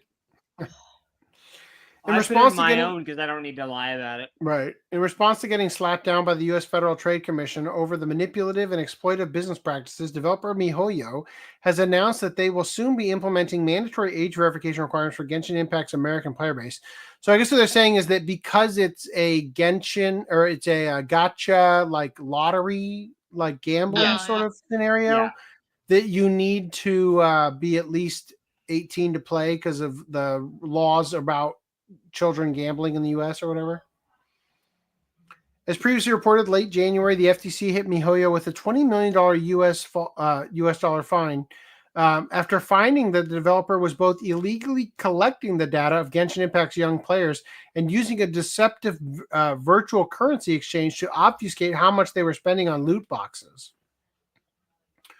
Ordered by the government entity to update their data collections and gacha marketing practices, MiHoYo confirmed the first such update to their operations on May 9th, informing players via a news post made to the official Genshin Impact website that going forward, they will be required by law to age verify the U.S. player accounts. The age verification process will be rolled out to all U.S. players by May 20th, while login, if already have one, or account registration. Okay. Explain Cognosphere. Please ensure to provide your month-based age information by July 18, 2025. Failure to verify will result in account suspension. In-game friends and chat records will be deleted, and no further notification post-suspension due to inaccessible account information is required by law. If the verification is not completed by July 20th, 2026, the personal information of your Hoyoverse account will be deleted permanently. They concluded. Damn. As to what the specific age limits Cognosphere will be implementing, per their official minor safety support page, if a player enters an age below the age of digital consent in their region, 13 in the United States, their account might be restricted from accessing certain content and features until a parent or guardian grants the required permission. What were you saying, Fuda? I just said digital consent. Digital consent. Once you are asked to contact your parent, please complete the registration process with your parent's supervision and assistance. It continues, going on to explicitly warn, quote, your account will be deleted in 9 days if you do not pair your account to your parent's email and obtain parental consent. To this end, parents and guardians will be asked to verify their identity by credit card or the last 4 digits of their social security number, with the service being provided by Kids Web Services, who Hoyoverse has teamed up with to provide secure and smooth verification experience. Providing some additional details in an update made to their official response to the FTC's judgment, Cognisphere further noted that alongside this age gate to Genshin Impact, they would also be introducing parental controls and updating drop rate disclosures with more details for players residing in the US. Might as well just say, like, don't bother playing. You aren't getting this one. By May 20th, we will roll out the new age gate and certain functions of the parental control system in Genshin Impact and HoYoLab. Blah, blah, blah. Where's this? I don't think we need to read any more of this. We're all over 18 here. So, and if you're listening to this show and you're under 18 or 13 or whatever the fuck it is here, like, you definitely don't need this information. Moving on. Get out of here, youngins. Nice. Especially now. Azure Lane, rife with even more skimpy bikinis and huge breasts. So is this game downloadable? Right, this is the regular one of Footnum that I could just download and play.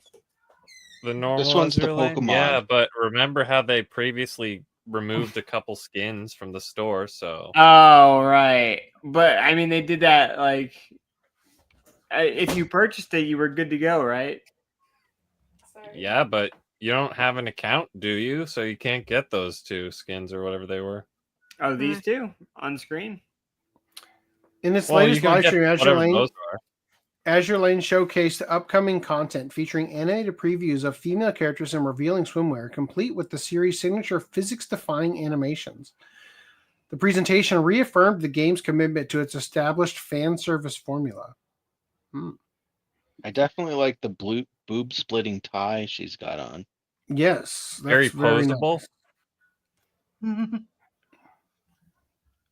I don't understand, though. How does she have this tan line if the bikini she wears only covers the nips?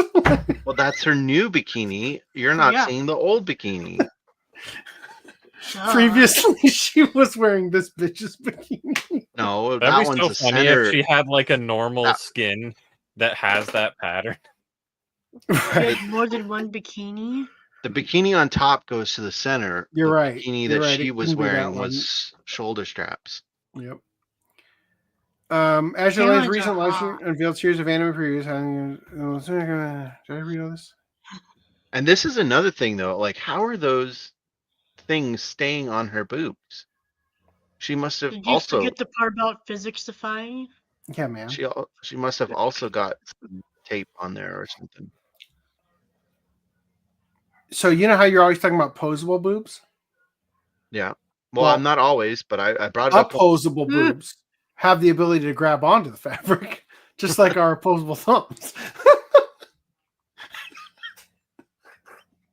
My wife thought that was funny.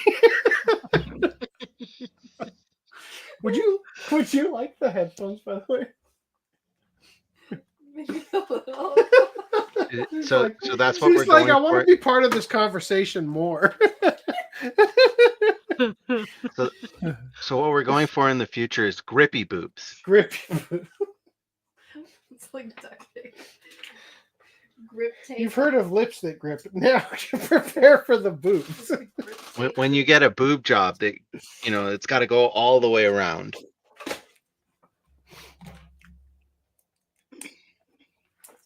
Okay, we don't need full screen on that. She's included. Okay, All right, so what else do get we ready have to here? Get cultured. Am I going to get cultured? What's wrong? Get rid of the baby. The baby is necessary. Are you? Put the baby. The baby is safe. What the heck? The baby is covering your face. You just don't want All to be I'm looking shown at on is screen. I hope that I don't buy these figures when they do inevitably become figures. Is that chat thing on the bottom? Is that part of StreamYard now, or Where the fuck have you been? when did that happen? Someone stepped away to goon.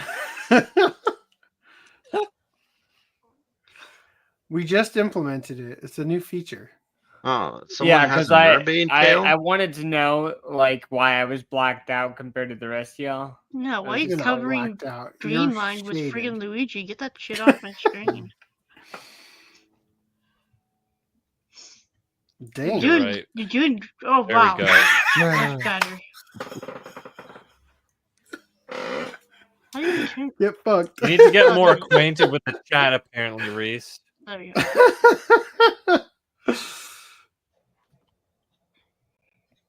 God, there's a lot.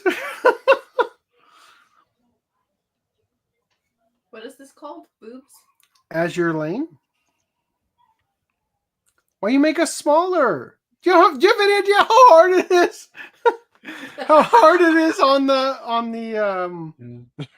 Why do clip? you keep turning it off? Leave it on. Are we gonna have a problem here?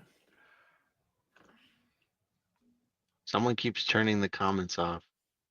Maybe your mouse is double clicking. I don't think that's a problem with my Don't mouse. worry, I've got it. Boom. I turn. Bitch.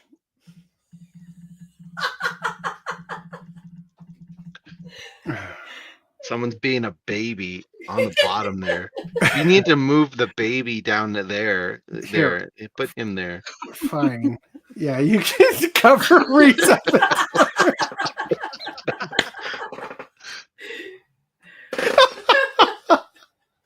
Oh, that's great.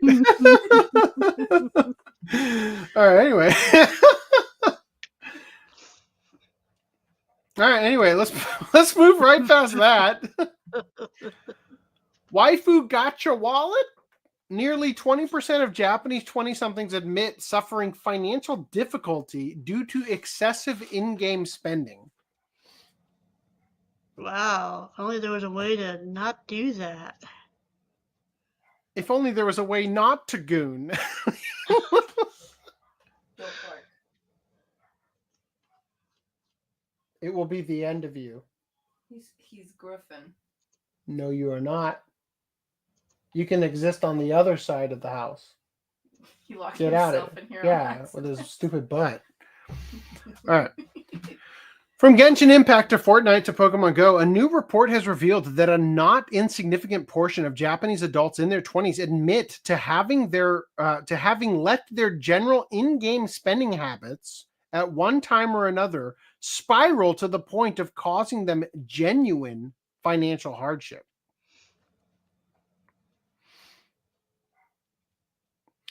This insight into the current state of the Japanese player habits was provided to the public courtesy of a recent financial temperature survey conducted by the country's locally based Sumitomo Mitsui Banking Corporation. Conducted online over a 3-day period from February 19th to the 21st, 2025, among an open participation pool of 1,000 total men and women aged 20 to 29. Said survey asked respondents a number of money-related questions, including their thoughts on the value provided by physical media versus streaming services, average salaries, and what they value most in life. Surprisingly, those in their early 20s across both genders said hobbies, while late 20s women shifted to family. And similarly aged men stood by their previous answer, but also added partner. As part of this line of inquiry, respondents were at one point pressed as to their relationship, if any existed, with in-game spending. While SMBC did not specify exactly what qualifies as in-game spending, it's presumed that respondents took it to mean in any exchange of money for a digital item/service, such as gacha pulls, different character skins, or MMO subscription fees. Per a translation for the results provided by ChatGPT, Roughly 216 of the surveyed individuals, 141 men and 75 women, said that in the last year, they have actively chosen to spend money on in-game purchases, with monthly totals averaging out to roughly $30 USD per player. Oh my God. The humanity. $30. Wow. That's like a death sentence in Japan. And while this amount seems more than reasonable, in terms of live service spending, this base statistic fails to truly detail the dark side of in-game spending. In particular, as it relates to gacha games such as Blue Archive, Honkai Impact, Third, or Goddess of Victory Nikkei, a genre which itself derives its name from the gachapon style of random chance capsule toys due to their... So they're saying that gacha games in general. That's weird that you said that right after. Should have put that right after gacha, right? Not right after Goddess of Victory Nikkei. That was confusing. Per the same pool of respondents, 188 total individuals, 114 men, 174 women admitted to having experienced financial difficulties due to spending too much on games, with a further 136 men and 103 women saying that they regretted spending money on games. Okay, so the $30 thing, they were starting us off with people who've spent just $30. Other people are in the poorhouse now.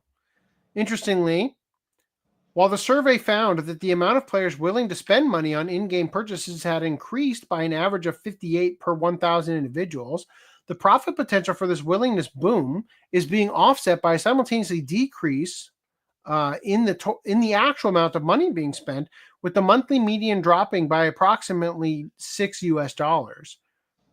Breaking the decrease down further, men pulled back their spending by a monthly average of $8.70, while women cut a significantly smaller $1.50 from their respective in-game budgets.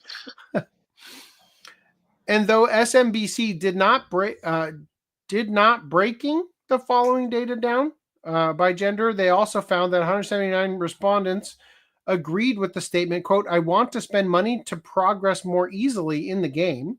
208 admitted, quote, "I can't enjoy the game without spending money." 220 nodded, "I'm willing to go to spend money to obtain items or characters." And 333 beamed, "I feel proud when I obtain rare items or characters in the game." So for me, it's about like, if I'm spending way too much time, and time is money, then I'm just going to spend the money. Because that's how they also get you. It's like, well, I'm free to play. I don't spend any money. Okay, how much time do you invest in getting your free... I've long said this, right? Like,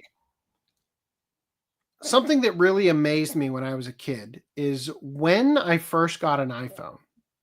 And granted, I got an iPhone right at the edge of adulthood, where like you have access to money that you spend online.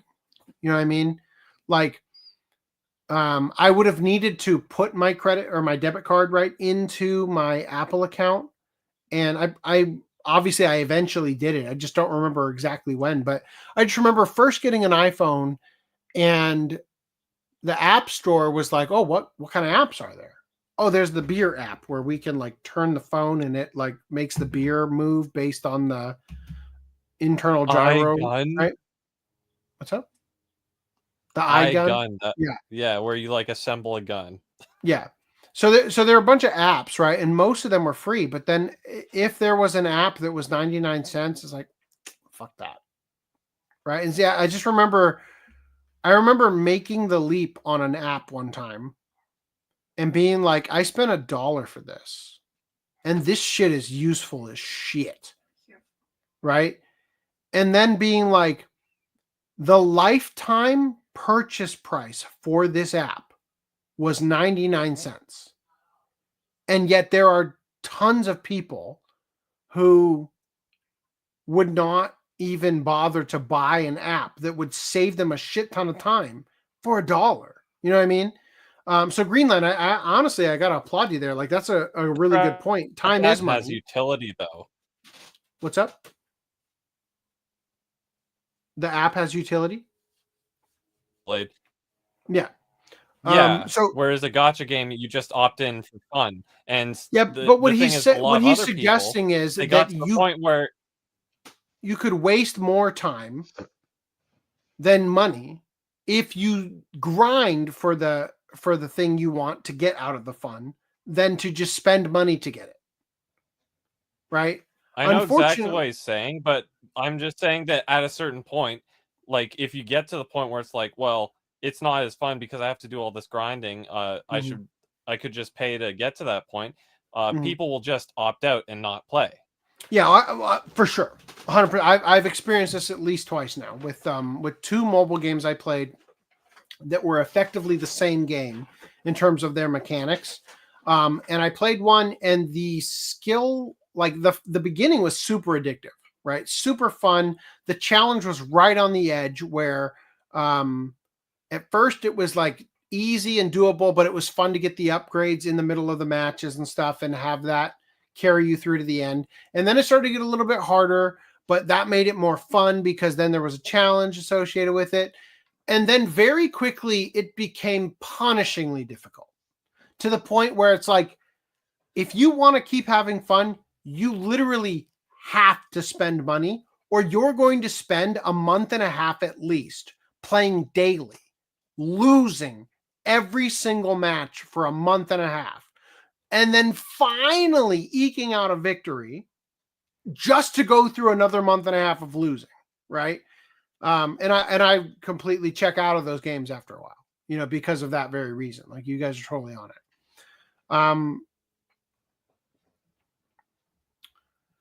In terms of real, true, solid economic data, the answer is not a lot. Hold on. So after all those numbers and explanations, what does the above data actually mean? Not a lot.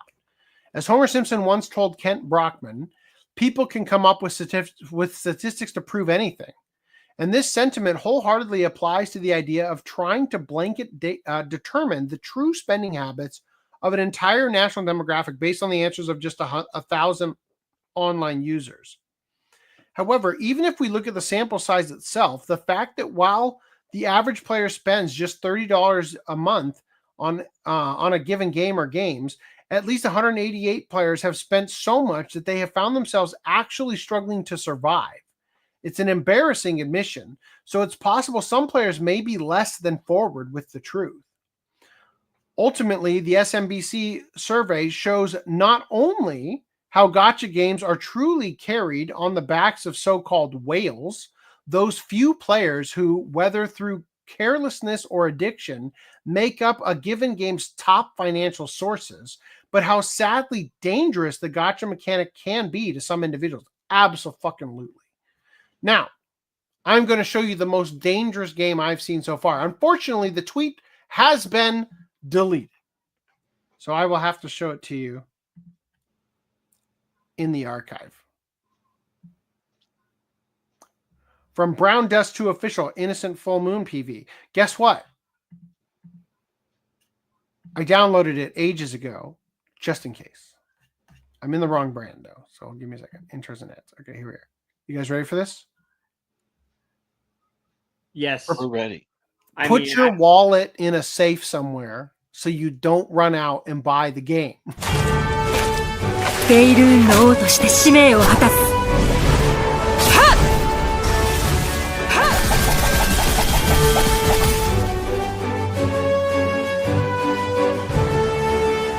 戦場にあるのは鉄血の法則のみ。海を割り、砂漠をうがつ弾丸よ。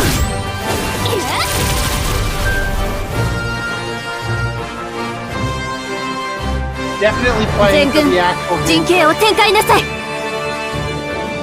ちょっと目撃者を排除するわよ。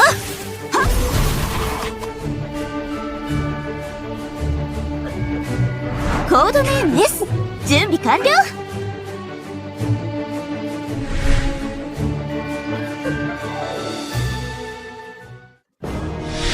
Julie, put your phone down. You're not buying the game.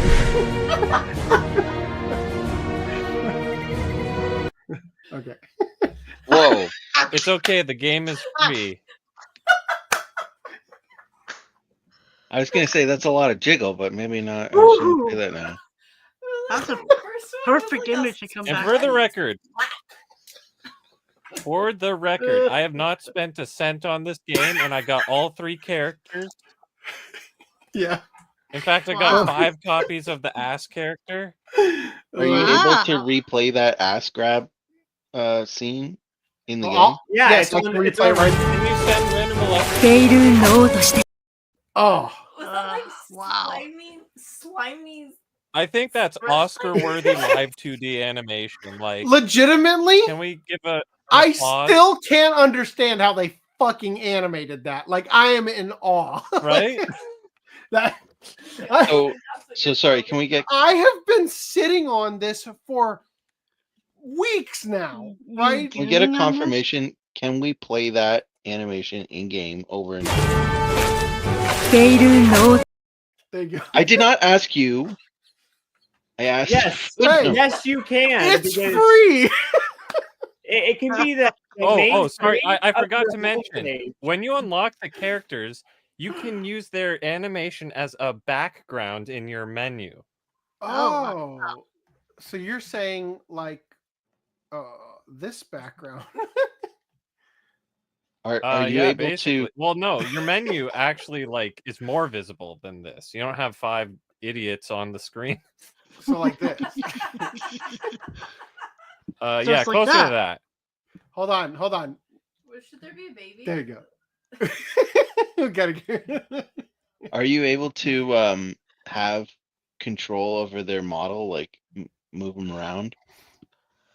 Is that asking too much? No, but you can tap the screen and then they'll like say a line and then maybe move a bit. So they speak. That's good. Yeah. ているのとして使命を果たす There you go. Anyway. According So, to the Reddit, I thought- there's been a huge influx of players because of this specific character, of which I can confirm because I was one of those people who played. Yeah, so much so that they had to delete that tweet, and that specific character is not featured on their YouTube channel either. Even though, dear Lord, the YouTube shorts they're getting away with, I cannot believe their account hasn't been banned on YouTube. Oh my goodness.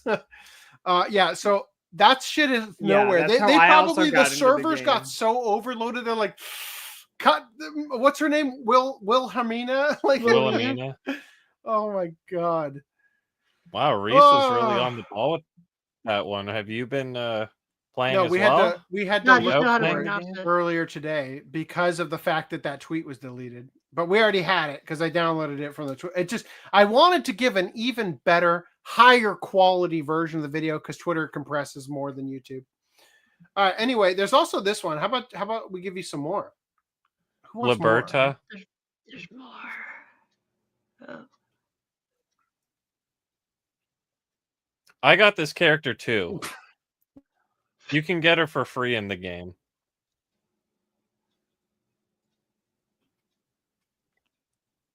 Do you get her at like a tavern, right? Oh. Yeah, at the pub in chapter 15. Can you remove that banner? Is that a paid DLC? Banner. Yeah, go back. That banner, Dust 2 thing. Oh, The that's thing not in the censoring game. the cleavage. Actually, yeah. I have that chick as well. I have both of them. Why don't we just get the footage from Putna? Here, I'll send you a screenshot of the background. All right, So you and understand what I mean. further supporting my argument with games I've never played that I don't know if they cost you money. Girls Frontline 2 has been released on Steam. Just saying.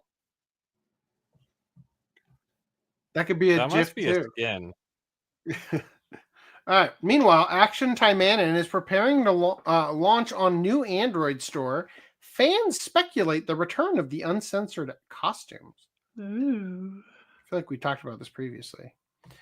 The Action Taimanin devs have announced they are preparing to release the game on a new Android-based third-party store. While no explicit details were given, fans immediately speculated this move could allow the return of previously censored or removed costumes that had been stripped to comply with Google Play's restrictive guidelines.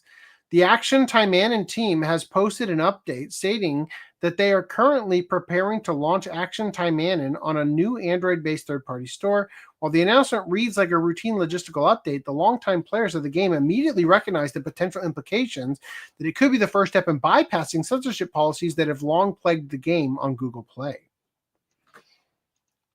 Of course, nothing in the message directly references censorship, explicit content, or even the word uncensored, but fans familiar with the game's troubled history on Android didn't need to spell it out. For years, Action Taimanin has had to bow to platform content policies, particularly on Android, where multiple outfits... Look, all I'm saying is the Goon coin will solve all of the problems. Like, we create the Goon spending cryptocurrency, and then every platform takes it instead of having to go through the payment processors, right? So they've already gone there through the process of creating an alternative to the App Store, and now they just need the alternative currency, the Goon coin, which we're working on. Anyway, I don't think any of the rest of this actually matters. There you go. If you're playing this game and you're excited, good for you. Back to the Brown Dust 2 thing. I didn't mention this yet, but you joke about the and then you look for the gameplay. Yeah, you're totally playing for this. I actually really like the gameplay, believe it or not. It's kind of like Octopath Traveler like style graphics and rendering, but on like a more of a Final Fantasy tactical gameplay engine. So yeah, I really like the battle systems and I like the aesthetic. So screw you, man. I like the game as well. I read it for the articles.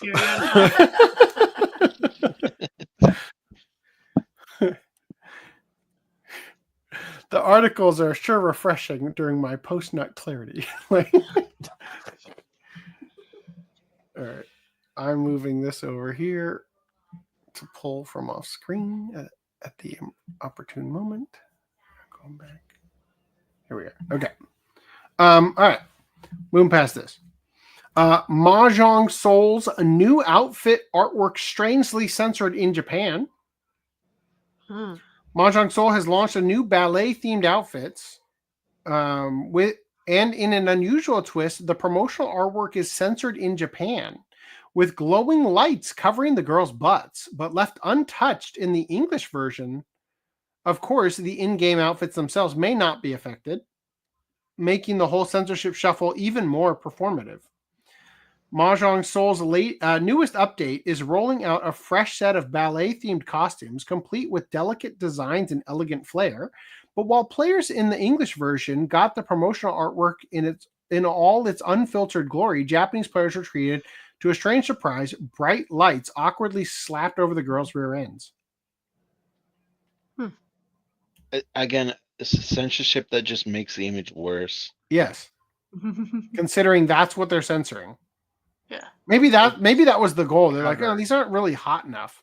Let's trick the Japanese into thinking it's worse. Yeah. The leotards? Mm-hmm. Have they been to a ballet? We should ban ballet. Well, now they're ban clothes. I would say the men's outfits are way more scandalous than the girls in ballet. Like, Did you know that ballet used to be for sex prostitution and like human trafficking and shit? Wow. They used to have the ballet, and then like a rich noble guy would be like, I like that one, I'm taking that one home. I'm gonna sponsor that one to be a ballet person.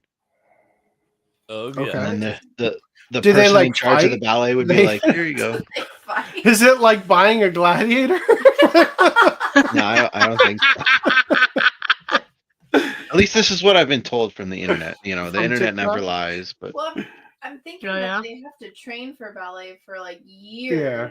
So like maybe they're like, oh, this one's getting too old. Like we're gonna have to put her down. Let's just sell her off. No, my understanding is it happens when they're younger. Yeah, she can't ballet anymore, but she's still pretty flexible. Let's put her in the whorehouse.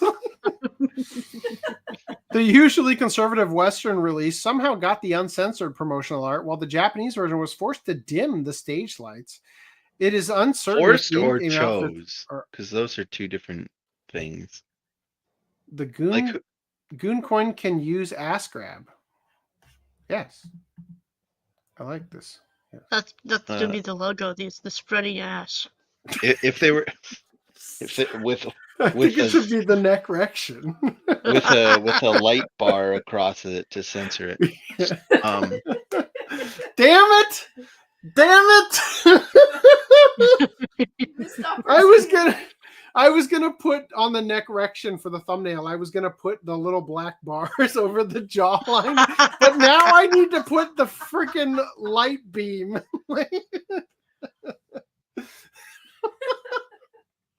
All right. So if they were forced to add the light beam things, by who? Or did they just choose to do it? Or did they accidentally just label them wrong and send the US the That's what I was uncensored? thinking. That'd be the funnier outcome. It's a rare sight in today's industry where the usual pattern involves Western releases cutting, covering, or rewriting anything deemed too spicy or offensive. Here, Japan, typically the land of lenient fan service, preemptively slaps on the glow filter while the overseas audience gets the untouched visuals.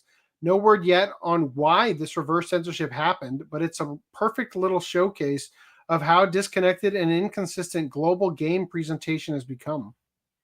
So is this like one of those tile matching mahjong games where like the image gets revealed as you like peel Probably. off mahjong tiles? The game's called Mahjong Soul.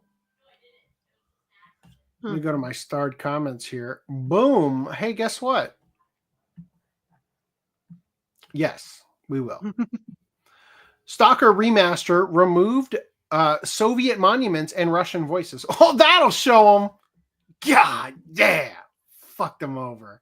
Take that, Russia. You know, like, now you can't win, right? Like, the remastered Stalker trilogy has launched to a flood of negative Steam reviews, and not just because it looks worse than the original, but because it's now missing chunks of history too. Monuments are gone, Russian voices replaced, and blurry visuals round out the nostalgic downgrade fans never asked for. The Stalker Legend of the Zone trilogy remasters have finally dropped, and with them, the latest reminder that remaster no longer means better. Alongside graphical enhancements that somehow managed to look blurrier than the original 2007 release, GSC Game World decided to throw in a bit of historical scrubbing too, because nothing says immersive post-Soviet atmosphere like erasing Soviet references entirely. Among the casualties, the Lenin monument near the Chais facility in Shadow of Chernobyl, now mysteriously absent, leaving behind a big glowing patch of let's pretend this part of history didn't happen. The iconic Russian voice tracks also removed. Anything Russian was expunged from the game, from the rubles in-game currency to all Soviet signs, statues, and landmarks. Fans, unsurprisingly, were less than thrilled. Steam flooded with negative reviews, many lamenting not just the technical regression, but the ideological revision. Apparently, rendering everything in Vaseline-smeared HD wasn't enough. They had to make sure no one accidentally learned anything about the region's real history while dodging mutants in radioactive swamps. Steam reviews: 457 negative, 303 positive. Did you break your clip?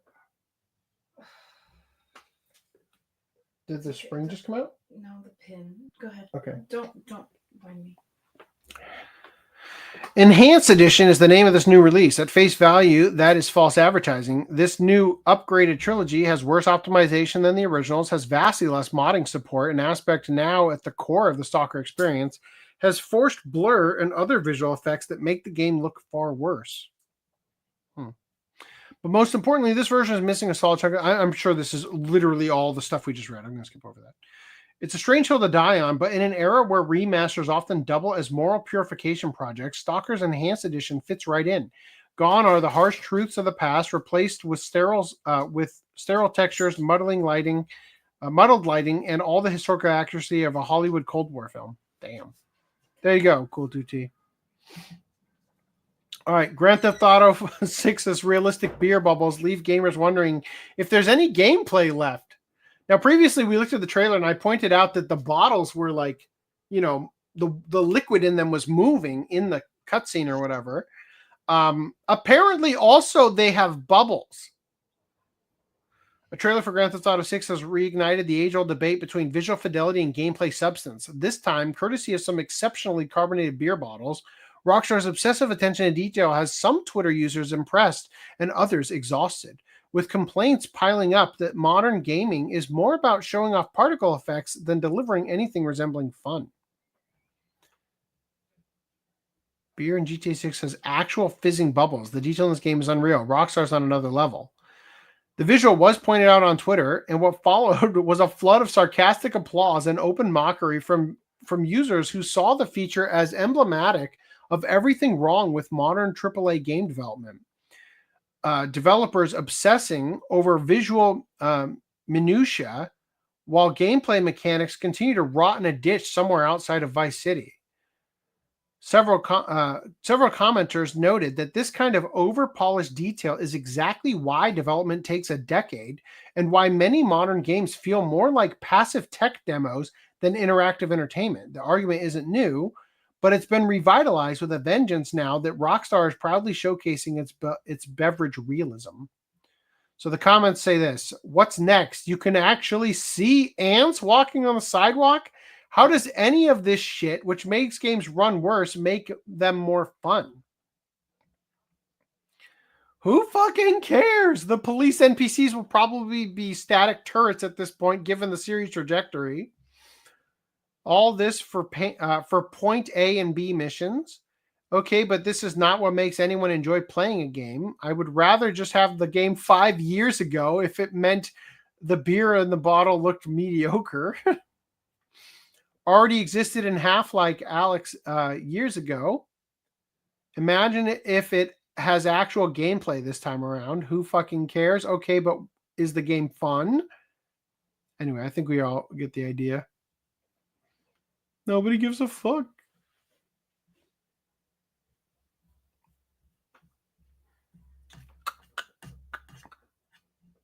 Any thoughts before I move on? It got delayed till next year on someone's birthday.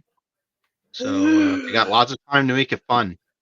Maybe they'll make a phone app game with all the. Got the mobile game before the actual.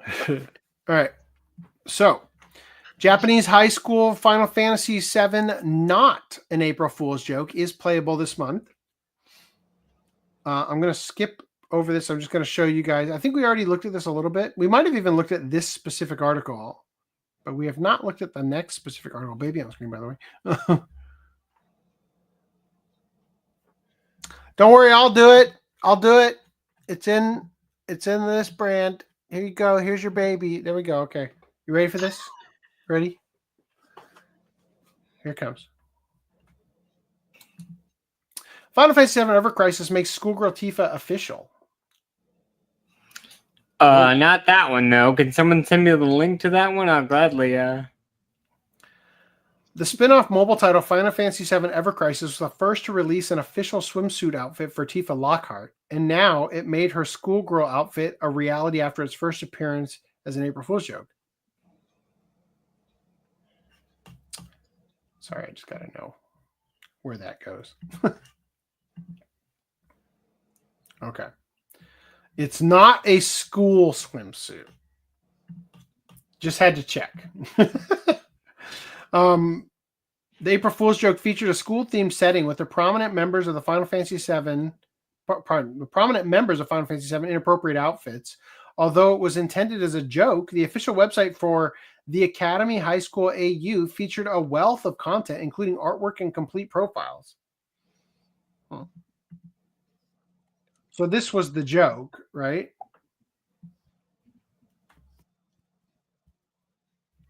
Oh, all right. But then, as far as I know, it actually did become a game.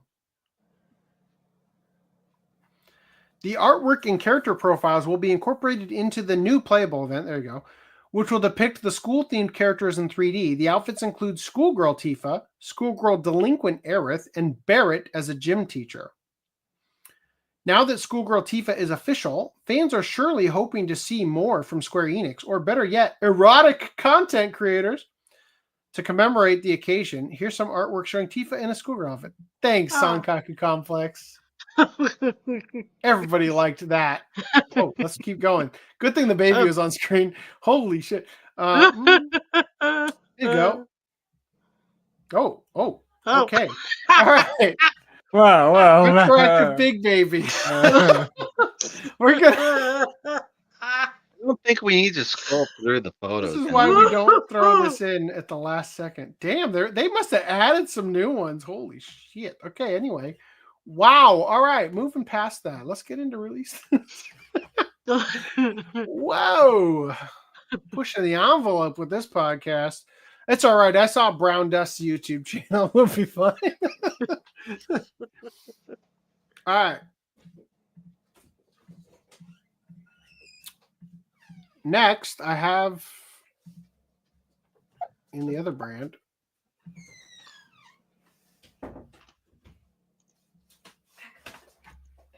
Where was it? Here it is. Love Bullet Volume 1 is going to receive a reprint after a successful fan campaign. If you remember, we talked about this. It's because the manga was already being pirated and viewed in the West that enough noise was made by the Western fans to get it reprinted.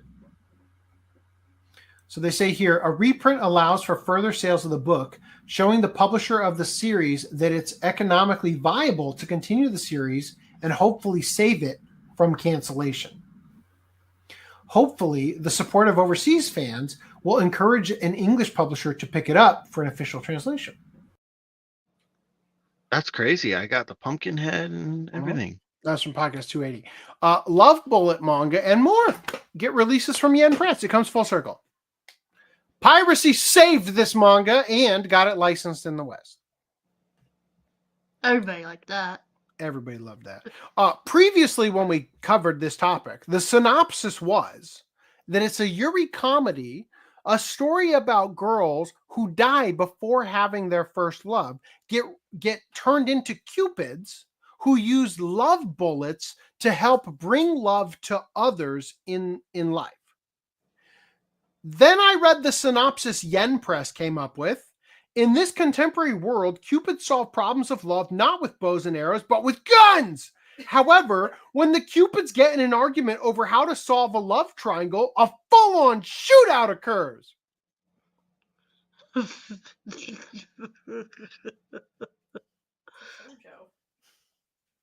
Love gun. On principle, I've got to buy it. Right?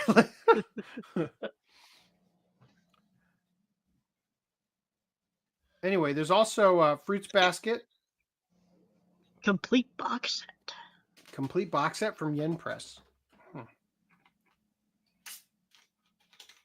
The Girl Past the Filters.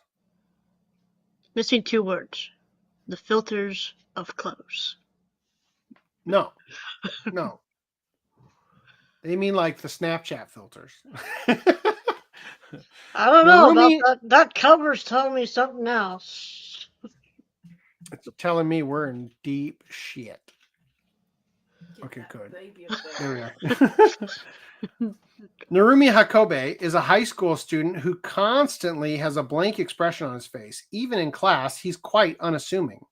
His joy in life is keeping up with posts from Effa, a girl who takes lewd photos and posts them on social media. But soon, he finds out that Effa's true identity is none other than his diligent and popular classmate, Mitsu Hakoto. There she is. Terrifying students at Ghoul School, nobody gives a shit. Oh, and then in their audiobook line, we can get the baby on screen. If the villainess and the villain met and fell in love, now has an audiobook. And I got a cheat skill in Otherworld and became unrivaled in the real world too. Also got an audiobook. In other news, the Ancient Magus Brides Fragments Collection and more are coming from Seven Seas, including the Beast King and his apprentice. Nobody cares. Magical buffs. The support caster are stronger than you realize. Who gives a shit? Lilia's pregnancy spells the world's end. We're going to come back to that. A good day starts with cats and books. Damn straight. The Ancient Magus Bride Fragments Collection. We looked at that. Ghost and Witch. Okay, nobody gives. One of these is not like the others. Lilia's pregnancy spells the world's end. From their Ghost Ship imprint. After defeating the Demon King in another world, the great hero Takahiro returns home and to his old life. But right as he's getting back into the swing of things, an unexpected guest comes crashing into his home. The late Demon King's daughter, Lilia. What's more surprising is that this demonic beauty isn't seeking vengeance, but something far more sinister. Delighted by the strength and power Takahiro displayed when defeating her father, Lilia is convinced that she must have his baby. Determined to do the deed, Lilia throws herself at Takahiro, and while his body is more than eager at the chance to sleep with the gorgeous demon, Takahiro is sure that a child born with his heroic powers and Lilia's demonic bloodline will only lead to disaster, like world-ending disaster. But when up against his hormones and Lilia's banging bod, can he resist the temptation, or is the world totally doomed? Some men just want to watch the world burn. Yeah, I just Get want to laid. see. The title is I saved the world, but horniness caused me to destroy it. Is the light novel title? Like, Cue that SpongeBob meme. I don't need it. I don't need it. Yeah. I don't need it. I need it. All right. Also, My Darling Devilish Daughter manga and more get releases from 7 Seas as well. Eri? Hi, Eri. I was about to say Right? hi, Eri. Like, is that not Eri from My Hero Academia? With the horns, they're just misplaced. And then, well, there's an extra one, clearly, but like, that's just Eri. Girls Zombie Party. When all of humanity's men suddenly become zombies, it's time to give the ladies guns in this ecchi zombie thriller. It happened suddenly. Half of humanity, all the men, became undead. Now the world is overrun by zombies, and it's up to the girls to fend for themselves. Desperate to survive in this apocalyptic world, can these high schoolers who once had normal lives fight to live another day? I don't think they're gonna make it past that next generation, to be honest. Right? What's the My point? girlfriend cheated on me, and now my flirty underclassman won't leave me alone. Oh. A few days before Christmas, college sophomore Hasagawa Yuta learns that his girlfriend has been cheating on him. Dejected and alone, he's evading all the happy couples celebrating the festive season when he suddenly bumps into Shinohara Mayu, a beautiful girl in a Santa outfit. It doesn't take long for her to start finding the fun in teasing her gloomy senpai, and soon she's finding any excuse to spend time with him. What began as a miserable start to the holiday season is quickly becoming a Christmas worth remembering. How did you make the synopsis less enticing than the title? Our sunny days. Footnum, get that neck off screen. Holy shit. That is... Footnum, do you have a yaoi neck? Are you just not realizing that? Yaoi manhwa neck. Anyway, that's it. We're going to skip all the rest of those. Who cares? All right, Reese, you got these? Yep. Cool. All right, so animated release of City Hunter Angel Dust. Disappointed. Yeah, we knew Yeah, Animated come on, Limited was going to Disco release it. Damn it. Look at that hideous spine. Film. Like, god damn it. Well, I know which release you guys are not picking up. And when I say you guys, I just mean Brad and Random 11. But Reese is going to. They have a steelbook in the UK of it, so I don't know if we're getting that too. This is the only release so far. And then Sentai's slate for August. Kokoro Connect Complete Collection re-release. Did they ever do a complete one, or was it always like an OVA separate one? Okay. They've had a complete one before. Okay. Queen's Blade Rebellion, also a re-release.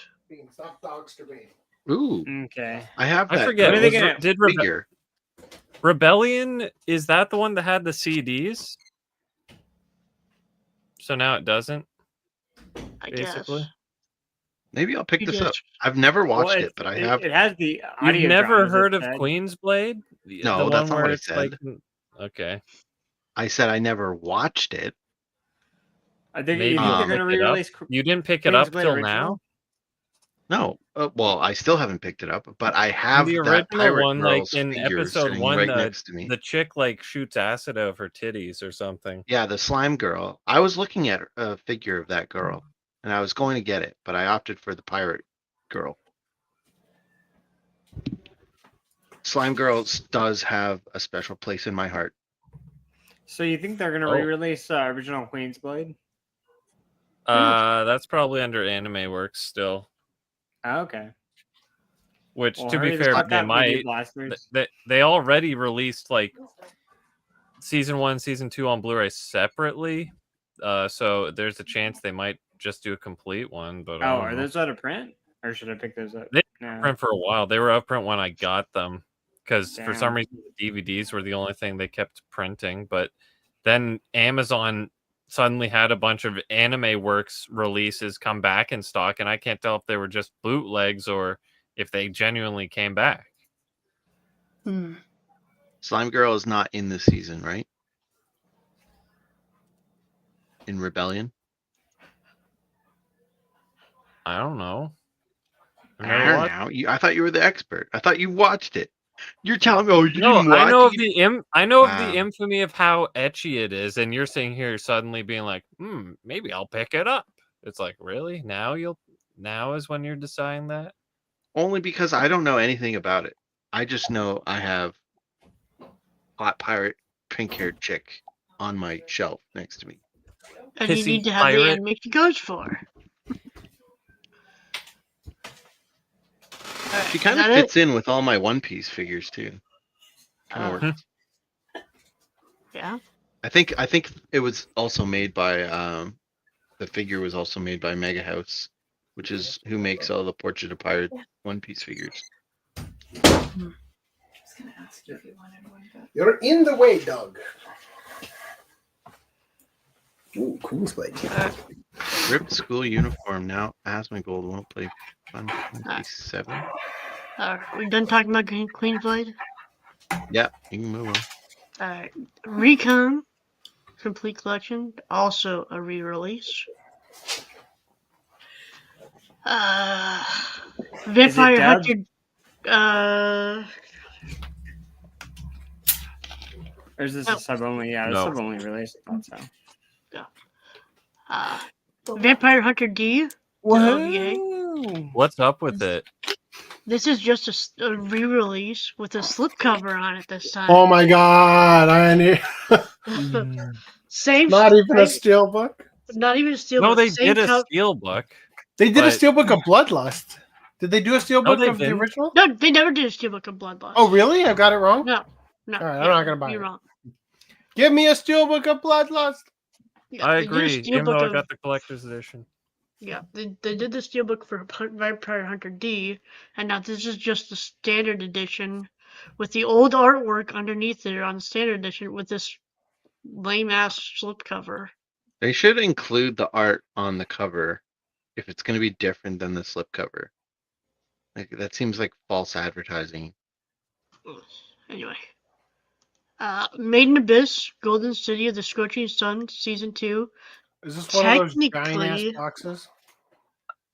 How Was the long did previous this take? LE giant? I can't remember. They're not Or was it- giant. It's just that it's Book. l- Oh, it had less the than- clasps. That's right. It Yeah. has those fucking. Folds over. Yeah. So I this mean, is the, I don't know if I should it's applaud supposed them to- for their consistency here, but yeah. It'd be really great is if they could go side by side together, and the clasps would like. use the negative space. Oh, it's Yeah. buttons. That's the problem. Yeah. Alright. So, Nice. there's that. And the only new yeah. release from Sentai, How I Attended an All Guys Mixers. I think the first one was more accurate, right? These three are cross-dressing. So, no, technically not. Oh. If you want, you can open They're that link I girls? sent in. Yes, I read the synopsis. You can open the link I sent in chat if you want to show the steel But book. wait, it turns out that they're girls after all. Maybe Footnum's gonna like this one then. Yeah, Gundams can be hard I on. don't know. They look a bit always. too masculine. It has a dub. You gotta don't knock it until you see their girl form. Then you knock it, okay? They're girl dicks. You don't knock her up until you see her girl form. Is that what you're saying, Randy? Otherwise, it'd be gay. Like Rejecting women is gay. All right. Here is the City Hunter Angel Dust steelbook. Lame. So I don't know if we'll get this over here, but if we do, I assume it'll look like this. I would like this. Is that one guy from that one hentai? Yeah. Yes. Kisaki the Lech. Oh man! Clearly, whoever that is, yes. Kusaku the Kusaku the Lech. I have no clue what the hell that is, but it does remind me. I don't either. I have no idea whatsoever. I'm sure. Green line, you lie. Your nose is getting longer. Green lie? His Green nose? lie. At Anime North. Conveniently muted himself. At Anime North, there was a panel called like the greatest anime deaths or something, and there's this anime, I forget what it's called. It's like it starts with a G. It's like Gocho or something. Goto, like Detective Goto or something. Okay. And has it been? And licensed? it's just like it's like 70s shit. Oh, okay. He's like having sex with a woman, and then he stops having sex with a woman, takes his gun out, shoots through like he's in like a hotel. He shoots through the glass, and then the bullet travels like a kilometer through another building, and then another kilometer, and then into another piece of glass of the window of a guy having sex with a bunch of other people, and then kills them. Are you sure you're not talking about Goal Go? Yes, that's it. Yeah, no, Go-Go that's 13? not a Go-Go thing. That is not. I've seen all of Go-Go. That's not a Go-Go thing. Was it Gokudo? Hold on. No, it was 100% Golgo. I'm pretty sure. I think that is from Golgo. I popped in the modern Golgo and skimmed the first episode, and he was plowing some chick, and he's like an assassin. So that sounds Golgo to me. Golgo 13 Watch Club went. Never. It's like 50 episodes. Well, we're talking about the movie. I don't know what it was. I just know the one scene. Actually, there was a couple scenes, but it had to be from The Professional. But I don't remember something that ridiculous. I think it's from Queen Bee. There was also a live action version where this guy's on a boat. This was old shit. But anyway, there's a live action guy standing on a boat, and these two guys are like up in a hotel looking down at the boat, and they're like, that's Golgo. Like, he's so cool. And then like he's like a great marksman or whatever. We finally got Randy's proper body. Oh, yeah, I need to. Not quite. On. Let me just try to. Put me back. I can't do it. No, that's never gonna work. Not trying to line up with Jean's body. It works best with Randy, I think. The body. Oh. All right. But anyway, so he's sitting there and he pulls the gun out, points it at the guy in the boat with him, and the guy's like, "Oh no!" And then he points it up at the people in the hotel, like balcony, and they're like, "He can't shoot us from here; it's too far." And then obviously he does. He shoots them both, and Famous last word. It was another good death. It's good franchise. Do you have for the video series. that you're talking about that had these good deaths? There's or- a panel, right? It was a panel. Oh, it was a panel. Right. Yeah. Sorry. All right. Does not exist in video form, as far as I know. So, you guys remember we talked about the Amazing Nurse Nanako Media Blaster storefront exclusive? Oh, dude, I looked Yes. for. Media Blasters? I looked for Media Blasters at Anime North. I didn't see it. And They I weren't never at went Anime back. North, and I know this because they were at Anime They're there. Boston. Was that the same? Is that this weekend? Was Yeah. that this same weekend? Mhm. Because they were there every year. Every year they're there, and I see them, and I laugh at their hentai booth. Mhm. And I was like, I was like, this year, I didn't remember what it was. It was this. And I was like, there's something I meant to like pick up if I was at their booth. Mhm. And you I couldn't looked for their remember? booth. Well, Yeah, I they couldn't remember, didn't. but I looked for their booth and they weren't there. Well, you I would was not have been able to disappointed. pick this up because this was released by Genion originally, and this first release that they're going to do is the one that's still forthcoming. Oh, it's not out yet? Oh, okay. No. Well, maybe next but year they then. did. So we previously looked at this, and a T-shirt, choose your size, right? And an enamel pin, a poster, double-sided, right? Music CD, maybe we're still trying to get the rights. So it's gonna come with a fucking COVID mask. Of course, somebody's gonna wear that. Absolutely. Yeah. Just in time for the next pandemic. Well, maybe because she's a nurse. Like, I don't know. I know. I'm guessing that's the best I can come up with is that COVID masks once upon a time created an industry, right? Where you could get this shit printed. And now it's probably dirt ass cheap to get this shit printed. And they're like, let's do it. She's a nurse. Right? Would you even trust that? Yeah, mask? for real. No. Like, It would I have don't a want to get scientific COVID. I'm not going to be implant wearing in that it. mask. Preloaded with COVID. They're Yeah. also they also preview here the enamel pin. Save Our Nurse Project. Oh. Anyway, they added that pin to the image on here, but they didn't add the other thing for some reason. The I mask. feel like her hair looks wrong in that pin. Yeah. I mean, there's a lot of stylistic and Yeah, shading maybe it's just not differences. because of the shading. It's not as deep. I think it's the mouth that's off because she's got the That's not jagged pink? tooth normally. Or the She fact always that her has the tongue's jagged the tooth. same skin color. Oh yeah. And then she doesn't have the Ash Ketchum like eye mustaches. What do you call them? The eyelashes? What? No, The eye things under mustache. the Oh. eye. Eyes. The The Z, little white the Z eyes. things, yeah. Eye mustaches. If Do I you're have talking, to show you?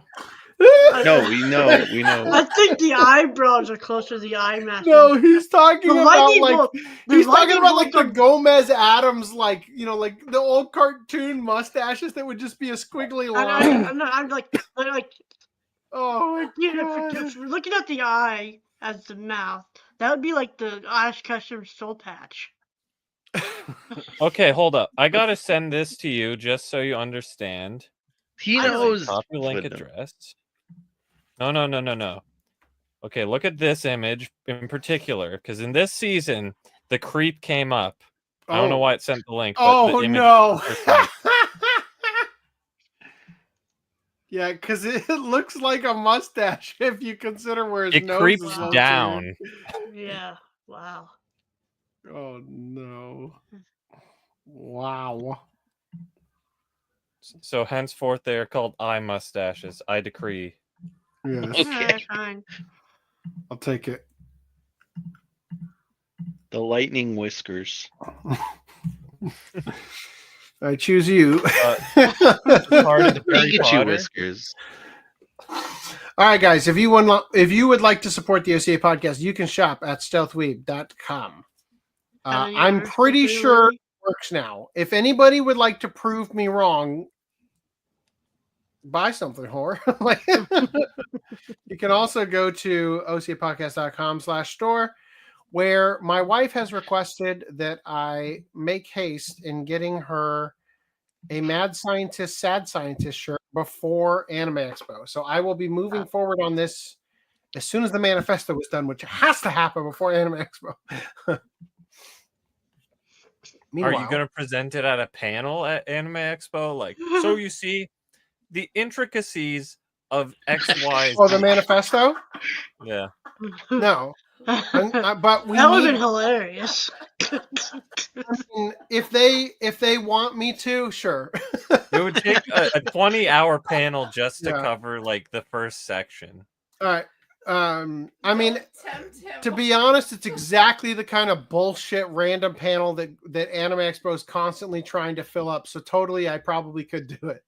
Oh, Explaining man. Anime quantum North mechanics is through Attack on Titan 101. Anime North is terrible for that kind of, like, your manifesto as a panel would be 100% better than, like, I'd say 60% of the panels at Anime North. Why do you even I bother went to going to those That's panels? a barely passing grade. Is that really a compliment? No. You have to be strategic with Anime North about which panels you're going to. And I am strategic. I make sure to know, like, this one sounds like it's, you know, I had a great idea. I'm going to make a panel. And this one sounds like this person knows what they're talking about. I'm going to go to that panel. Or better yet, this is from an actual voice actor or whatever, or industry person. I'm going to go to that. Yeah, industry panels. Today, this afternoon, we were getting ready to leave, and there were some people still at the convention side, and we were in the hotel, and so we're just sticking around. And I'm like, okay, well, what's like on right now, so we could just, you know, sit in a panel while we're waiting. And there was a panel about the title was like, so you're stuck in a time loop, how to escape a time loop.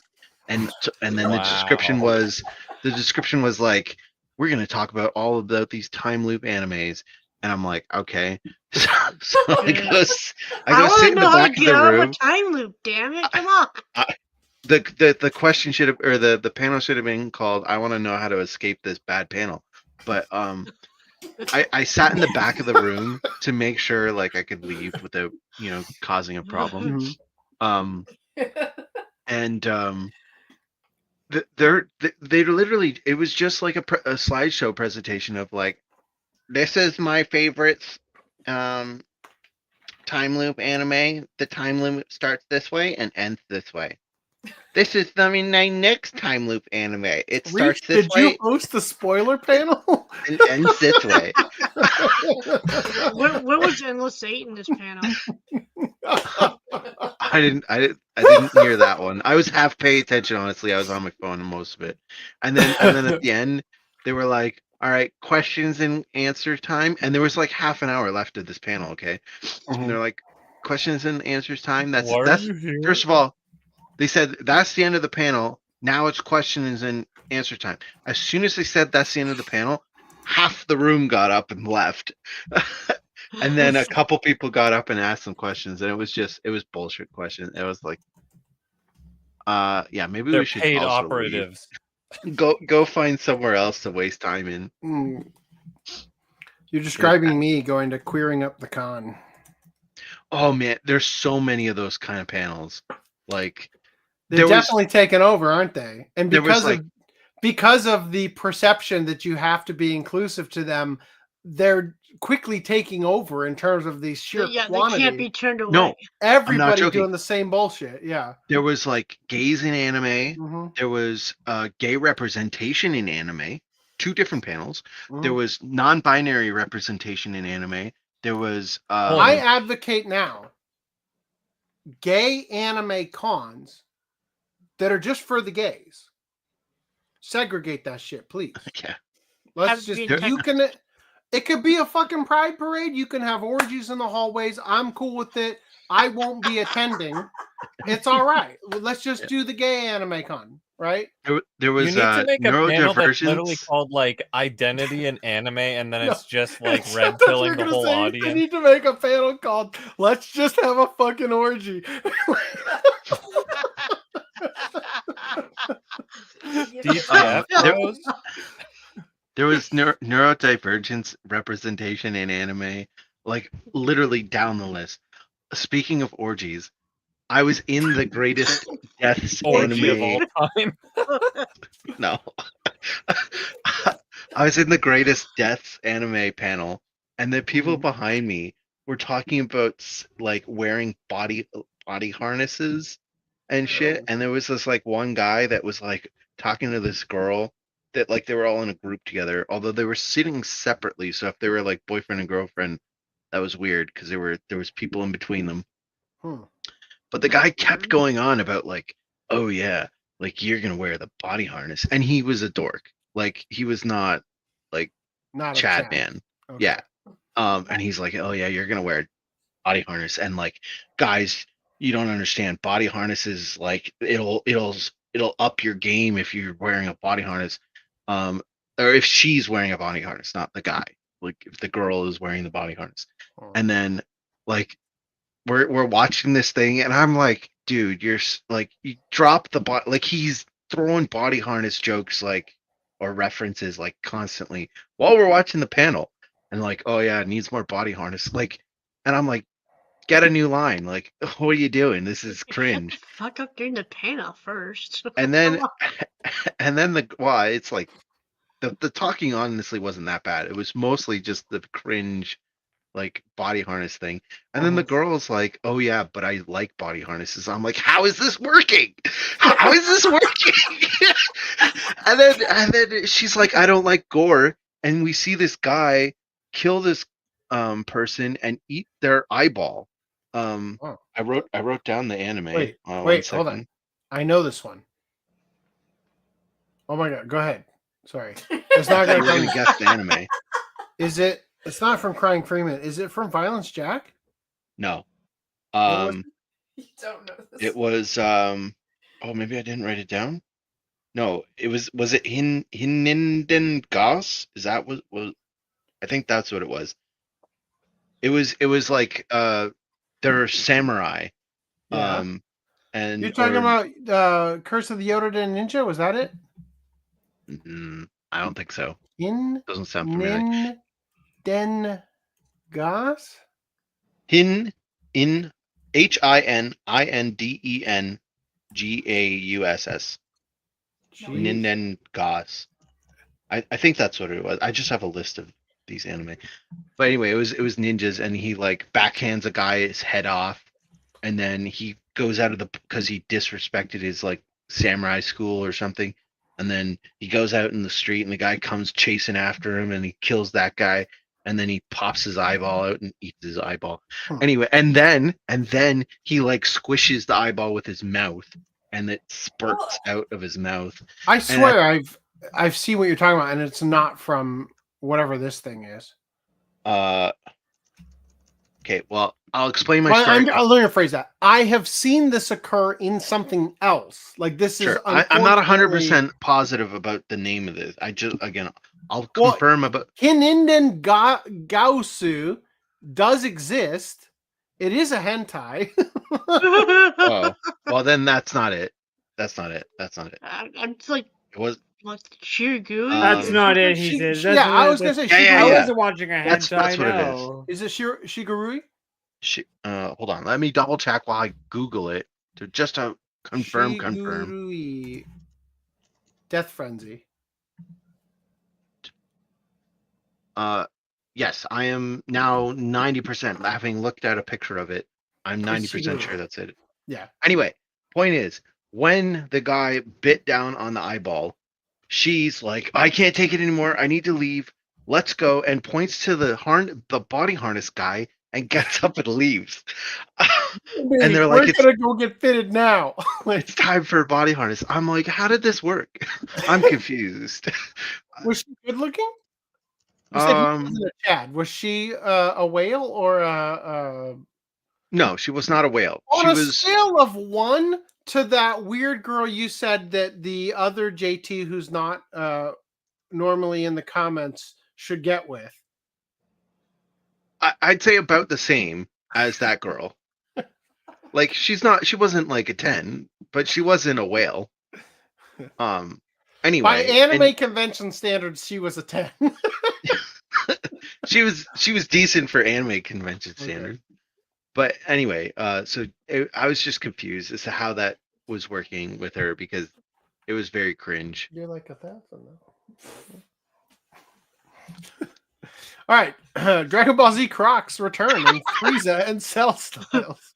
I think I found Randy. I'm sending you this thing in the private chat.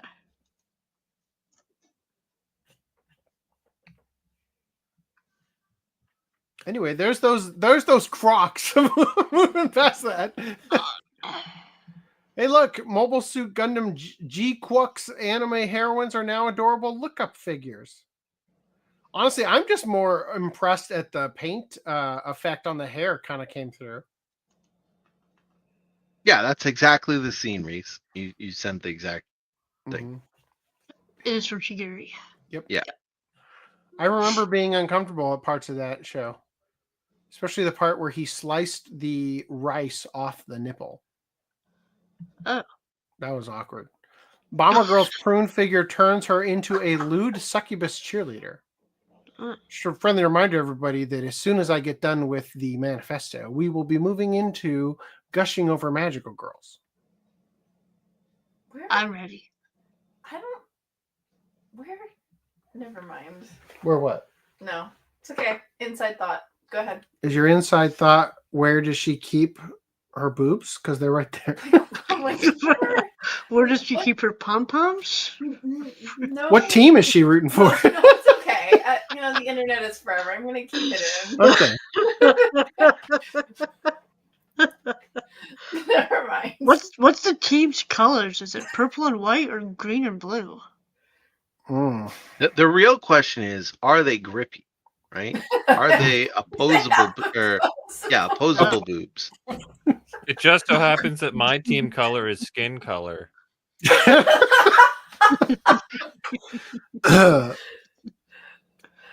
Oh, jeez. The Canadian Nakeds. The other question is, Greenland, are you going to buy the full set? Oh, there's a set? Nice. I'm running out of real estate as it is, and I'm moving into a smaller space. Look, even less real estate. So I feel like Do you even need a refrigerator at your new place? I feel like the whole lolly equals pedophile thing, it's just such entrapment. It's like when you give me a choice between two just morbidly overly stacked individuals, and then you have the flat-chested girl. It's like, if you're not into big tits, it's like, it's entrapment is all I'm saying. You can't win. Or Greenline. Greenline fell for the other trap. Which one? Those nipples must be really hard to keep that suit on. They're holding on. They're super glued. They're glued to the. They're holding on for dear only life. 28,800 yen. Whew. You guys don't know what grip. $280. Damn. Whoa, that's some grip. Whoa. No, that's not your butt cheeks. I'm not talking about the cheeks. What? Oh. Japan's bullet train upholstery chairs bring Shinkansen style to your living room. Wow. But why? For the train otaku, I'm guessing. I've never been on the Shinkansen. I've been on the train in Toronto. I would not want to sit on the train in Toronto seats in my living room. It doesn't even come with an ottoman. Come on. It doesn't even come with stains. It goes all the way back.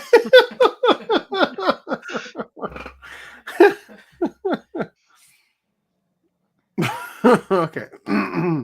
Guess what? Whiz kids admit they missed the mark.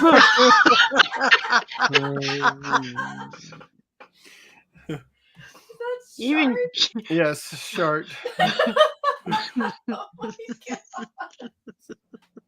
OCA can use the Goon Coin funds to make the OrgyCon. You misunderstand. I don't want to make the gay anime con. I want it to exist so the gays go to it and stop queering up the regular anime con. I mean, is OrgyCon the gay con? You know what would be neat is if we could have a setting for the comments on stage thing so that it would only show new comments. And then if we clicked on some, it would make them disappear from it. You know what I mean? As like a mental note of you can do it and no. I wanted to see like that way you could have it like where you left off would be kind of kept there. It would just all be Luigi though. Nobody likes that. All right, yeah. So Whiz Kids admits they missed the mark with Baldur's Gate 3 set of D&D minis, now offering a full refund to those who are unsatisfied. Who could be unsatisfied spending $50 for that? Who could be satisfied for spending $50 on that?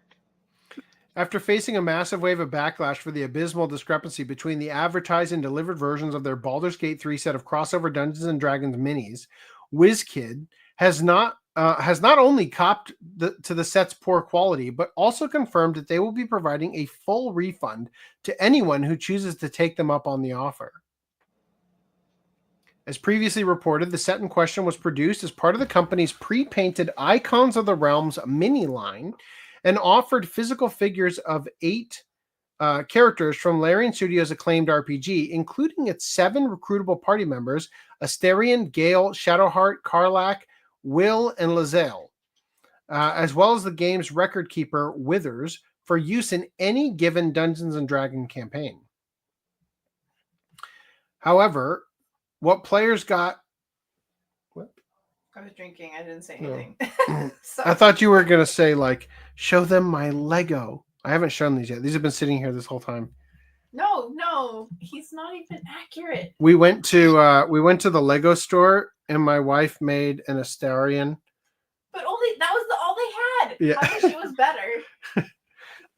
Meanwhile, his skin's too yellow. Meanwhile, I made Luchador Chili mascot man. You'll notice he's got the kid legs because they're so short, right? Yep. Wow. Yeah. I'm proud of you too. Thank you. You would be. the kid legs are to put the point of the chili at the right spot, right? Well, it's actually so far down that it kind of pops up when you stick them in. So that's the function. It pops up, right? That's what us short guys have to deal with. The unfortunate, unnecessary kickstand. He's been watching too much of Brown Dust 2. Oh my gosh. So the set released in February to near universal criticism from those who purchased it. WizKid's lack of quality control did not receive widespread attention until just last week, when Baldur's Gate 3 senior cinematic artist Elodie Caselli experienced it firsthand. What I ordered versus what I received, wrote Caselli, who had purchased the set out of a desire to own a piece of memorabilia from a game he worked on. Only Gale has a decent face. It's expensive for a 5-year-old painting work. Shame on you. Oh no. I can't. I can accept a difference from what they advertised, but that, he told a fan. Go back up. Oh, I want to see. Which one is the one they said was fine? Gale? Which one's Gale? Is this Gale? Gale's the top left. And that doesn't even look like Gale. Is this Gale? Yes. Oh, Gale's the dude. Okay. Oh my gosh. No. I'm having flashbacks to last podcast when you're like, which one, Gale? Mm-hmm. But now I've got a player with me. Oh my gosh. I was a player and I told you last time, but I guess And I you forgot. Shark's face is terrible. He's just saying Finland's opinion doesn't matter. She's living up to her name with the face. It really looks like a 5-year-old did it. Yeah. Oh no. But as the old adage goes, better late than never. And it was ostensibly thanks to the extra attention that Cecily gave to their lack of quality control that WizKids had announced their aforementioned refunds plans. As a company, WizKids seeks to create products that enhance and add to the enjoyment of gameplay. We want our customers to build long-lasting, fond memories around game nights with friends and family using our products. Unfortunately, we missed the mark on this goal with the D&D Icons of the Realms Baldur's Gate 3 character box set. It'd be hilarious if it was like, you can have your money back, but you got to ship them back. Right? Like calling it a quality control issue, like I don't know, it to me implies. No, this is a design issue. Yeah, this is a we hired the Home Depot workers to paint our figures issue. Yeah, calling it a quality control thing implies that there's a chance you could get a good one. Yeah, like show me a good one. What was the good one? Yeah, quality control implies that if these lips had only been centered, it would have been okay, right? Like. Yeah.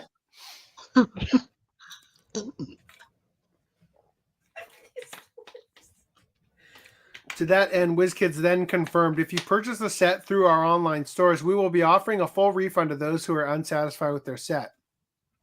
To begin a request, please contact customer service at WizKids.com. If you purchased your set from a local retailer, please return it at your point of purchase for a full refund. Fuck you. They know that everybody who bought this in February doesn't have that fucking receipt. They goddamn know it. If you have any issues, please reach out to us for assistance at the email above. However, if you wish for a product replacement, we ask that you create a case through WizKids, blah, blah. We will work with you to provide a product replacement and ensure that it meets the standards expected. Ain't no effing way are you going to get this out of...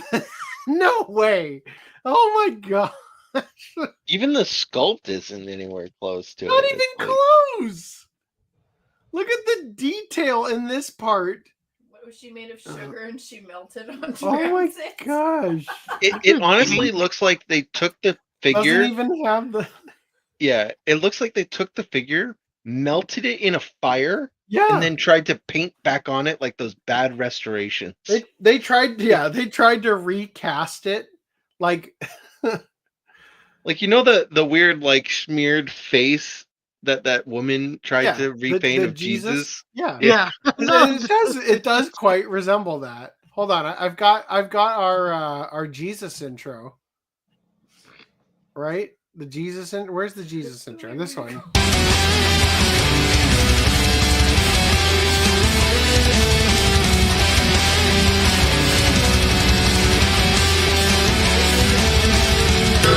In nomine Patris et Filii et Spiritus Sancti.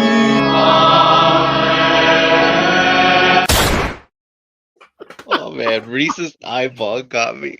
I love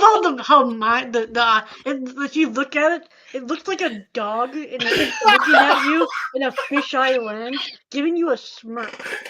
Am I crazy? I forgot about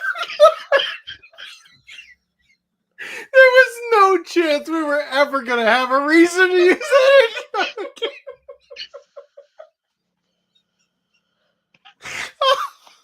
Oh my God, I legitimately almost passed out.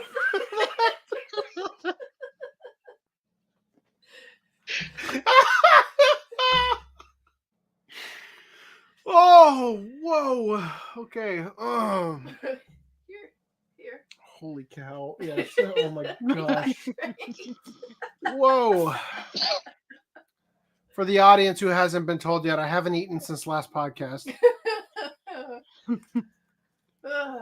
Dumb choice. Oh. Okay. Oh. All right. Whew. God God, that was so... Don't laugh again. I can't. Don't stop. We should start the next podcast with that one. Don't we stop need to believing. put their faces on all of you. We need ChatGPT. That's gonna be our next intro. ChatGPT, repaint our logos as shittily as this.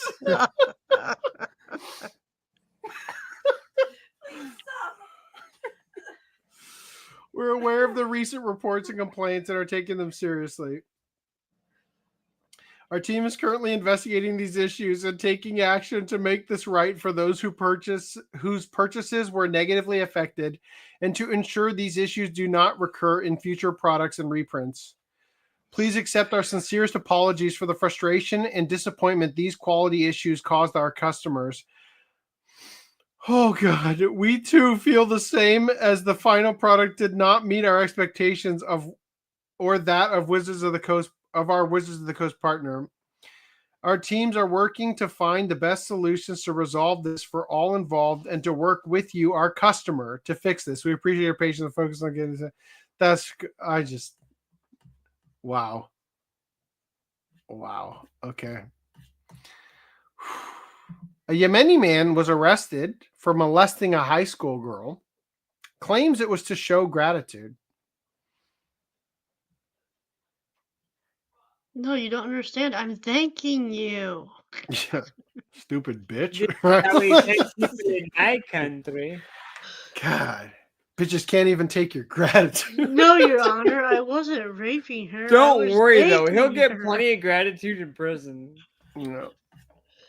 I don't know. He's going to Japanese prison where he just gets a suspended sentence, right? Damn, you're right. In the latest case of imported enrichment, a 49-year-old Yemeni man in Saitama has been arrested for groping a Japanese high school girl while pretending to be lost. As with many similar stories oh God damn it. I am not, nor have I ever been, a fish. Fixed it. Cool. As with many similar stories lately, the suspect was a foreign national, and the excuse predictably made little sense. The Saitama Prefectural Police announced the arrest of a 49-year-old Yemeni man on May 15th for violating Japan's non-consensual indecency laws. According to reports, the man approached a high school girl at Koskabe Station on April 7th under the guise of asking for directions, then proceeded to grope her. Did she answer first? When questioned, he claimed it was merely an expression of gratitude. Like gratitude. Police were able to identify gratitude, right? Yeah. Police were able to identify the suspect using surveillance footage, and he is also suspected of having approached other women, one of whom he allegedly offered 5,000 yen in exchange for letting him smell her. Just your everyday cultural misunderstanding, apparently. Cases like this are becoming disturbingly routine in Japan. Local officials have reported a surge in complaints about noise, improper garbage disposal, and traffic violations linked to Kurdish residents. While Japan continues to increase its intake of foreign workers under the banner of labor shortages and internationalization, the trade-off appears increasingly one-sided. Residents are told to embrace diversity, while stories of harassment, scams, and bizarre public behavior mount with each passing month. Calls for tighter immigration controls are usually met with bureaucratic shrugs and slogans about multicultural harmony.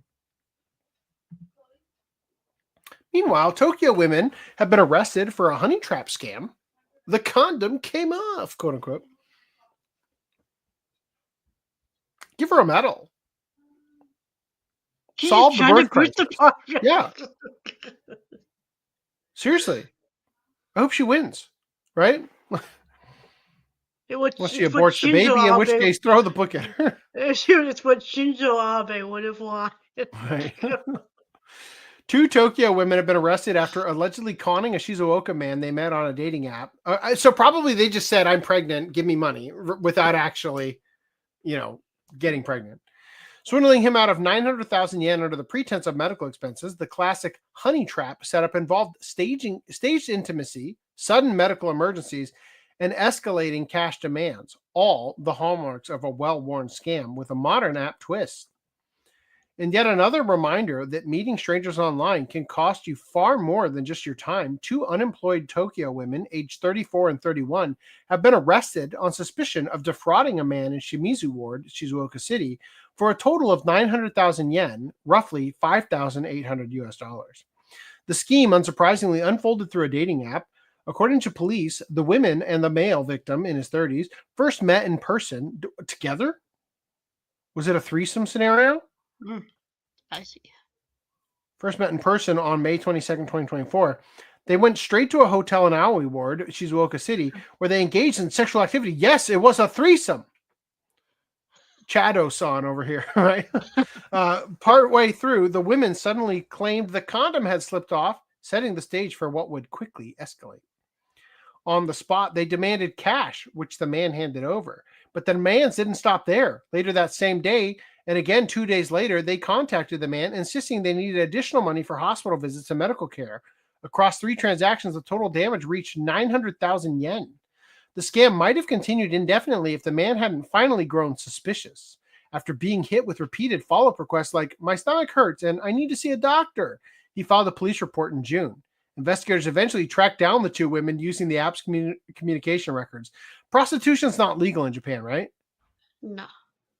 You have to get the massage. I love the idea that he's the victim. Right? Like, he's like, police, they're the women I paid for sex are extorting me for money. Like, well, technically they met on a dating app, and they just happened to fall in love right at first sight and go immediately to a hotel. yes, the 2 women I met on Grindr, no, Tinder, the real one. Oh, is that a confession there? He might have some other disagreements with the police over if he met them on Grindr. Yeah, but the 2 women I met on Tinder that I had a fling with are mad, right? Like they're pregnant now or whatever. The scam might have continued indefinitely if the man hadn't finally grown suspicious after being hit with repeated follow-up requests like, "My stomach hurts." I already read this. Investigators eventually tracked down the 2 women using the app's communication records. Both suspects are reportedly denying the charges, offering the always convincing phrase of, "I don't remember." Looks like my tweet. Police believe the man knew from the start he was meeting both women, but it remains unclear if the pair had been conducting similar out-of-town scams elsewhere. In the end, it's a textbook example of an age-old trick given a modern swipeable update, proof that even in the world of apps, some cons never go out of style. Damn. Here I thought they were solving the birth crisis. All right.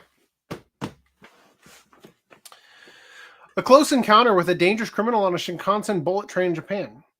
This is a risky article. We're going to see how it plays out. Frightening experience shows that although Japan might be considered safe, you never know when you might have a brush with danger. Damn, I should have clipped so much shit from Bullet Train. Our reporter, Masanuki Tsunakoma, does a lot of travel for work, zipping around the city on Japan's network of Shinkansen bullet trains. But one recent rail ride turned out to be like none he's ever experienced. So here he is to tell his story. I can't say exactly when or where, but I was riding in a non-reversed carriage on a near-empty Shinkansen bullet train when a group of 4 or 5 men in their 30s or 40s came from another car. Uh-oh, who did we lose? Funum, the birthday boy. No. Came from another car and kept glancing over at me, even though there were plenty of empty seats. For some reason, they stood and kept looking my way. Since there were plenty of empty seats, I figured they'd soon sit down, especially since we were only about 20 minutes from the final stop. But instead of sitting down, they kept wandering around the car and didn't sit anywhere at all. Just as I began wondering what on earth they were up to, one of the men approached me and said, "Excuse me." The moment he spoke to me, I instantly ran through all the possible scenarios in my head. Maybe he was a big fan of our site, who was about to say, "Hey, I read your work all the time," which would have been a joy. However, his expression was nothing like that of a fan's. Instead, he was completely serious and almost intimidating. I started to wonder if I'd accidentally sat in a seat I wasn't supposed to. If so, I was ready to apologize. But what came next was totally unexpected. He opened his mouth and said, "I'm with the police." Oh, shit. It was just like something out of a detective drama. The man took his police badge out from his chest pocket and introduced himself. And he had what looked like an earpiece or radio in one ear, giving him an air of authority that made Masanuki realize this wasn't a prank. Continuing in an authoritative tone, the man who'd identified himself as a detective told me that a dangerous criminal had been riding right in front of me until just a few moments earlier. Apparently, the person had gotten off at the previous station, and the detective asked me, "Can you tell us, as best you can remember, about the appearance and behavior of the person who was sitting in front of you?" Thinking back, the non-reserved seats had been almost completely full until just a little earlier, and I'd simply taken the only available seat. The seat was one that nobody else appeared interested in, as the person in front, the one who turned out to be the suspected criminal, had reclined their seat all the way back. Shinkansen seats have a lot of legroom, so even though the person in front had fully reclined their seat, it didn't really bother me. However, what stood out was that because the person in front had reclined their seat all the way back, I clearly remembered their face. Oh, fuck. What a coinkydink. I described the person's appearance to the detective as best I could remember, and he shared the information with the team via radio. While I couldn't provide details about the person's behavior or actions on the train, I cooperated with the investigation right up until we arrived at the final station. After getting off the Shinkansen, I checked the news on my phone and saw a breaking story on the front page of a domestic news site with a photo of the suspect. My jaw was about to hit the floor, as it was the person who had been sitting in front of me. The news report stated the suspect has been arrested, but the weapon still hasn't been found. Apparently, the police were searching the Shinkansen because the weapon might still be somewhere on board, or may have been discarded there. After getting over the shock of being involved firsthand with the police investigation, I was honestly amazed by the ability of the police to pinpoint the exact seat where the suspect had been sitting, even though it was a non-reserved seat, and to arrive so quickly at the scene on a Shinkansen running right on schedule. In any case, the thought that a suspect, possibly carrying a weapon, had been right in front of me sends chills down my spine. Someone once told me, "You'll pass by a dangerous criminal a dozen or so times in your lifetime." And after this experience, I felt the truth of that statement. Damn. What? The chat thing just like repopulated. That's weird. Did we just pass a weird time every 10 minutes maybe? That's weird. Huh. I don't know. I think Anyway. it might have been because I added, but it had just happened just as Fudo would be added back in. Let's try it again. But kick you out. I am the... Oh, wait. I gotta add the thing back. Time to leave the studio, Footnum. Or literally anyone else. Okay, goodbye.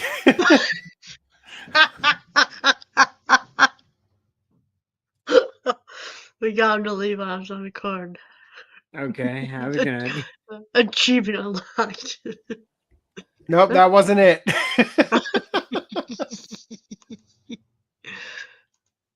I'm guessing it's the 10-minute thing, like I said. All right. We got one more. Kyoto man arrested for forcing a appliance store clerk to shave own head in apology. Wouldn't it be weird if it actually works in the chat for everybody else watching? Just for us, it's all fucked up. That'd be really embarrassing. I doubt it. Clerks really don't get paid enough. There have been a lot of reports on the growing problem of customer harassment in Japan, which can range from rude language to threats of physical violence. Perhaps because it appears in so many different forms, it's a difficult problem to tackle and only seems to be getting worse.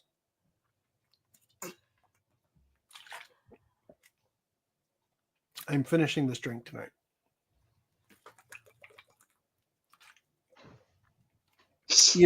having not eaten in 7 days. Always wise to drink on an empty stomach. Yep. Oh. Wonderful.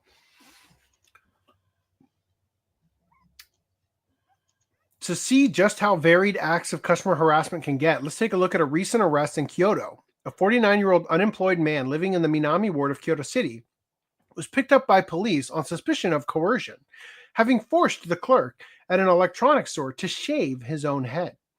The incident began on the 4th of April when the suspect is said to have called an electronics store in the same ward to complain that electric hair clippers he bought there didn't work. He demanded that a new one be brought to his home, and the 42-year-old clerk agreed to do so.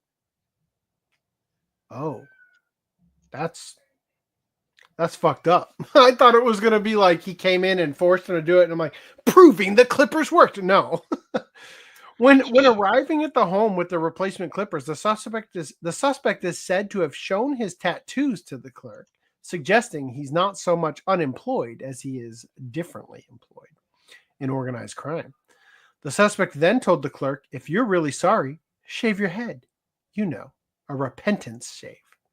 Adding, if you were in my gang, you'd do it right away. Is he getting inducted into the gang? Can you? Why would the clerk have anything? Time I accidentally got reincarnated as a yakuza. Like I still don't understand. Why would the clerk have any responsibility for a clippers not working? That's just retarded to me. Shaving one head is a well-known act of contrition in Japan, but is generally considered old-fashioned and extreme.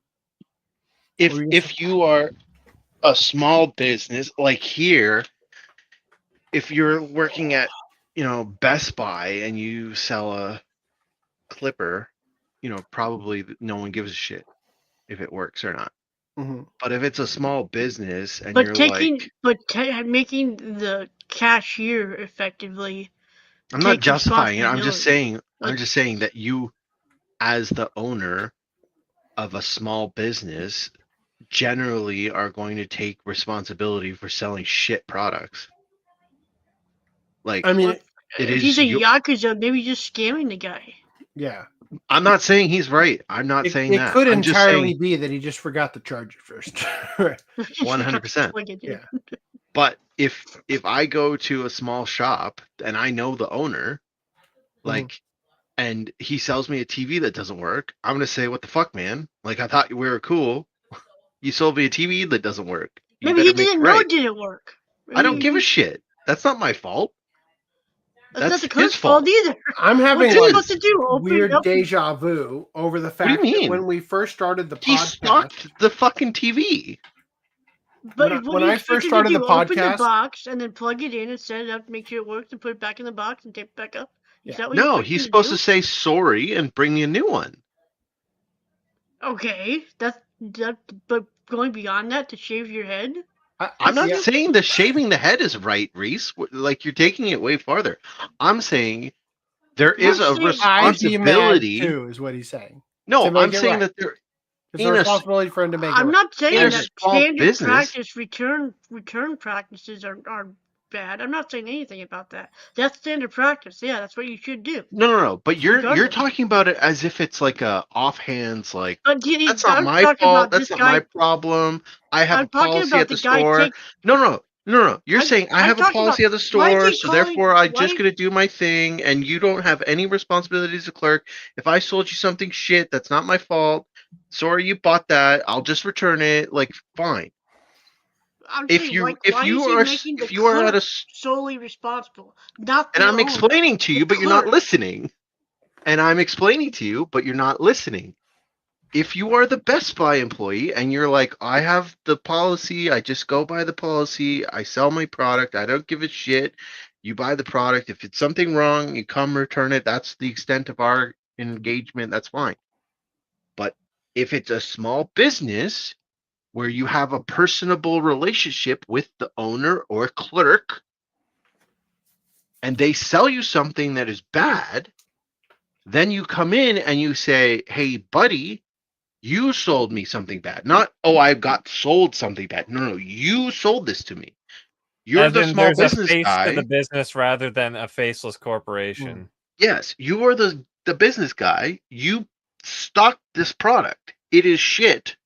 Why did you sell it to me that it's shit? Therefore, you have responsibility as the person who stocked the item. Okay. That you should not stock shit items. Two things. First of all, when I bought my last PC, I bought it from Best Buy as a plug and play, computer. And when I bought it, the customer in front of me was a dickbag, a fucking asshole. And he was ordering a computer and just making life difficult for them, claiming a bunch of bullshit. Like, you should have had it already. I called ahead. You should have known, whatever. Right. And then he decided to leave and go grab like a TV or some shit. I don't know. And then while he had left, they went back into the back room, behind like the counter there. And, they have like a big, almost like a warehouse, right? The guy climbs up to the top rack and grabs the computer and just goes, boom, throws it on the ground. And I hear that shit hit the ground. And he goes, oops. And he goes, here's your computer, sir. Be sure to come back and let us know if it doesn't work. We'll replace it for free or whatever. Like, just as a way to fucking inconvenience this asshole, right? Second of all, what Reese is arguing in this situation is that you can go into a mom and pop store and they have a TV that works in the display window. And then you say, I need to buy that TV. And then they go to the back and grab the TV still boxed up, having no idea that some of them are faulty, and give it to you. Yes. We're No, I get arguing that. two separate scenarios here. Because you're coming at it hostile AF, like, what the fuck, man? You should have known this TV wasn't going to work. How dare you not cut open the TV and test every single one of them? Okay. No. Hold on. First of all, I don't expect a store owner to literally test every single item in their, inventory. I expect them to have a new unboxed or unopened box of thing that I will be purchasing. Okay. But if I purchase something from someone that is personable, okay. I was saying, well, hey buddy, like being a little bit aggressive about my scenario there, but that was just to prove a point here. I'm not saying I would approach it that way. I'm just saying you would expect them to handle it. I would expect them to take responsibility, personal responsibility. In this situation, like if I were to sell Reese a computer, if Reese were to come to me and say, Random 11, can you sell me a computer? And I said, don't worry, I got the computer for you. This is the best computer ever. And then he took it home and it couldn't open Facebook because it was such a shitty computer. With that sales pitch, I think he should be worried. You fucking used car salesman. I'd be pissed. Don't you worry, boy. I got the perfect computer for you. This one's got your name written all over it. I'm very particular. Is Reese going to blame me for selling him the shitty computer, or is he going to blame the computer for being shitty? With that shitty spiel, yeah, I'm going to blame you. Now we have agreement. Thank you. We've blamed the store clerk for the shitty hair clippers. When the hair clippers do not work, and the store sends somebody to your house, I'm not or swap it out. Is that not contrition enough? Yes, he took responsibility. He fully took responsibility. He should not have had to shave his head. The guy is in the wrong for that. Store in the first place. That's my. I don't know what you just said, but I'm saying he shouldn't have gone back to the guy's house in the first place. Why not? If it's a small business, you sold a customer something bad, you make it right. That's fine. I have no out of pocket. That's something that's completely out of your own control. No, that's beyond expectations. Oh, if I have a small business, I want every fucking customer to come back. Yes. So if my customer left my And store if they find with a that you shitty keep product, doing that shit, bending over backwards, you're gonna get screwed over eventually. So hard you'll never recover. So I remember for going like 5 minutes out of my way to go over to this guy's house, Because like it's 5 minutes. I'm I'll not. say Well, Maybe it's 3 times over. whatever. Maybe it's half an hour. I don't care.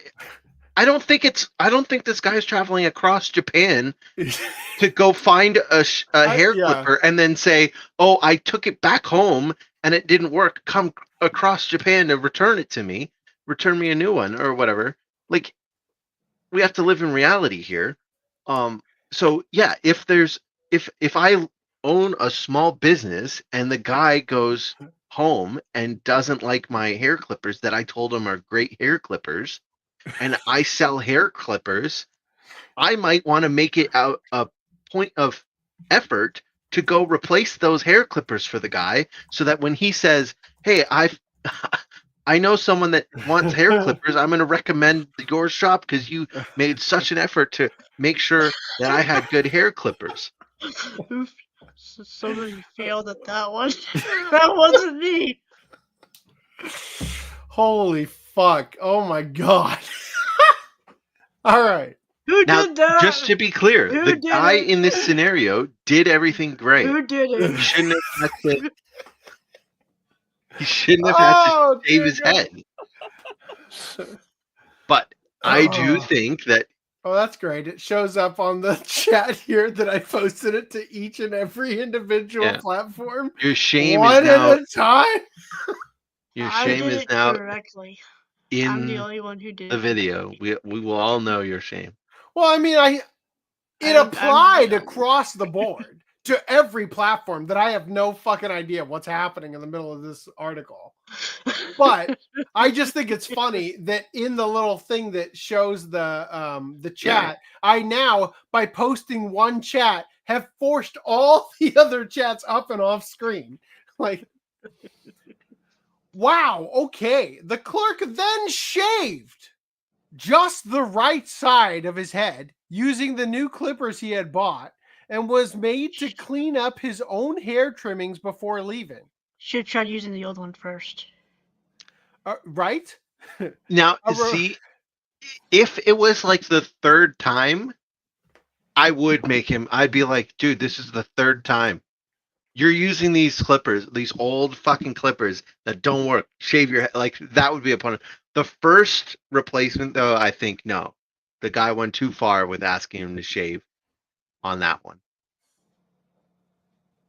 Have you ever murdered or physically harmed a person, Randy? Especially if I had to go return the clippers, like if I buy a pair of clippers, right? I'm like, shaving, it's like, shit, these are crappy. What was the underlying statement there when you asked that, AC? I just like, most people will Patreon exclusive anime collector tip their way out of this scenario, but Randy is like, no, fully justified. Shave your whole ass. No, head. Use the dull clippers. Like, if I buy clippers, escape with these, a rusty razor. If I buy clippers Rub and they it down don't with work, alcohol first.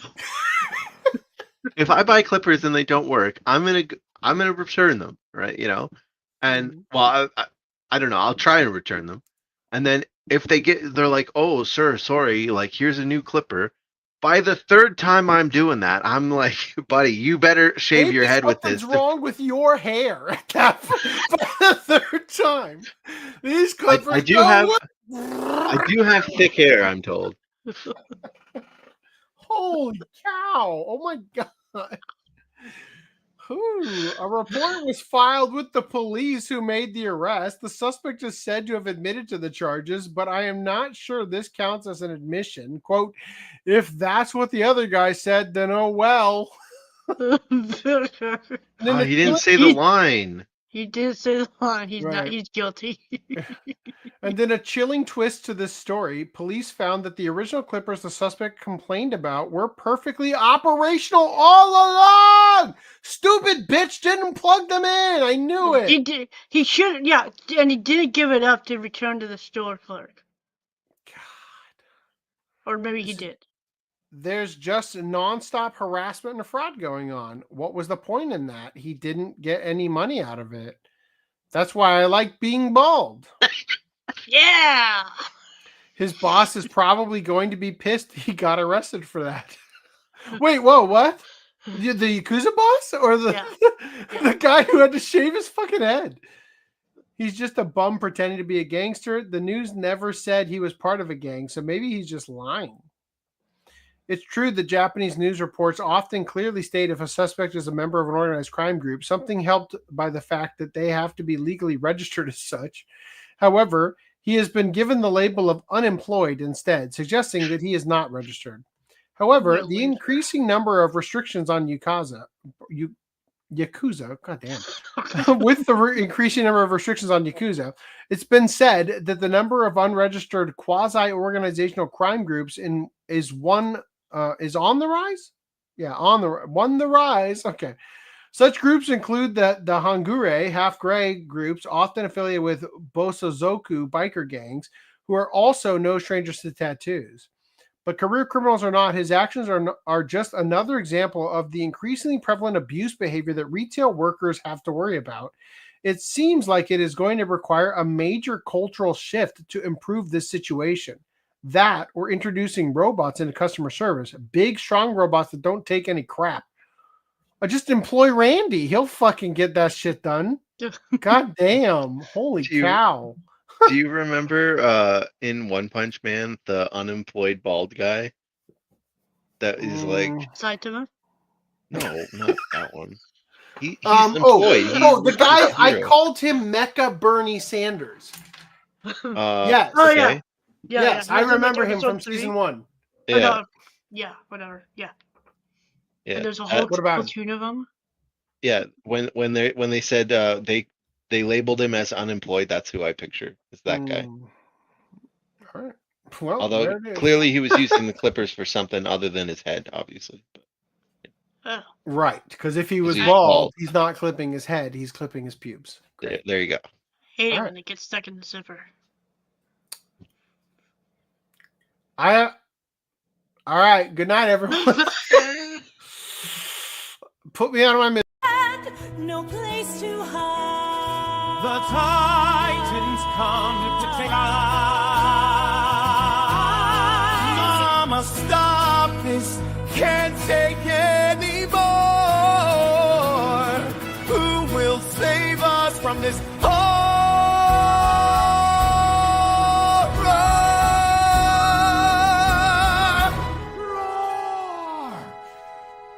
Roar!